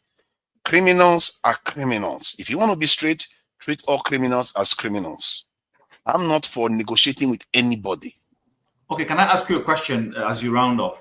Because I don't want any of the things you're saying to get lost or thrown away. Now, okay, let's concede to your without necessarily. Let's agree without necessarily conceding. So we have you understand the modus operandi and the essence of what the guys in Boko Haram were trying to fight for. You also understand. I know I don't have the facts, but let's go by the information out there in the media that there are people who say they are fighting for their cattle, for their right to be able to graze. And that because some people are not allowing them graze, they will forcefully entrench their grazing demands by sacking villages so that their cows can graze. And there is a group in the Borno axis that has mobilized from Boko Haram to ISWAP and Co., who say that they are against Western education and that they will force everybody who is in trying to imbibe Western education to stop. That's what those ones are saying. Now, let's agree with you without conceding that IPOB is a terrorist organization. What is their modus operandi? IPOB says we want a referendum. We want the people indigenous of the place they have referred to as Biafra to have the right to self-determination. They terrorize their own people. As I mean, the argument you're making, their own people of the same ethnic stock within that axis to agree with their objectives. They have not strayed into Ogun State. They have not strayed into Kwara. They have not strayed into Benue. They have not even strayed into their closest neighbors, Rivers, Cross River, Akwa Ibom. But we've had people stray into Ondo State, kill people, stray into Kwara State, take people hostage, straight into somewhere in Oyo State and even in Enugu State. Now, going by your argument, would you say that when the military have tried to fight them, you had the military go and do Operation Python Dance in Umuahia, not just in Umuahia, in exactly where Nnamdi Kanu, he was at home. They went to his father's house and created mayhem. So in the light of all of this, how do you situate what you're saying? The Southeast, clearly you are right. They didn't go into anybody's neighborhood. It doesn't matter. And, You hold on. You terrorize Nigerians. I hate when you want to keep No, them I'm in not one trying place to excuse it. to say no, hold on. I'm just saying what Chim is saying. I would like you okay because they did not go to other states. So I agree with you. No, hold on. Look, okay, I agree with you. But what I'm saying is this: because of the way he was going about, that's why I'm asking that when I'm breaking it down in that perspective. So please go ahead, sir. So it is true they didn't stray into other people's territory with war. And it even goes beyond that. Generally, the Southeastern people have not been very warlike historically. They really haven't. That's the truth. In Nigeria, most other groups are often more warlike. So yes, it's true they remain in their areas, and there is an element of not being equivalent. You can say the Niger Delta groups to do the same thing. They remain in their own areas. So there are differences in the nature, and the Fulanis or the herders, the nature of the work they do means, or the way they live means that they have to traverse the nation. Maybe that's why they show up in so many different areas. But I think Koloko is right. Criminal behavior is criminal behavior. Loss of life is loss of life. And I really feel bad for people that actually suffer the casualties of this loss of life. And that is the one that really baffles me sometimes when people try to hesitate when they say, send people there to go and help protect them. It's like, why do you block it? Why do you want to argue over lower tier problems. Lower tier problems is salary and all the other stuff, but the higher level problem needs to be dealt with. People need to be there. You need to put bodies between them, the criminals, and the innocent citizens. Nobody's protecting them. Do you know how horrible it must feel to go to bed in the middle belt areas, knowing that these things could come to your village anytime, especially if you live on the outskirts? It's really horrible. Then in the north, the same thing. So the way I look at this thing is so clear in my mind.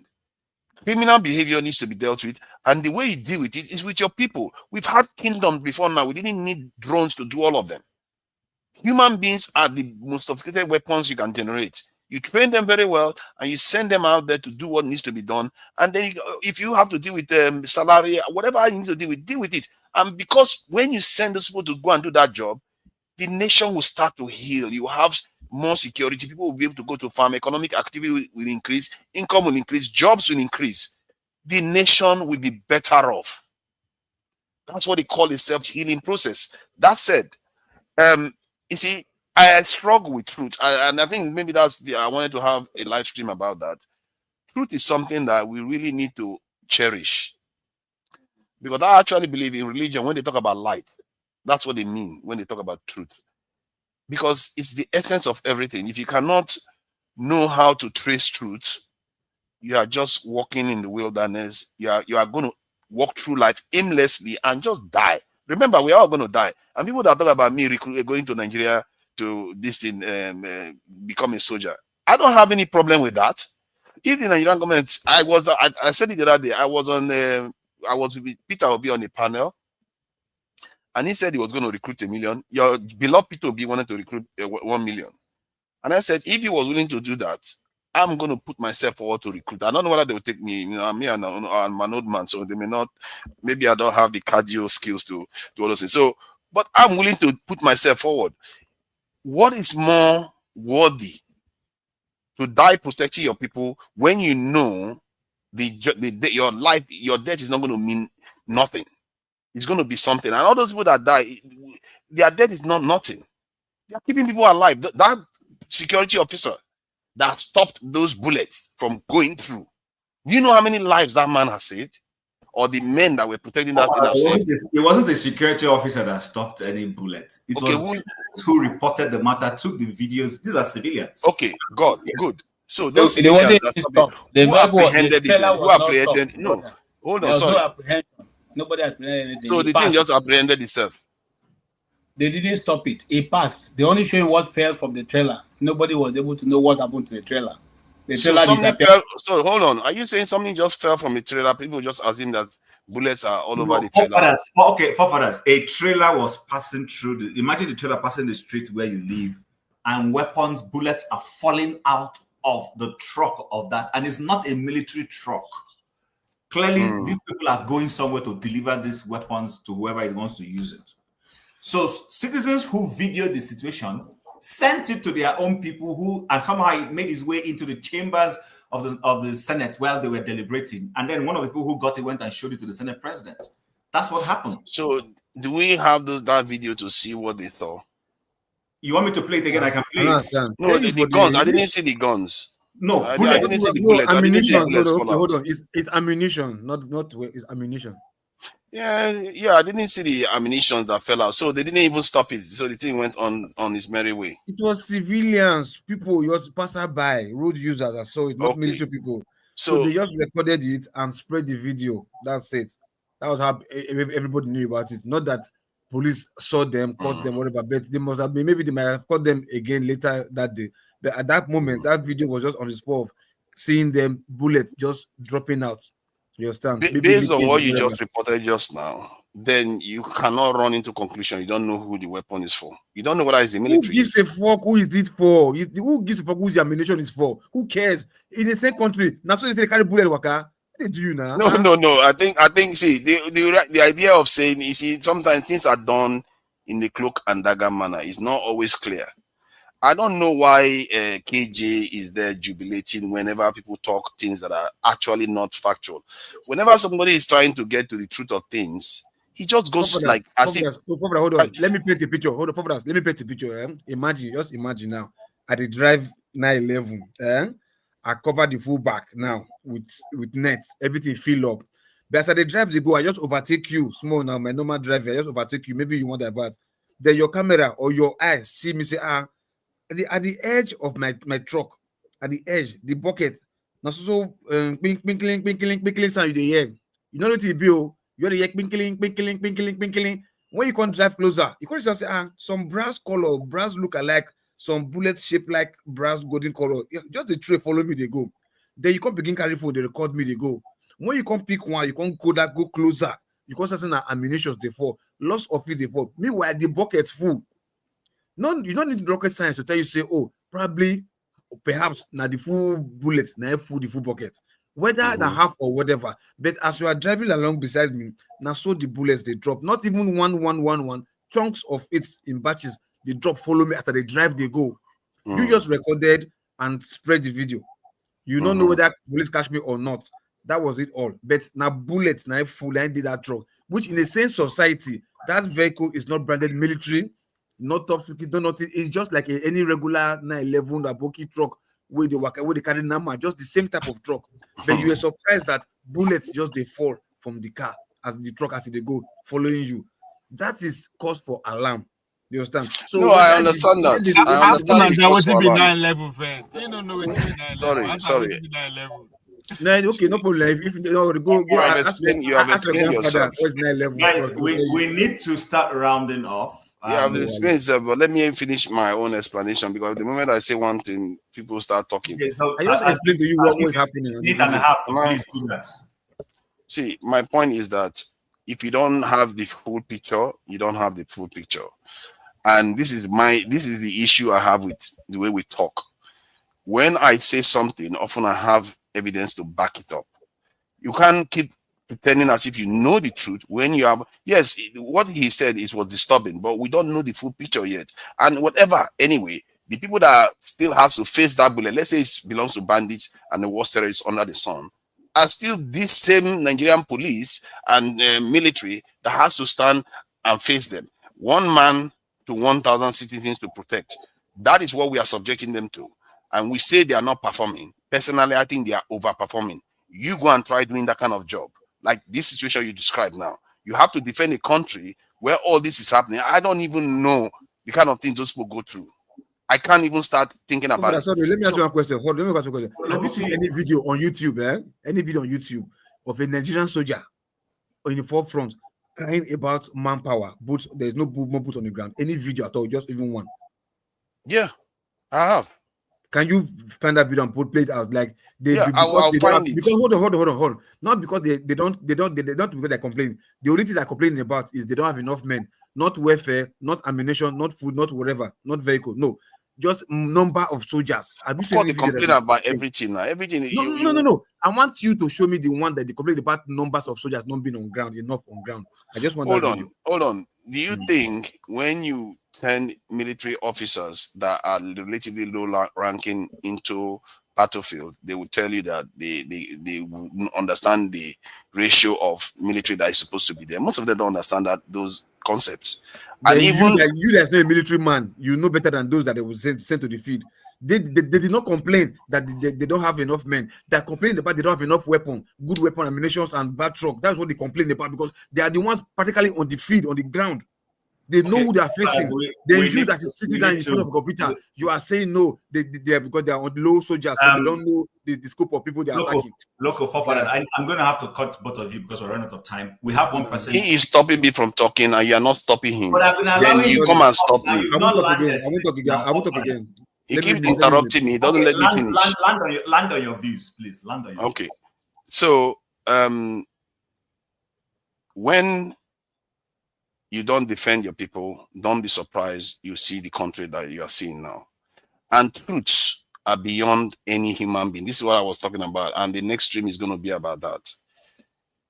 Truth, let me repeat that again, is beyond every human being.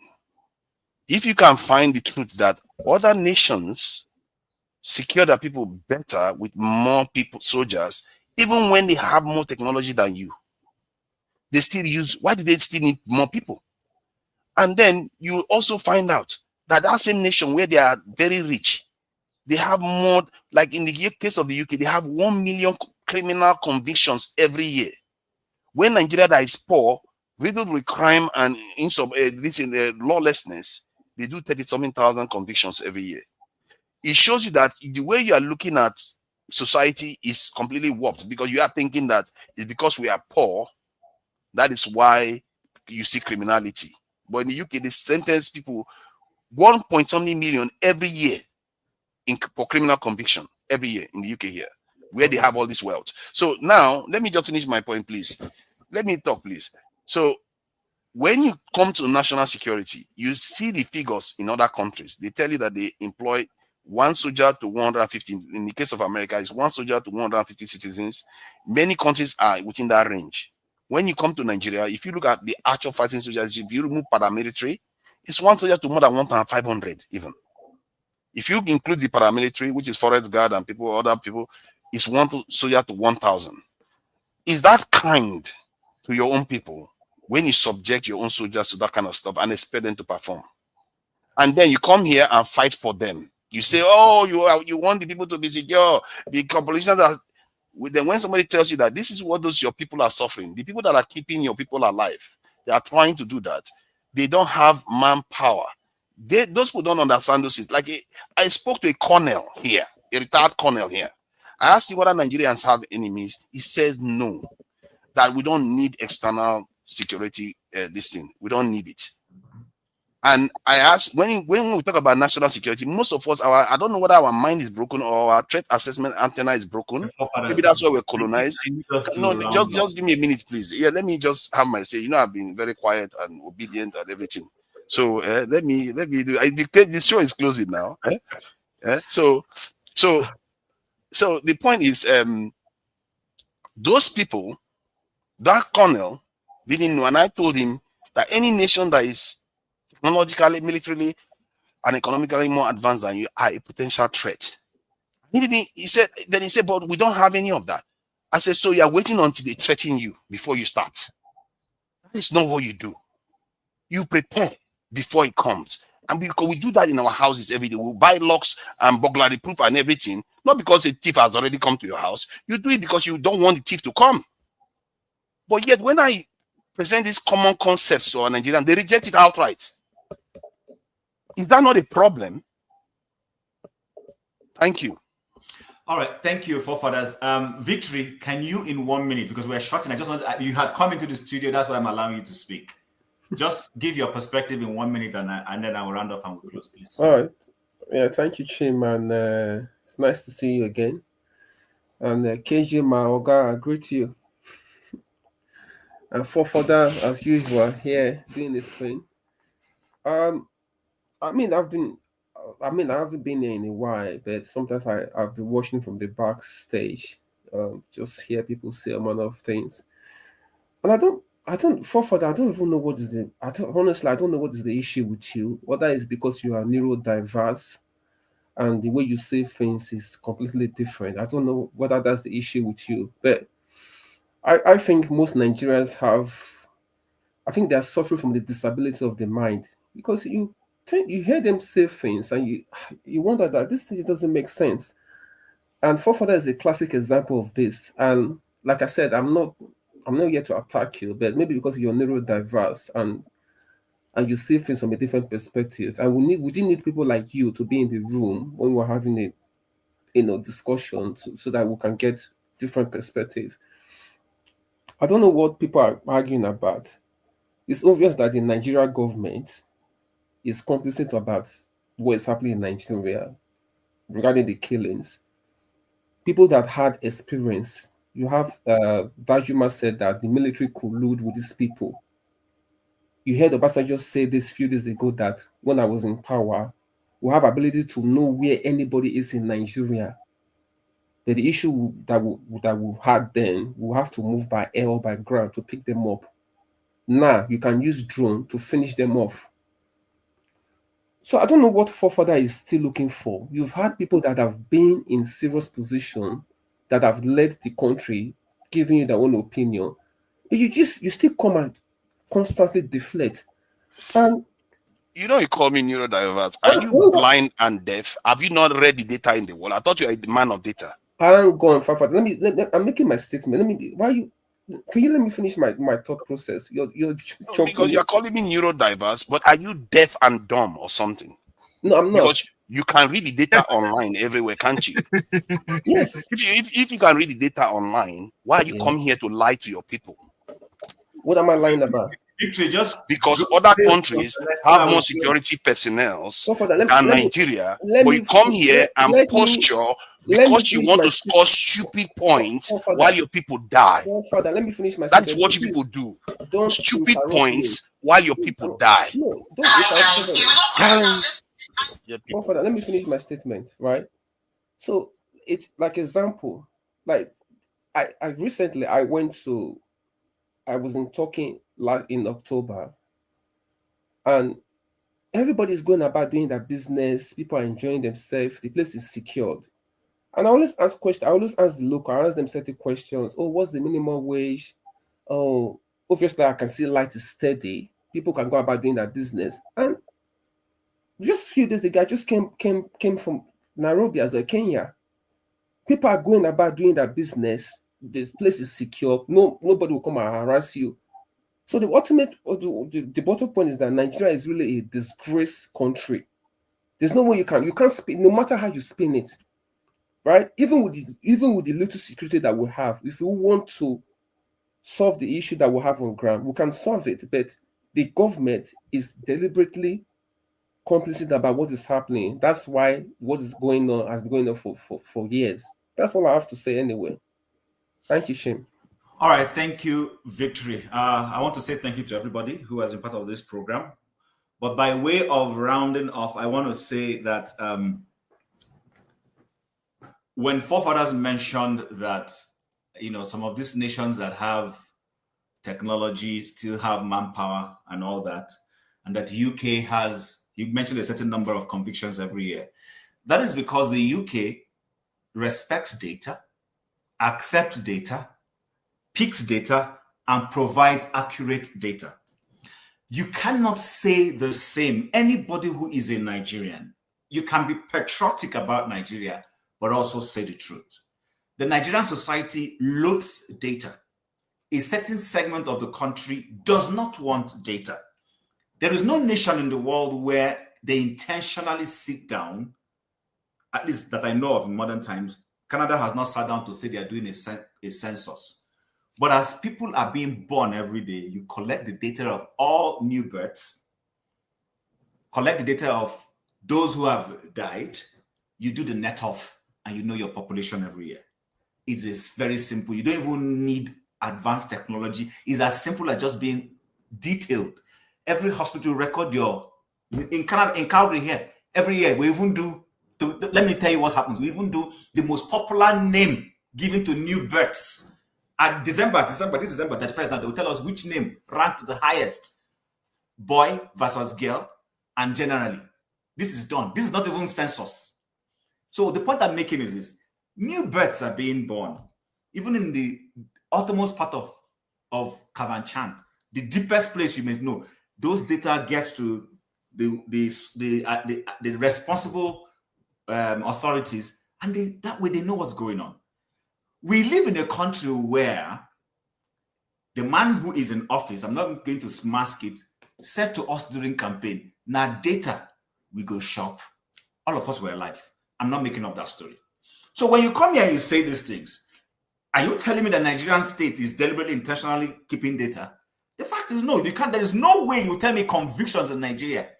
If Nigeria is really serious, it's just 35 per annum. That's not correct.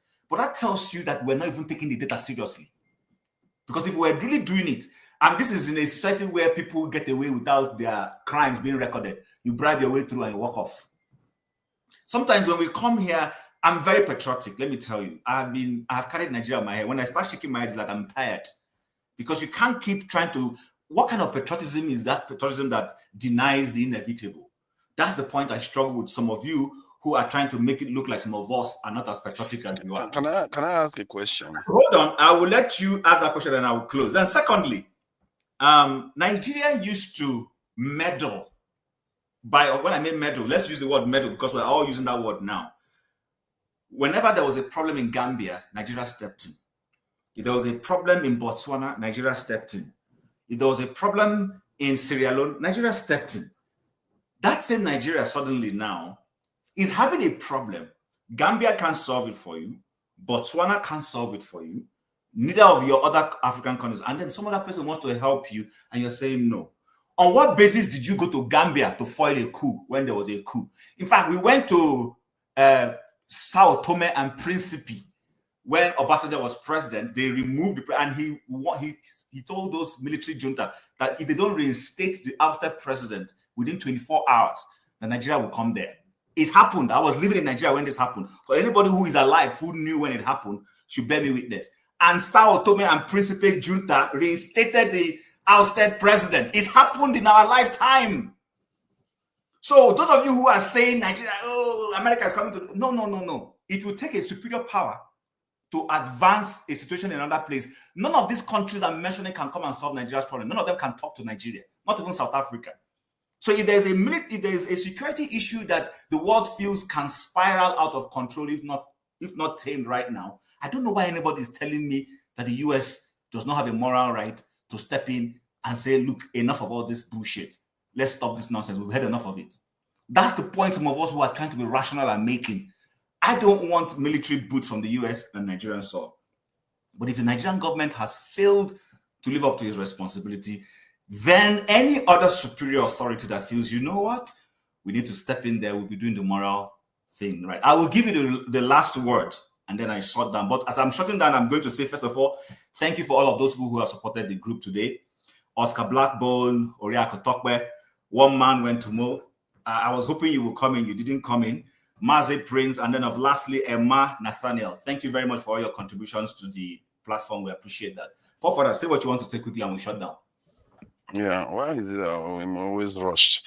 This thing, people appreciate you for your moderation. You have to thank me, because No, of course, no. See, Jim is true. you have to true, thank me because they have to I be did true. a good job for them to have been. Ugly. Can you say exactly? If that's not a bad moderator, they won't know you're a good moderator. You understand? So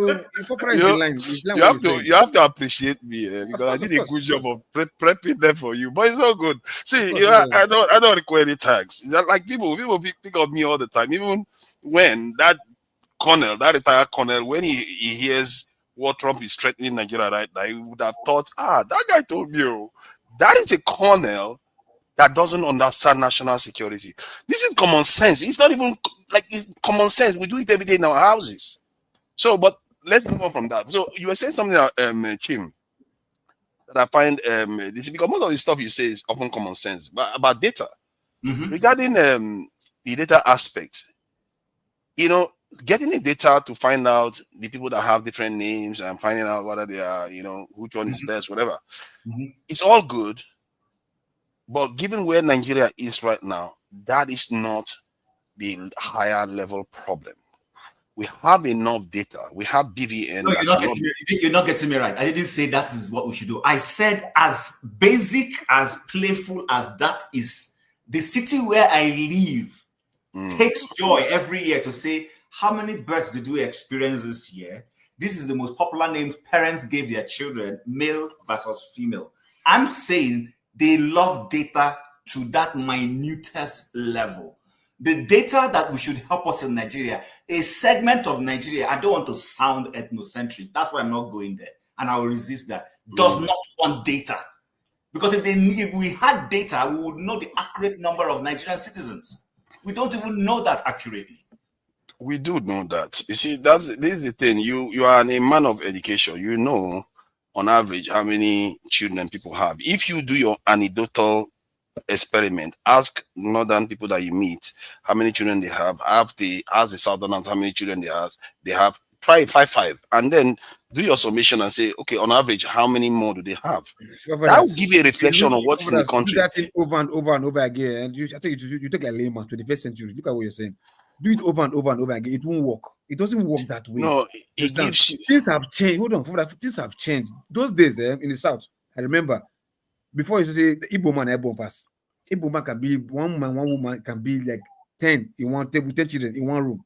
They suffer the money and they go. For hours, then those days, but answer the boat. So things have changed. Igbo man not the bound as many as before. It don't they now 1, 2, you don't do. So things have changed. So you can't say because of that, if you have an average northerner, it is not okay. You know they have 5, 6.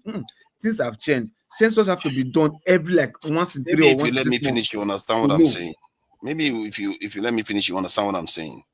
See, even if they were less in population than you, but if let's say every southerner has 3 children and every northerner has 6, that should tell you that in a matter of time, very, very short period of time, they will outnumber you, even if they were less than your population right now. How did you get that data? How did you get that if data? How did you get it? Okay. How did you conclude that? Because you can use your own common sense. I'm looking at the data that coming from where? From Sky? See, you keep Common sense stopping coming from me. where? From Sky? You keep stopping me because All you right. think you are correct, but it's okay. You know what? Can we take this to the next show, please, so that we round off? Thank you very much, guys. It's been wonderful. Thank you for supporting me. Thank you, KJ, as usual. Thank you, forefathers. Victory, thank you for coming in, even though you came late. Loco P, nice seeing you again, and all the other panelists who have left, who were here earlier on. And a great thank you to all our side commentators on the group chat. I appreciate everybody. All have a wonderful week. Tomorrow is December 1st, so I guess I can start saying Happy Christmas in advance. And to our Oga Pata Pata, Mr. Rudolph, please don't finish the chicken. Remember that after stepping in for you today, I need to eat some chicken. Guys, it's been a wonderful day with you guys. I appreciate you, and have a wonderful week ahead. God bless.